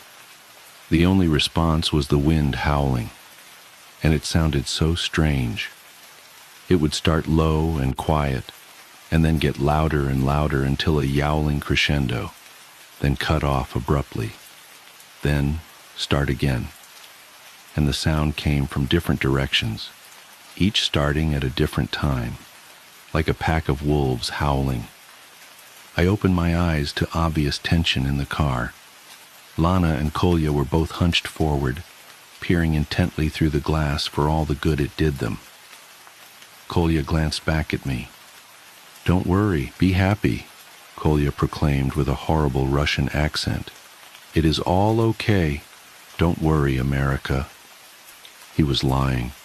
I might have been useless on the ice road, but I was a criminal defense lawyer, and a good one at that. And Kolya was a bad liar. There was sweat beading on his face and neck, and his voice was forced. He was very much scared, and that made me scared too. Kolya murmured something to my wife, too quick and quiet for my distracted mind to decipher. She nodded. What was that? There's a village maybe half an hour up the road if we keep this pace. We get there and settle down until the morning. I see. Sorry about the delay. In reality, I was extremely happy to hear that. Bad wind, huh? Lana grabbed my hand, quick and sudden as a snake. Don't mention the wind. Another sound came through the storm, a long, tinny wail that sent shivers down my spine. It took me a few moments to recognize the familiar sound of the wind whistling through walls and chimney, and then another moment to realize there were no walls around for the wind to whistle. I opened my mouth to comment, and my wife's grip tightened on my arm. In that moment, I knew to keep it quiet. We drove in tension-filled silence as a cacophony of sounds erupted through the storm. Wails and shrieks, howls and cries. No way, no wind was producing all of that. The sounds grew closer, grew louder. I grabbed my wife's hands as we both stared desperately ahead. Through the flurry, we barely made out something, a large, dark shape reflecting our lights, or maybe piercing the darkness with lights of its own. Kolya swore and swerved to the side. We were passing another car stuck in the snow. Its blinkers flashed. "Stop," Lana said, sudden and harsh. "What?" Kolya asked in Russian. "You insane?" "Stop," my wife repeated. "On the ice road you help. That's the rule, remember?" Kolya gave her a long, hard look that I didn't like at all. "That's the rule on the road," he echoed, and hit the brakes, slowing the car without actually stopping. I opened the door and peered outside. The driver of the stuck vehicle was already running towards us. I recognized the car itself as the Subaru that passed us earlier. "Thank God you people were," the driver began. "Get in, idiot," Kolya shouted, and the guy shut up and jumped in. He was just a kid, no older than 20, with dark red hair and a patchy little beard. He looked cold and terrified. "Thank God," he repeated in a hushed whisper. "I was sure they'd get me." "They?" I asked, confused. Kolya and Lana turned to look at the kid in unison, and their looks could kill. I mean the wind and snow," the kid corrected quickly. I had a sudden abrupt feeling that it was too late for that, even as I still had no clue what was going on. We drove on, and the interplay of howls and shrieks outside the car became unbearable in the silence. "What's your name, dude?" I asked him in my best Russian. He blinked. Sergei Molchanov. My parents are... Anyway, it doesn't matter. I shouldn't have been driving, but I wanted to make it to my girlfriend's birthday, and... "Both of you shut up," my wife barked, and we did. Immediately I noticed the change in surrounding sounds. They were much louder now. The highest pitched shrieks rang in my ears. The low, insistent howling seemed to surround the car, and every now and then, something that sounded like an actual roar cut through the night. The car picked up the pace. I looked at Kolya and realized he was absolutely flooring the gas pedal. Poor visibility be damned. His truck was lurching along as fast as it could manage in the conditions, and yet the encroaching racket made it obvious we were nowhere near fast enough. Then the car hit something. We were all jerked forward as the truck came to a staggering halt. I hit my temple hard on the back of my wife's seat. "What was that?" I groaned. "Must have hit a chunk of ice or something." Lana's voice sounded strangely muffled. I remember focusing on her lips and how pale and thin they looked. The dull, resounding pain in my head exploded into something hot and overwhelming, and I collapsed into the back seat. "He's passed out!" Sergei called out. I wanted to correct him, but my voice wouldn't obey me. My lids seemed to weigh a ton each. I could barely open my eyes enough to see the trio of Russians huddled together, the car's flickering light illuminating their pale faces. "What now?" Sergei asked nervously. "Well, let's see. I don't think I would have been able to understand complex Russian in that state if it wasn't my Lana speaking, her voice so familiar down to every inflection. Why don't you go out and check what we hit, and if we can clear it out somehow?" "What? We helped you, didn't we?" In the car's light, Lana's green eyes seemed very blue. "So why don't you help us back? After all, on the ice road you help each other. That's the rule." Kolya grumbled in agreement. Then he reached over and pulled out a rifle and aimed it at the boy. Sergei whimpered, "You know they're out there." "Well," Lana's voice was impeccably calm, cold. "I guess you'd better not speak about them out loud then. Better not even think about them, really." My eyes closed against my will. I heard a door swing open and a rush of cold air. Finally, I passed out for real, and in my unconsciousness I dreamed of horrified screaming and a single terrible roar that filled the night. I came to during the day on a couch of some local family that agreed to house us for a bit of cash. My wife fussed over me. Once she was sure I was conscious and lucid, she rushed me into the car saying we could do the rest of the drive by day, and an actual doctor could look at me in her hometown. I settled in the back seat of the car. Vague memories haunted me. "Where's the kid? Sergei?" "What kid, darling?" Lana asked in sincere surprise. "There was no kid. We traveled alone," Kolya added in Russian. And I wondered how he knew what I was asking about, or that I'd understand his answer. But aloud I could only say, "This young red-headed guy." "Sweetie, I'm getting really worried. You must have hit your head harder than I thought. We got to get you checked out as soon as we get back to the States. Maybe even a good checkup in Moscow." I didn't really know what to say after that. We made it the rest of the way uneventfully. Unfortunately, my mother-in-law had slipped into unconsciousness before we even set out for our drive, and she passed away several hours after our arrival. Lana didn't even get to say a proper goodbye. She is absolutely devastated right now, so I'm trying my best to focus on comforting her. We're staying here until the funeral, and I can't stay. I'm looking forward to the ride back. My father-in-law graciously gifted me a proper Russian winter coat, so I went ahead and packed my American camel coat that proved terribly insufficient for the weather. As I was folding it, I noticed a few curly red hairs stuck to the light beige fabric, and I felt so cold. The children's footprints. I never wanted to be the night security guard at Oak Brook Elementary. The pay was decent enough, but something about schools after dark always unsettled me. Empty hallways that should be filled with children's laughter. Abandoned classrooms with chairs stacked on desks like tiny tombstones. It all felt wrong somehow. But I needed the work, and Oak Brook was desperate for someone to take the position after the last 3 guards quit within weeks of starting. I should have asked why. The school itself was brand new, all gleaming windows and fresh paint, built on the foundations of the old Oak Brook that had burned down in 1964. The townsfolk didn't talk much about the fire. When I asked around during my first week, people would get this strange, distant look in their eyes and change the subject. I eventually pieced together that it had happened during school hours, but beyond that, the details seemed deliberately buried.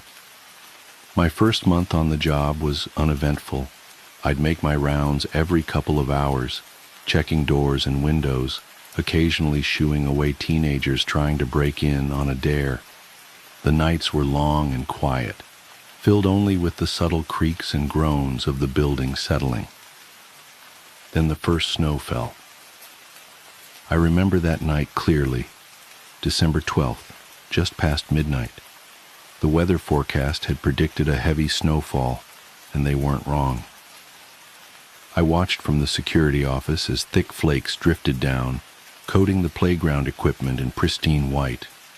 The fluorescent lights from the building cast long shadows across the untouched snow, creating an almost ethereal scene. At 2 a.m., I did my usual round. Nothing seemed out of place until I reached the east wing. Through the wall-length windows, something caught my eye in the snow. Footprints, small ones, like those of young children, leading away from the building's wall. My first thought was that some kids had snuck onto the property, but that made no sense. The snow had only started falling an hour ago, and I'd been watching the security cameras the whole time. No one had approached the building. I radioed it in and went outside to investigate. The temperature had dropped well below freezing, and my breath came out in thick clouds as I followed the tracks with my flashlight. They led from the wall, not from any door or window, but straight from the solid brick wall, out to the playground. Then they just stopped, mid-stride, as if whoever had made them had simply vanished into thin air. I checked the security footage later that night. Nothing. The cameras showed the snow falling undisturbed, then suddenly, between one frame and the next, the footprints appeared. I convinced myself it was some kind of trick of the light, or maybe wind patterns in the snow. But the next night, it happened again, and the next, always in different places, always leading from the building's walls, always vanishing without explanation.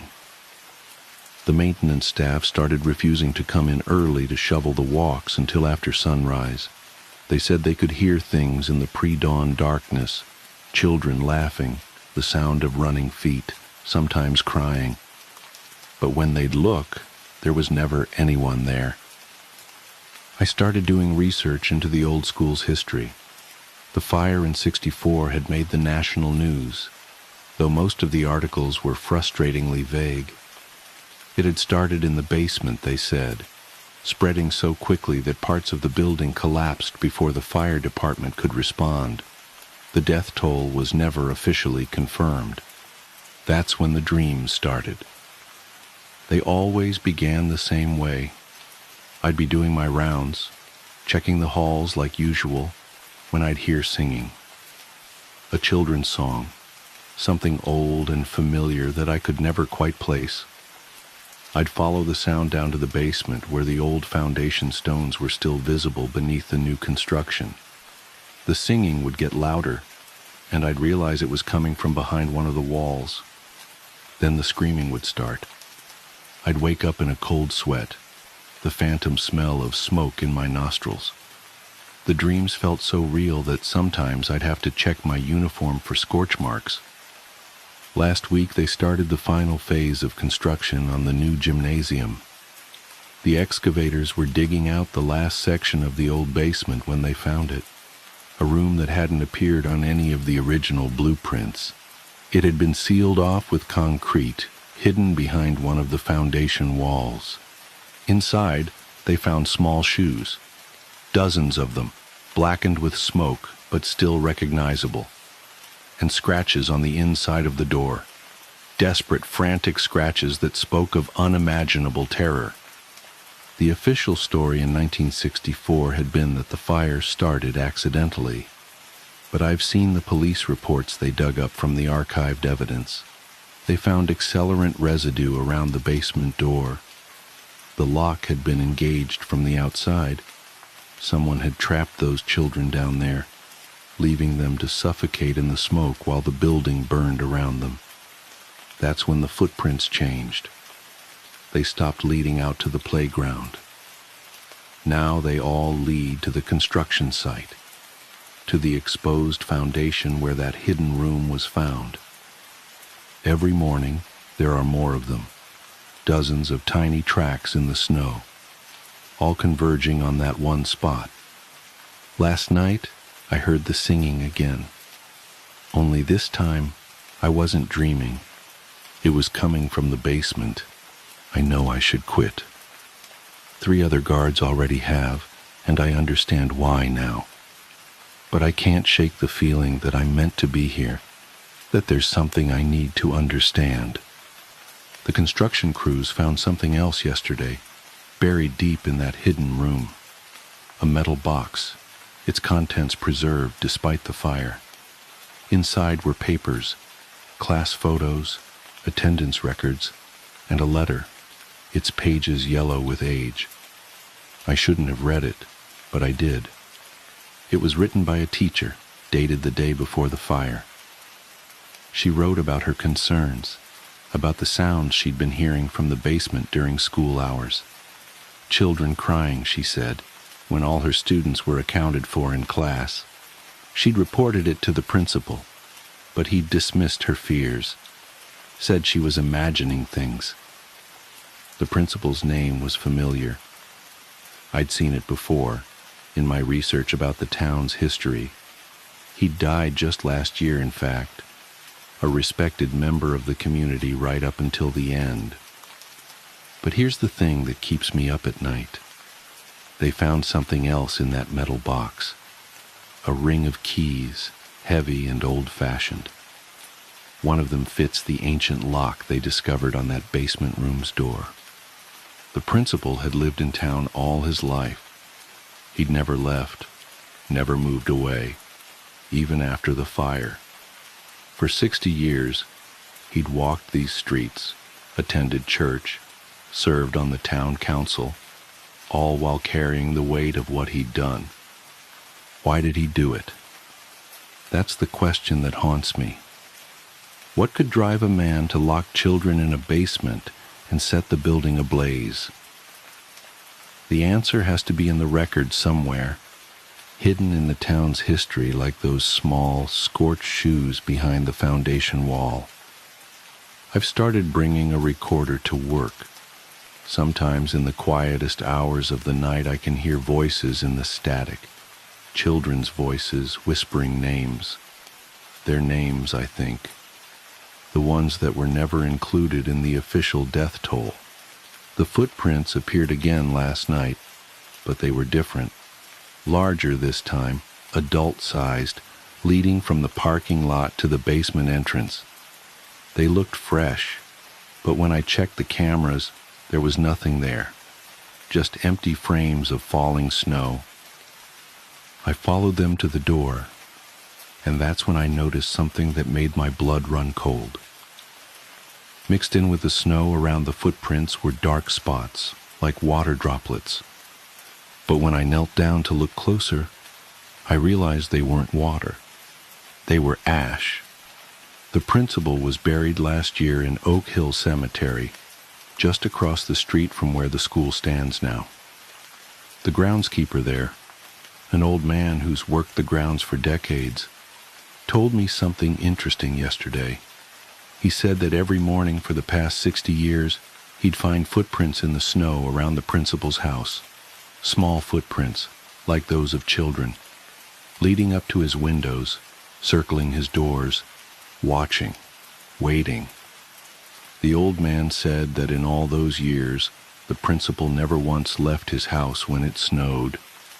He'd have his groceries delivered, cancel appointments, anything to avoid stepping out into the white expanse, as if he was afraid of leaving tracks of his own. But now he's dead, and the footprints have returned to the school, to the basement, to that room. I think I understand now why I was drawn to this job, why I couldn't leave, even when the dreams started. Someone needs to tell their story. Someone needs to make sure they're not forgotten again. The construction company wants to seal up that room, pour new concrete over the old foundation, and bury the past for good. But I don't think that's what the children want. I think they've been trying to tell us something all these years, leaving their marks in the snow, singing their songs in the dark. They want to be found. They want to be remembered.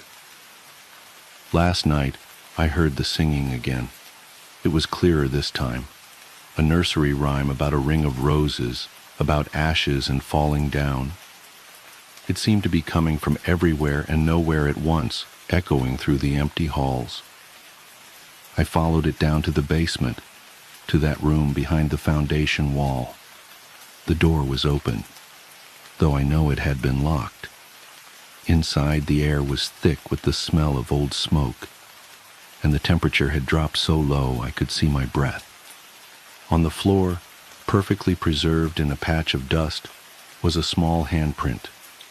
As I watched, another appeared beside it, then another, as if invisible children were playing in the dirt. They formed a trail, leading deeper into the darkness. I should have been terrified. I should have run. But something in that moment felt right, as if I'd finally arrived at the place I was meant to be. The singing grew louder, and I recognized more voices joining in, dozens of them, young and sweet and terribly sad. They seemed to be calling to me, inviting me to follow their trail of handprints into the shadows. I took out my flashlight, but it wouldn't turn on. The beam sputtered and died, leaving me in complete darkness. And that's when I felt it, a small, cold hand slipping into mine. I'm writing this now from my car, parked across the street from the school. The sun will rise soon, and with it, the construction crews will return. They'll pour their concrete, lay their foundations, and try to bury the past once again. But I won't let them. Not this time. The children have shown me things in the darkness, memories preserved like insects in amber, moments frozen in time. I've seen what really happened that day in 1964. I've seen why the principal did what he did, what he was trying to hide. It's worse than anyone imagined. The footprints are appearing more frequently now, not just in snow but in mud, in dust, even in the fresh concrete the workers pour. They're getting stronger, more numerous, as if the children know their time is running out. But they're not just victims anymore. I've seen their power growing, felt their anger building like a storm. The principal might have escaped their justice in life, but in death, well, that's why I'm watching his grave tonight. The snow is falling again, thick and silent. Through my windshield, I can see fresh footprints appearing in the cemetery, small tracks in the untouched white. They're heading toward his headstone, dozens of them, converging like streams flowing to the sea. And now, God help me, I can see larger footprints too, adult-sized ones, staggering, stumbling, trying to run. But you can't run from the past forever. You can't hide from what you've done. The children are singing again, that same nursery rhyme, echoing through the night. But there's another sound mixed in now. Screaming. Adult screaming, full of terror and recognition. The principal may have died last year, but I don't think he's going to rest in peace. Not anymore. Not after what he did. The footprints tell the truth, you see. They always have. We just weren't looking closely enough. I know what I have to do now. The children have shown me. There are others who knew, others who helped hide the truth. Their names are written in ash and shadow, preserved in the memories of those who cannot rest. Tomorrow I'll start visiting them. I'll knock on their doors and look into their eyes, and I'll know. The children will show me. They're so good at spotting guilt, at sensing the weight of secrets. But tonight, I watch. Tonight, I bear witness as justice arrives on small, silent feet, carrying 60 years of patience and pain. Listen. Can you hear it? The singing is growing louder. The footprints are appearing faster now, like raindrops hitting water. And there, in the darkness between the graves, I can almost see them. Small shapes moving through the snow, circling, closing in. Ring around the rosy, pockets full of posies. Ashes, ashes. We all fall down. The screaming has stopped now. The snow falls silently on fresh tracks that lead nowhere, on a disturbed grave that holds more secrets than answers. And tomorrow, when they find what's left, they'll finally have to face the truth.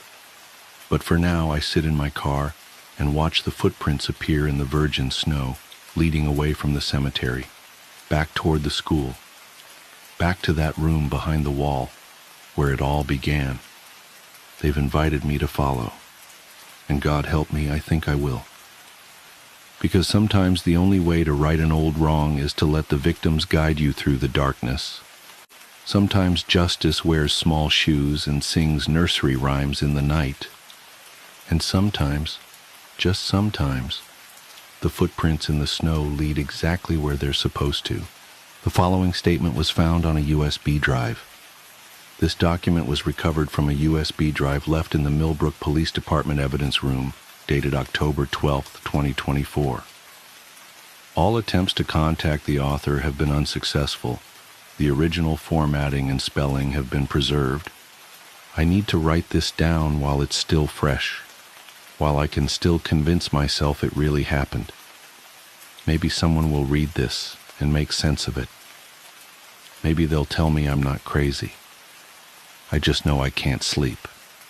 Can't close my eyes without seeing those images burned into my retinas like overexposed film.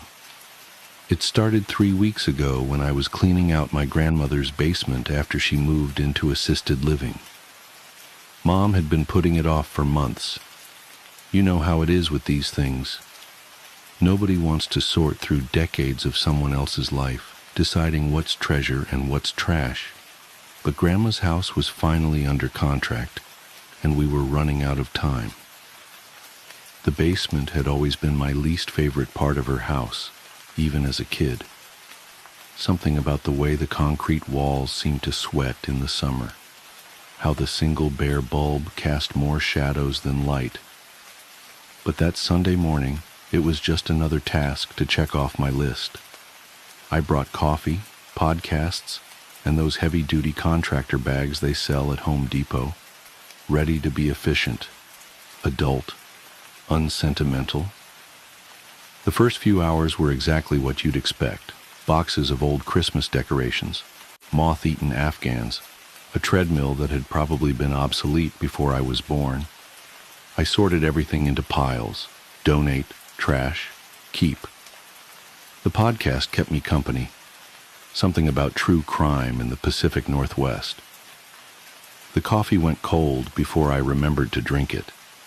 It wasn't until I reached the back corner, behind a stack of molding Life magazines, that things started feeling wrong. The air got thick, like right before a thunderstorm, making it hard to breathe. My podcast cut out, replaced by this staticky buzz that made my teeth ache. I blamed it on poor reception, but when I checked my phone, it showed full bars. That's when I found the Polaroid camera. It was sitting on a shelf I swear wasn't there earlier, one of those collapsible metal ones we used to keep paint cans on. The camera looked pristine, not dusty or corroded like everything else down there. Just sitting there, like someone had placed it moments before. "That's weird," I said out loud, my voice sounding flat in the dense air. "Hey, Mom, did Grandma ever mention having a Polaroid?" No answer. Right. Mom was at church. I was alone. I picked up the camera, turning it over in my hands. It was one of those classic one-step models from the 70s, rainbow stripe down the front, viewfinder slightly yellowed with age. The film compartment was empty, but there was a stack of photos face down beside it. My hands were shaking as I picked up the first photo. I told myself it was just the caffeine, just the stuffy basement air, just my imagination running wild after 2 hours of true crime stories. But I knew that wasn't it. Something felt fundamentally wrong, like when you're home alone and suddenly certain you're being watched. The first photo showed my grandmother's basement. This basement, taken from the bottom of the stairs, looking toward the corner where I now stood. Everything was exactly the same. The metal shelves, the magazines, the boxes. Except in the photo, there was a figure standing where I was standing. The image was overexposed, the figure bleached out and distorted, but I could make out an arm raised as if taking a picture. "This isn't funny," I said to the empty basement. My voice cracked. "Mom, seriously, if this is some kind of joke..." I flipped to the next photo. Same basement, same angle. The figure was closer to the camera now, still overexposed, but more distinct. It looked like it was wearing clothes similar to mine, jeans, a gray hoodie, but its face. The face was just static, like an old TV tuned to a dead channel. My hands were really shaking now. The static in my ears had gotten louder, a persistent white noise that made it hard to think. I dropped the photos, watched them scatter across the concrete floor. They landed face up, a chronological progression of that thing moving closer to the camera, closer to the stairs, closer to where I now stood. I should have run. Everything in my body was screaming at me to run, but I couldn't stop staring at the final photo in the sequence. The figure stood at the bottom of the stairs, arms still raised, but now I could see what it was holding. A Polaroid camera. The exact same model that sat heavy in my hands. The static roared in my ears. The basement lights flickered once, twice. In that strobe-like effect, I saw movement in the corner of my eye. Something shifting in the shadows behind the metal shelves. I raised the camera without thinking. Maybe I needed proof. Maybe I needed to complete the sequence. Maybe I wasn't in control of my actions at all. The flash went off. The photo slid out, gray and undeveloped. As I watched, an image began to form. The basement, the stairs, a figure in a gray hoodie, face obscured by static, arm raised, holding a camera. I ran. I don't really remember running, but I must have because suddenly I was in my car, engine running, hands gripping the steering wheel so tight my knuckles were white. The USB drive I'm writing this on was in my pocket. I always carry it, force of habit from grad school. The photos, I left them there. I left everything there. Mom called an hour later, worried because I hadn't finished the basement. I told her I wasn't feeling well. Not exactly a lie. She said we could finish another day, but I knew I was never going back down there. Let the new owners deal with it. Let them find the camera, the photos, the truth about what lives in that corner behind the metal shelves. It's been 3 weeks. I haven't slept more than a few hours at a time. Every electronic device in my apartment gives off this faint buzzing sound now. Or maybe it always did, and I'm just more attuned to it. Sometimes I catch glimpses of static in reflective surfaces. Windows, mirrors, the black screen of my phone. Sometimes I think I see a figure holding a camera. The house closing is tomorrow. Mom texted earlier to say the basement was empty when the final walkthrough team got there. Empty.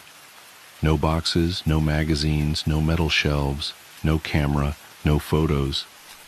But that's not the worst part. The worst part is that yesterday I found a Polaroid camera sitting on my kitchen counter. Pristine, rainbow stripe down the front, film compartment empty. Beside it, a single photo lying face down. I haven't looked at it. I won't look at it. But I know what it shows. My apartment taken from the doorway, looking toward where I sit, typing this. A figure in the corner, face obscured by static, arm raised as if taking a picture. The buzzing in my ears is getting louder. I have to go now. The echo chamber. I should have known something was wrong when the echoes started talking back. My job as a sound engineer at Whispering Pines Recording Studio was simple enough. Maintain the equipment, assist with recording sessions, and ensure the acoustics remained perfect in our prized echo chamber. The chamber was an architectural marvel from the 1960s, a specially designed concrete room 3 stories underground, where we could capture the most pristine natural reverb for our recordings. The thing about echo chambers is that they're designed to make sounds repeat, to take a single note and transform it into something longer, deeper, more complex. But they're not supposed to create new sounds. They're not supposed to remember. I first noticed it during a late-night session with a local indie band. We were recording backing vocals, sending them through the chamber for that otherworldly echo effect, when I heard something odd in my headphones. Between the vocalist's phrases, in that split second of silence, there was something else. A whisper so faint I almost missed it. I adjusted the levels, thinking it must be some kind of technical glitch or ambient noise bleeding through. But when I isolated the chamber feed and played it back, there it was again. A voice, barely audible, speaking words I couldn't quite make out. Did anyone else hear that? I asked the band, but they just shrugged, eager to wrap up the session and head home. I made a mental note to check the equipment in the morning and tried to put it out of my mind. That night, alone in my apartment, I couldn't sleep. Something about that whisper kept nagging at me. I'd been working with sound for 15 years, and I'd never heard anything quite like it. It wasn't an artifact of the recording process or environmental noise. It had seemed deliberate. The next day I arrived early to run some tests. I set up a simple recording, just me speaking a few words into a microphone, fed through the chamber. Testing 1, 2, 3. Simple enough. When I played it back, my blood ran cold. Between testing and 1, clear as day. Help us. I nearly knocked over my chair, scrambling to check the waveform on my computer screen. There it was, a distinct spike of audio between my words, exactly where I'd heard the voice. This wasn't my imagination. This was real. Over the next week, I became obsessed. I spent every spare moment running tests, recording different sounds through the chamber, analyzing the results. The voices became clearer, more frequent. Sometimes they were whispers, sometimes crying, sometimes just breathing, but they were always there, hiding in the spaces between other sounds. I started researching the history of Whispering Pines. The studio had been built in 1964 on the site of an old industrial complex. Before that, the land had belonged to a psychiatric hospital that closed under mysterious circumstances in the 1940s. The more I dug, the more unsettling details I uncovered. The hospital had specialized in experimental treatments for severe mental illness, electroshock therapy, insulin comas, ice baths, all the barbaric cures that were in vogue at the time. But there were rumors of other experiments, unofficial ones, conducted in the basement levels. Patients who were checked in, but never checked out. Screams in the night that the staff were told to ignore. When the hospital finally closed, dozens of patients were simply unaccounted for. Their records disappeared. Their families were told they had been transferred, and eventually they were forgotten. The buildings were demolished, new ones were built, and life went on. But what if they weren't all gone? What if something of them remained, trapped in that underground space where our echo chamber now stood? The thought kept me awake at night, staring at my ceiling, remembering all the times I'd been alone in that room, feeling like someone was watching me from the shadows. I knew I should tell someone, but who would believe me? The studio owner would think I was having a mental breakdown. The other engineers would laugh it off. I needed proof, undeniable evidence that something impossible was happening in that room. So I set up an experiment. I cleared my schedule for an entire night and set up multiple recording devices in the chamber. High-end microphones, digital recorders, even an old analog tape machine. I wanted to capture whatever was happening from every possible angle. At midnight, I started recording. The plan was simple: complete silence for hours, broken only by a single spoken word every 30 minutes. I would give the voices plenty of space to manifest, plenty of quiet in which to speak. The first few hours were uneventful. My periodic words, Mark at 12:30, Mark at 1 cow, Mark at 1:30, echoed normally through the chamber and faded to silence. But as the night wore on, things began to change.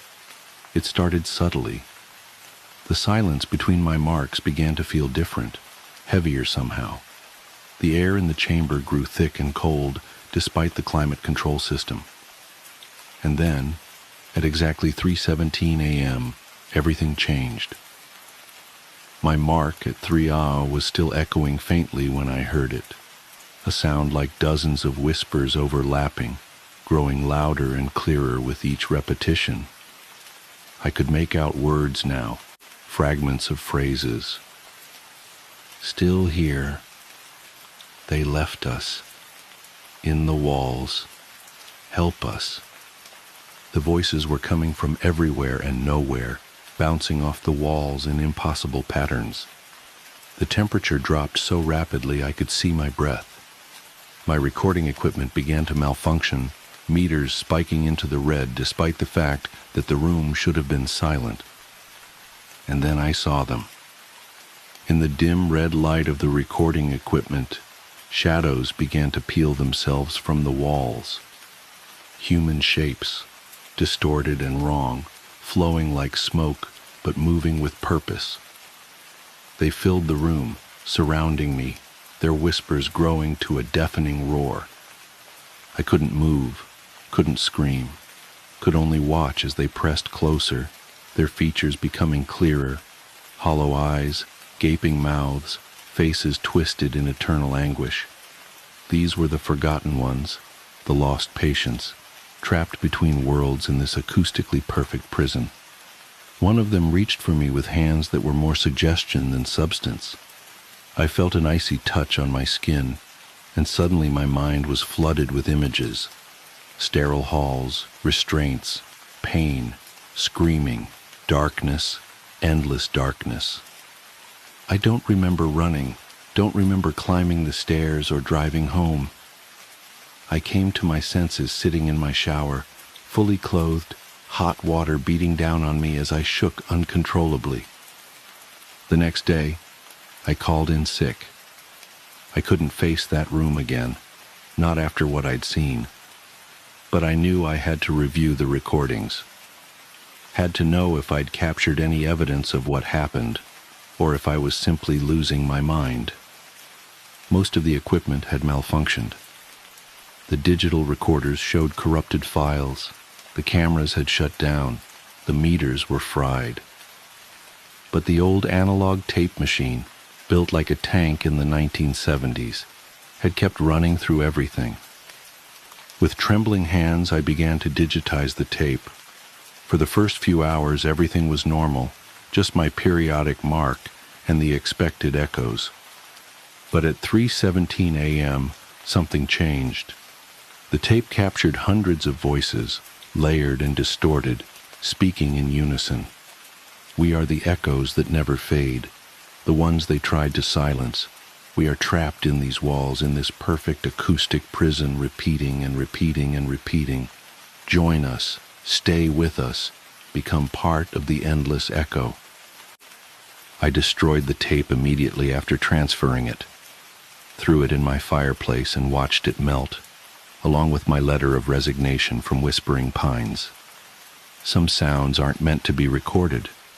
Some echoes should be allowed to fade. But here's the thing about echoes. Once you create them, they never really go away. They just get softer and softer until you can't hear them anymore. But they're still there, bouncing between molecules of air, too faint for human ears to detect. I've tried to move on, found a new job at a different studio across the country, but sometimes in the dead of night, I still hear them. In the space between heartbeats, in the pause between breaths, I hear those whispers, and I know they're still there, in that perfect room 3 stories underground, waiting for someone else to listen. The new sound engineer at Whispering Pines is young, eager, ambitious. Last week she called me asking about some odd sounds she'd been hearing in the echo chamber. Some weird artifacts showing up in her recordings around 3:17 a.m. I told her it was probably just equipment interference, told her not to worry about it, told her everything was fine. But I know what's happening. The echoes are starting again. The cycle continues. And somewhere in that acoustically perfect room, the forgotten ones are still whispering, still waiting, still hoping that someone will finally hear their story and set them free. I should have known something was wrong when the echoes started talking back, but by then, it was already too late. It's always too late. Because here's the real horror of it all. I'm not sure I ever really left that room. Sometimes, when I look in the mirror, I see something different in my reflection. Something hollow. Something that echoes. And I wonder if maybe, just maybe, I became part of their endless repetition. Another voice in the chorus of the forgotten, echoing forever in that perfect acoustic prison. So if you ever find yourself in a recording studio late at night, and you hear something strange in the spaces between sounds, don't listen too carefully.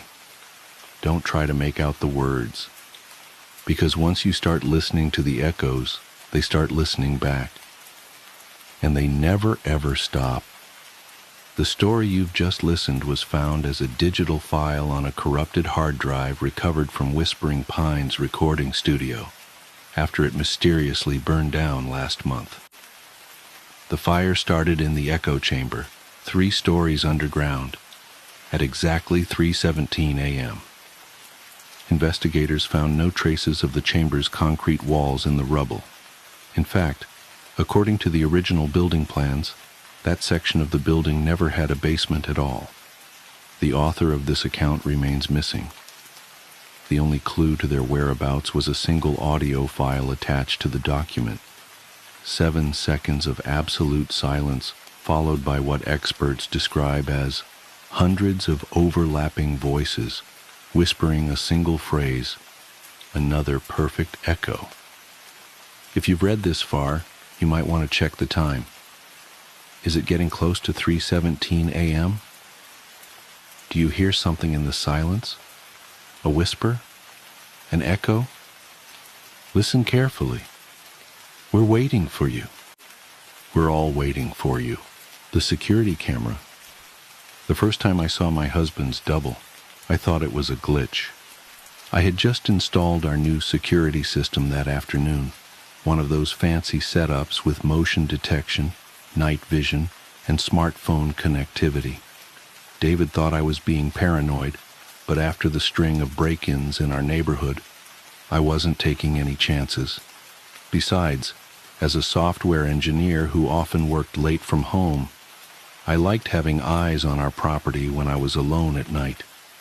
The cameras had been running for less than 6 hours when my phone buzzed with its first motion alert. 2:01 a.m.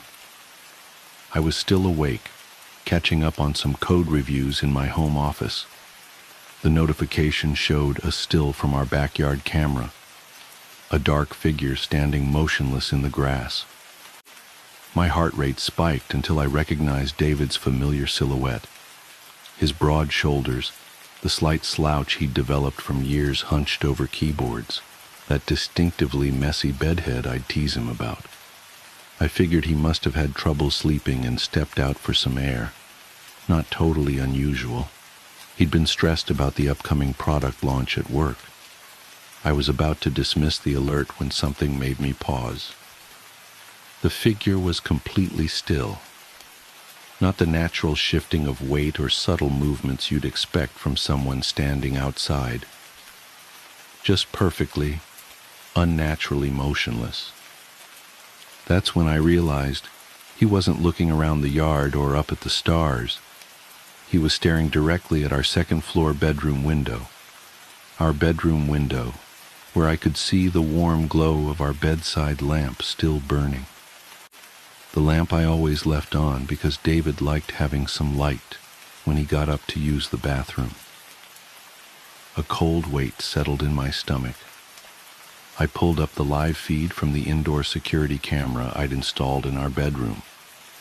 There was David, curled up under the covers on his side of the bed, chest rising and falling in the peaceful rhythm of deep sleep. I looked back at the yard camera. The figure was still there, still staring. I closed my laptop and crept upstairs, my bare feet silent on the carpet. Our bedroom door was slightly ajar, just as I'd left it. David was exactly as I'd seen on camera, sound asleep, occasionally making the soft whistling sound through his nose that I normally found endearing, but now sent chills down my spine. I crossed to the window on trembling legs. The yard below was empty. I checked the security footage immediately. At exactly 3 a.m., the figure had simply vanished. One frame it was there, the next gone, with no movement in between. I rewound to the beginning of the incident. Same thing. At 2 a.m. sharp, it had appeared instantaneously in the middle of our yard. I barely slept that night, watching David's peaceful face in the lamplight and trying to convince myself I'd seen some kind of technical glitch. But the next night, it happened again, and the next, and the next. Always at exactly 2 a.m. Always standing in the exact same spot. Always staring at our window with David's face. I started sleeping less and less, spending my nights hunched over my monitors, documenting every detail. The figure never moved, never shifted, never blinked, just stood there, a perfect carbon copy of my husband, staring up at where we slept, with an intensity that made my skin crawl. I tried telling David about it over breakfast that first week. He'd laughed it off, assuming I was joking. When I showed him the footage, he'd frowned and suggested it must be some kind of video artifact or reflection. He promised to stay awake with me the next night to see it in person. But when 2 a.m. came, he was sound asleep despite his promises. No amount of shaking would wake him. I watched in horror as his duplicate appeared in the yard right on schedule, while David slumbered beside me, impossibly heavy in a sleep that seemed more like unconsciousness. That's when the differences started. It was subtle at first. David would wake up groggy and irritable, with no memory of having promised to stay up with me. He'd zone out during conversations, staring blankly into space until I touched his arm or called his name. His appetite changed. He who had always been a picky eater suddenly started devouring his food with mechanical efficiency, like he was fueling up rather than enjoying a meal. Then came the physical changes. His skin seemed slightly waxy, especially in the mornings. His movements became more precise, more deliberate, losing the natural clumsiness I'd always found charming. Sometimes I'd catch him standing perfectly still, head cocked at an unnatural angle, like he was listening to something I couldn't hear. But the eyes were the worst. David's eyes had always been a warm brown, crinkled at the corners from his ready smile. Now they seemed darker somehow, flatter, empty. I started documenting these changes too, in an encrypted file on my laptop. I knew how it would sound if I told anyone else, but I couldn't shake the feeling that whatever stood in our yard each night wasn't just watching us. It was studying us, learning, preparing. And David wasn't really David anymore. I began sleeping in my home office, claiming I had too much work to come to bed. I installed more cameras throughout the house, hidden ones David didn't know about. I watched him when he thought he was alone. The way he would practice expressions in mirrors, like an actor rehearsing for a role. The way he would sometimes forget to blink for minutes at a time. The way he would stand in empty rooms, perfectly still, staring at nothing. But it was the footage from last night that finally broke me. I was reviewing the bedroom camera feed from around 5 a.m., just before David usually wakes up. The video quality was poor. There had been a storm, and the power had flickered several times. But I could clearly see David's form under the covers. Then came a power surge, the image distorting with static. When it cleared, the bed was empty. I frantically checked the other cameras. Nothing in the hallway, nothing on the stairs, nothing in the kitchen or living room. David had vanished from our locked and alarmed house without triggering a single motion sensor. Then movement caught my eye on the yard camera. A figure walking slowly back toward the house. David's figure. It moved with that same mechanical precision I'd grown to dread, but now there was something else in its gait. A confidence, a purpose. It looked up directly at the camera, smiled, not David's warm, natural smile, but something that just stretched his lips without touching his eyes. Then it raised one hand and waved, holding up a familiar keychain. My keychain, the one I'd left on my office desk when I'd finally passed out from exhaustion an hour earlier. I'm typing this now from my car, parked outside a 24-hour diner 2 towns over. My hands won't stop shaking, because I know what this means. The thing in my yard, the thing wearing my husband's face. It's not watching anymore. It's done learning, done practicing, done replacing. And now it's coming for me. My phone buzzes, another motion alert. I don't want to look, but I can't help myself. It's footage from one of my hidden cameras inside the house. My office. There's a figure standing in the doorway. It's wearing David's face, but the movement is all wrong as it turns its head to stare directly into the camera. Its smile is impossibly wide now, stretching far beyond what a human mouth should be capable of. In its hand is my laptop, the one I'd left behind in my panic to escape, the one containing all my documentation, all my evidence. As I watch, it waves at the camera with that horrible smile. Then it does something worse. It speaks. "Coming home soon, honey? Don't worry. I'll wait up for you. After all..." The thing wearing my husband's face leans closer to the camera, its features distorting slightly, like melting wax. I never sleep. I throw my phone out the car window, watching it shatter on the asphalt. My hands are shaking so badly I can barely grip the steering wheel, but I force myself to focus. I need to drive, need to get far away, need to warn others. But as I reach for the ignition, I catch a glimpse of myself in the rearview mirror. Have my movements always been this precise?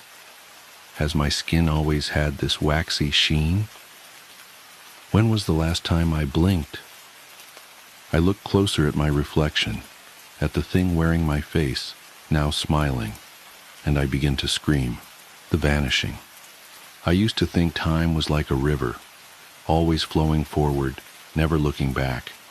Now I know better. Time is more like a noose, and with each loop, it tightens around reality itself, strangling away pieces of existence one by one. It started subtly enough.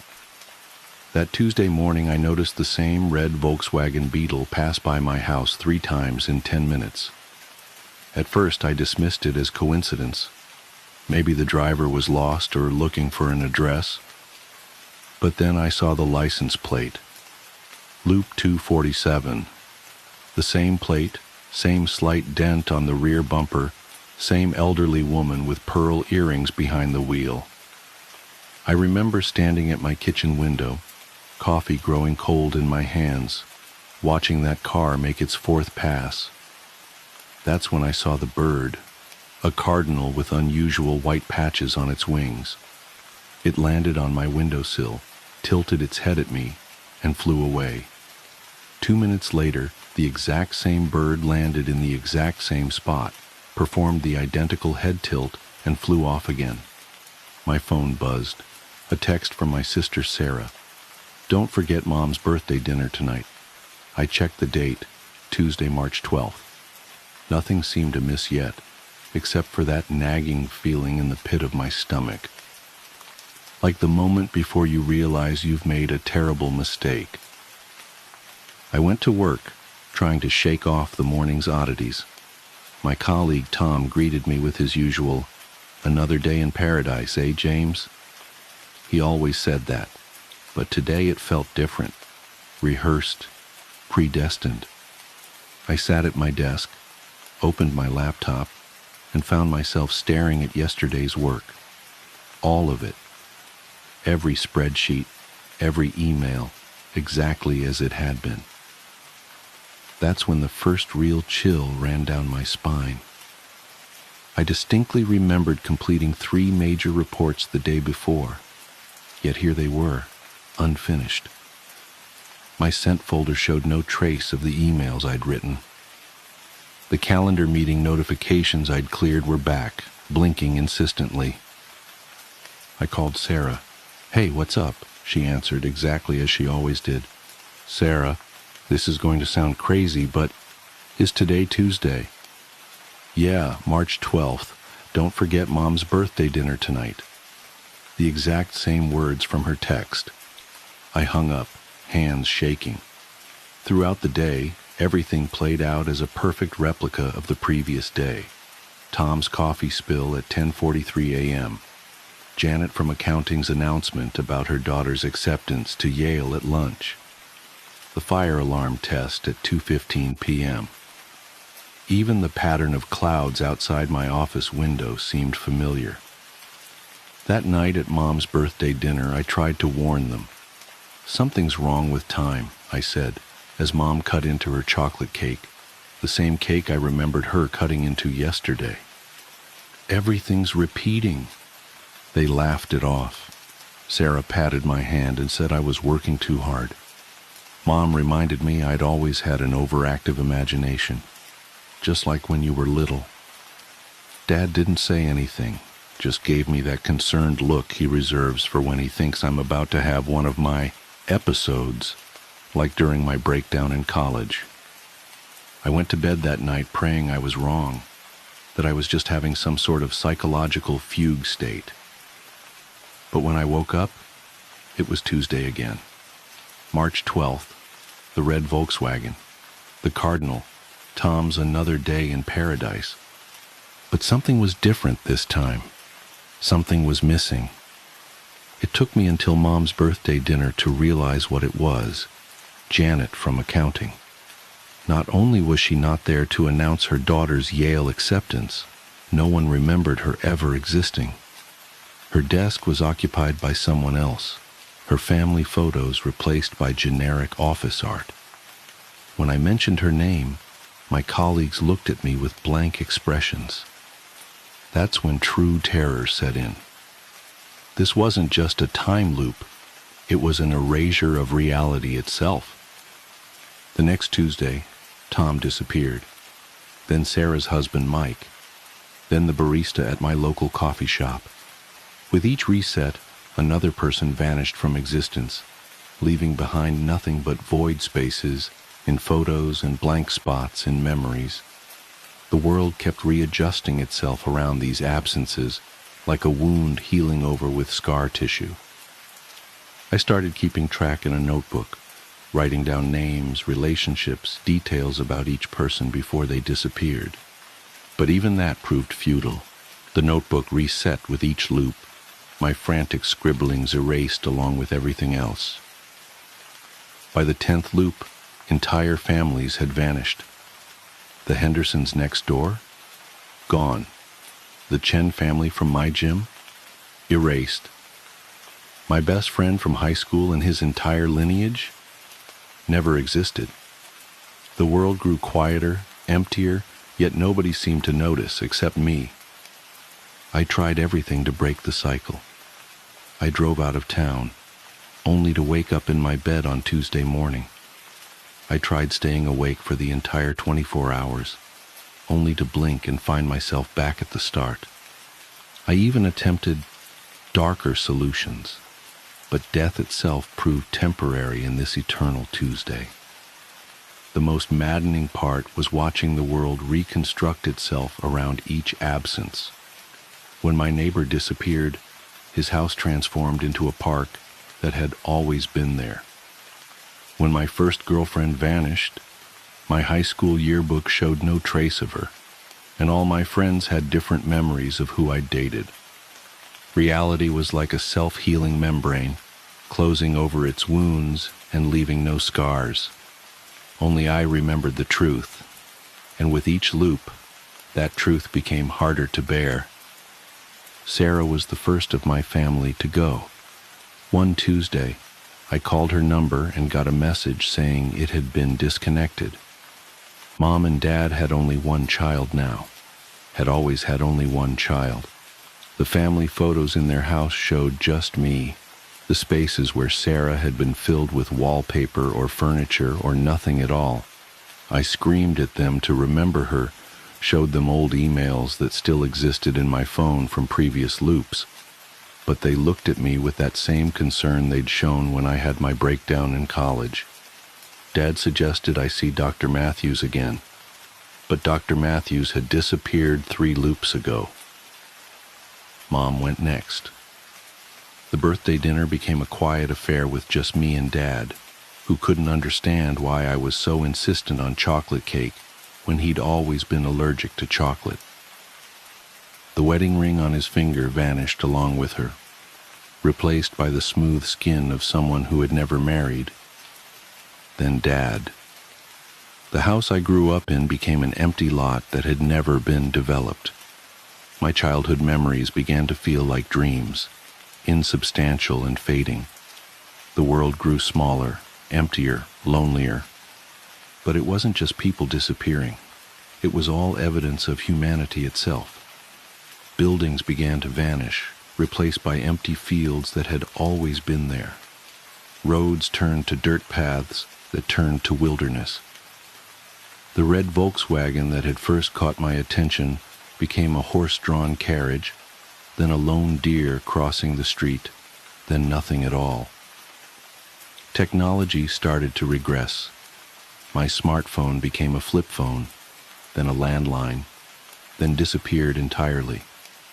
The internet ceased to exist, then electricity, then the Industrial Revolution itself.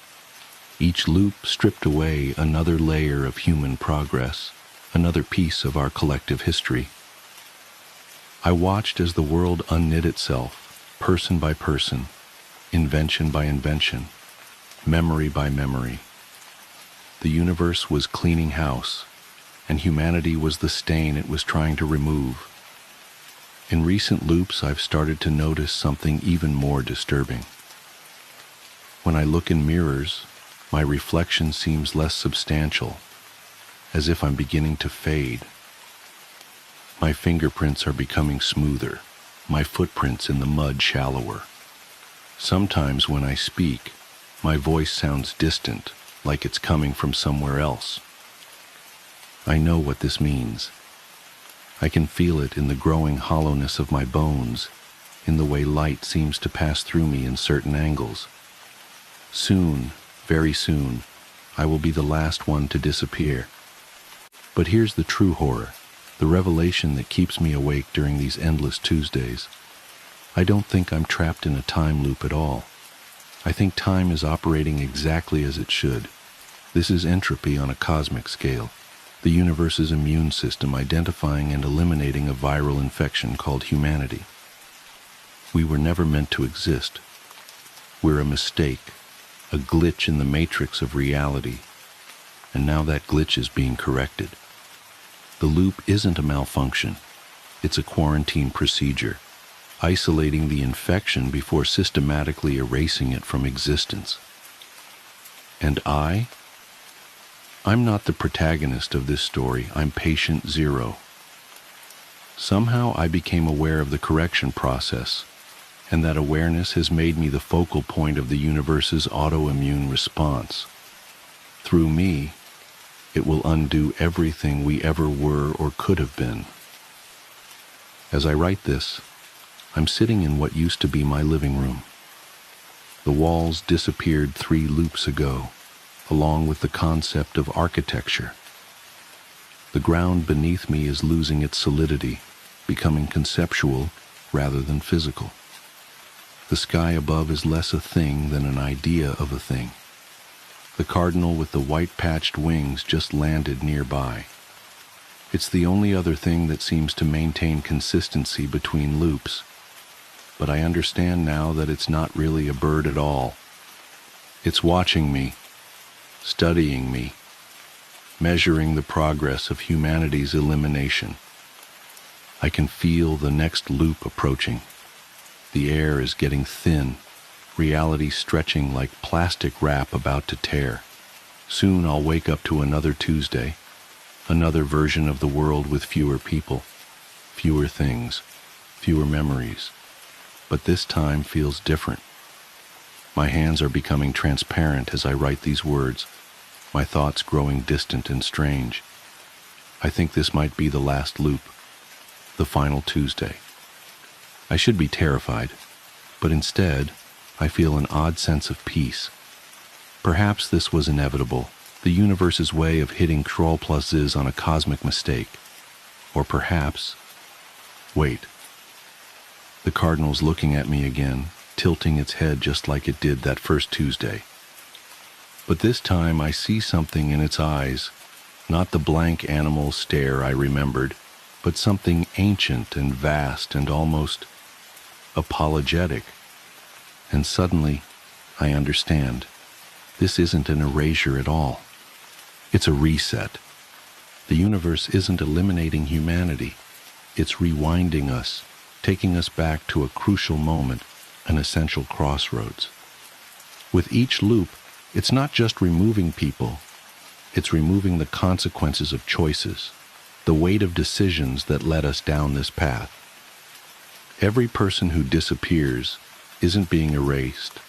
They're being saved, preserved, reset to some point before whatever it is we did that broke reality itself. We're not being deleted, we're being restored to factory settings. The cardinal spreads its wings, and I notice something I never saw before. The white patches aren't random. They form a pattern, a sequence, a code. The same code I've been seeing everywhere but couldn't recognize. In the license plate of the red Volkswagen, in the arrangement of clouds, in the very fabric of these repeating days. My body is almost gone now, my consciousness spreading thin across what remains of time and space. But as I fade, I finally understand my role. I'm not patient zero. I'm the backup copy, the one who had to remember everything so that when reality resets completely, when we all return to that crucial moment, some part of me will know what to change, what to do differently. The cardinal takes flight, and as the world dissolves around me, I see what's written in its wings, the message that's been there all along. See you next loop. And then, it's Tuesday morning, March 12th. A red Volkswagen Beetle passes by my house. But this time I know exactly what I need to do. After all, that's why they chose me to remember, isn't it? Who is on my bed? My story begins with a moment so ordinary that it feels like a cruel twist of fate to think how it all spiraled out of control.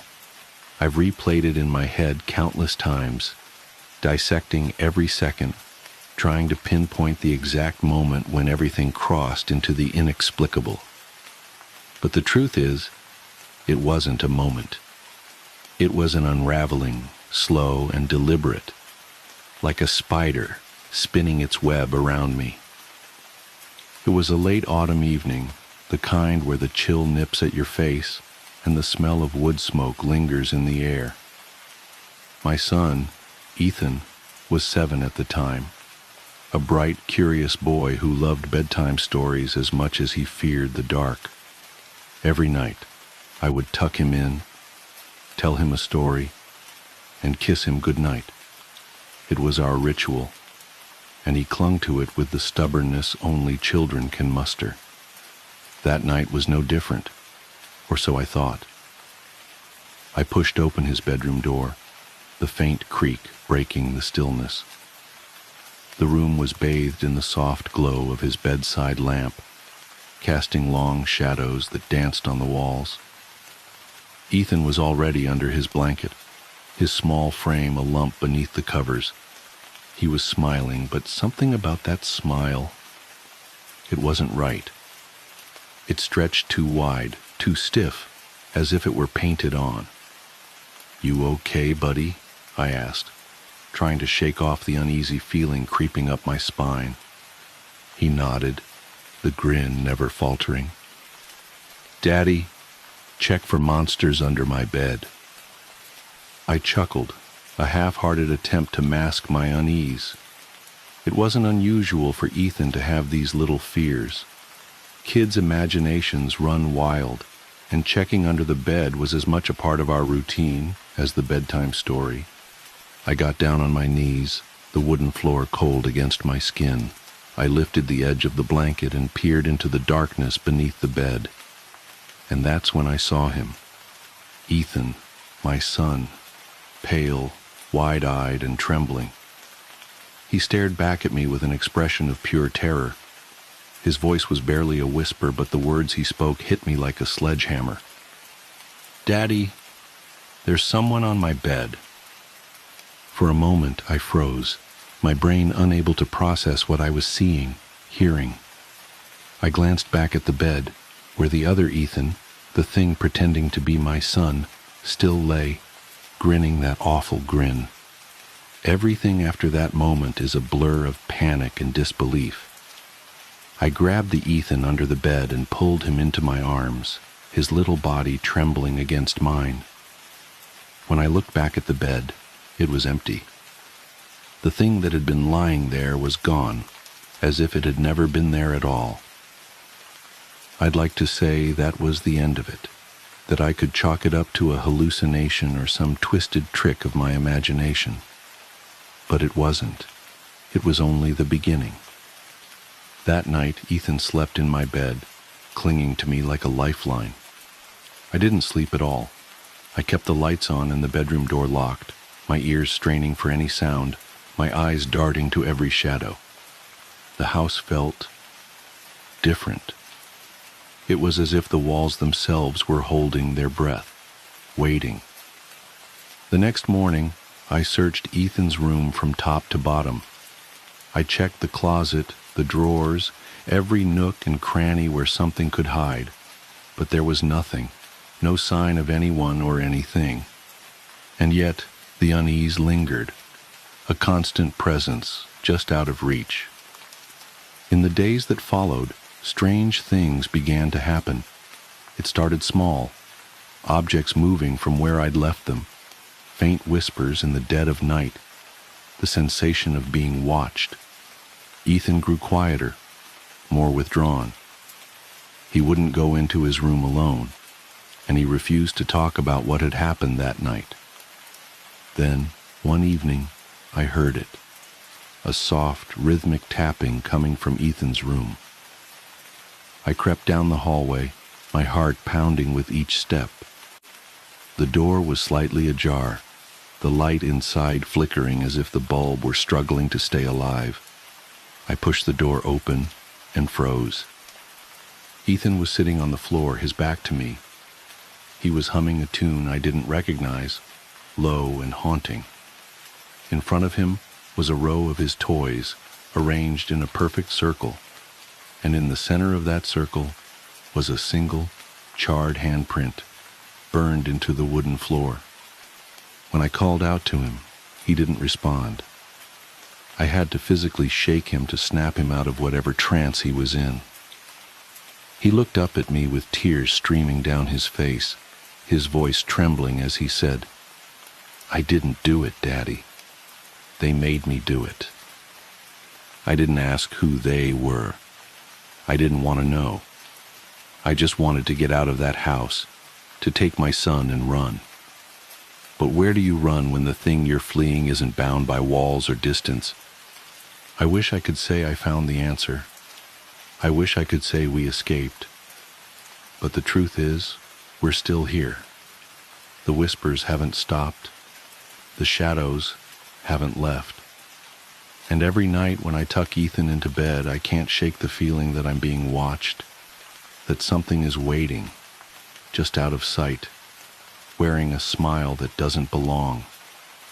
I've tried everything: priests, paranormal investigators, even moving to a new house. But it doesn't matter. Whatever it is, it's not tied to a place. It's tied to us, to Ethan. So now I'm writing this down, not as a cry for help, I've long since given up on that, but as a warning. If you ever hear that soft, rhythmic tapping in the dead of night, or see a smile that stretches too wide, don't look, don't investigate, just run, and pray that it doesn't follow you.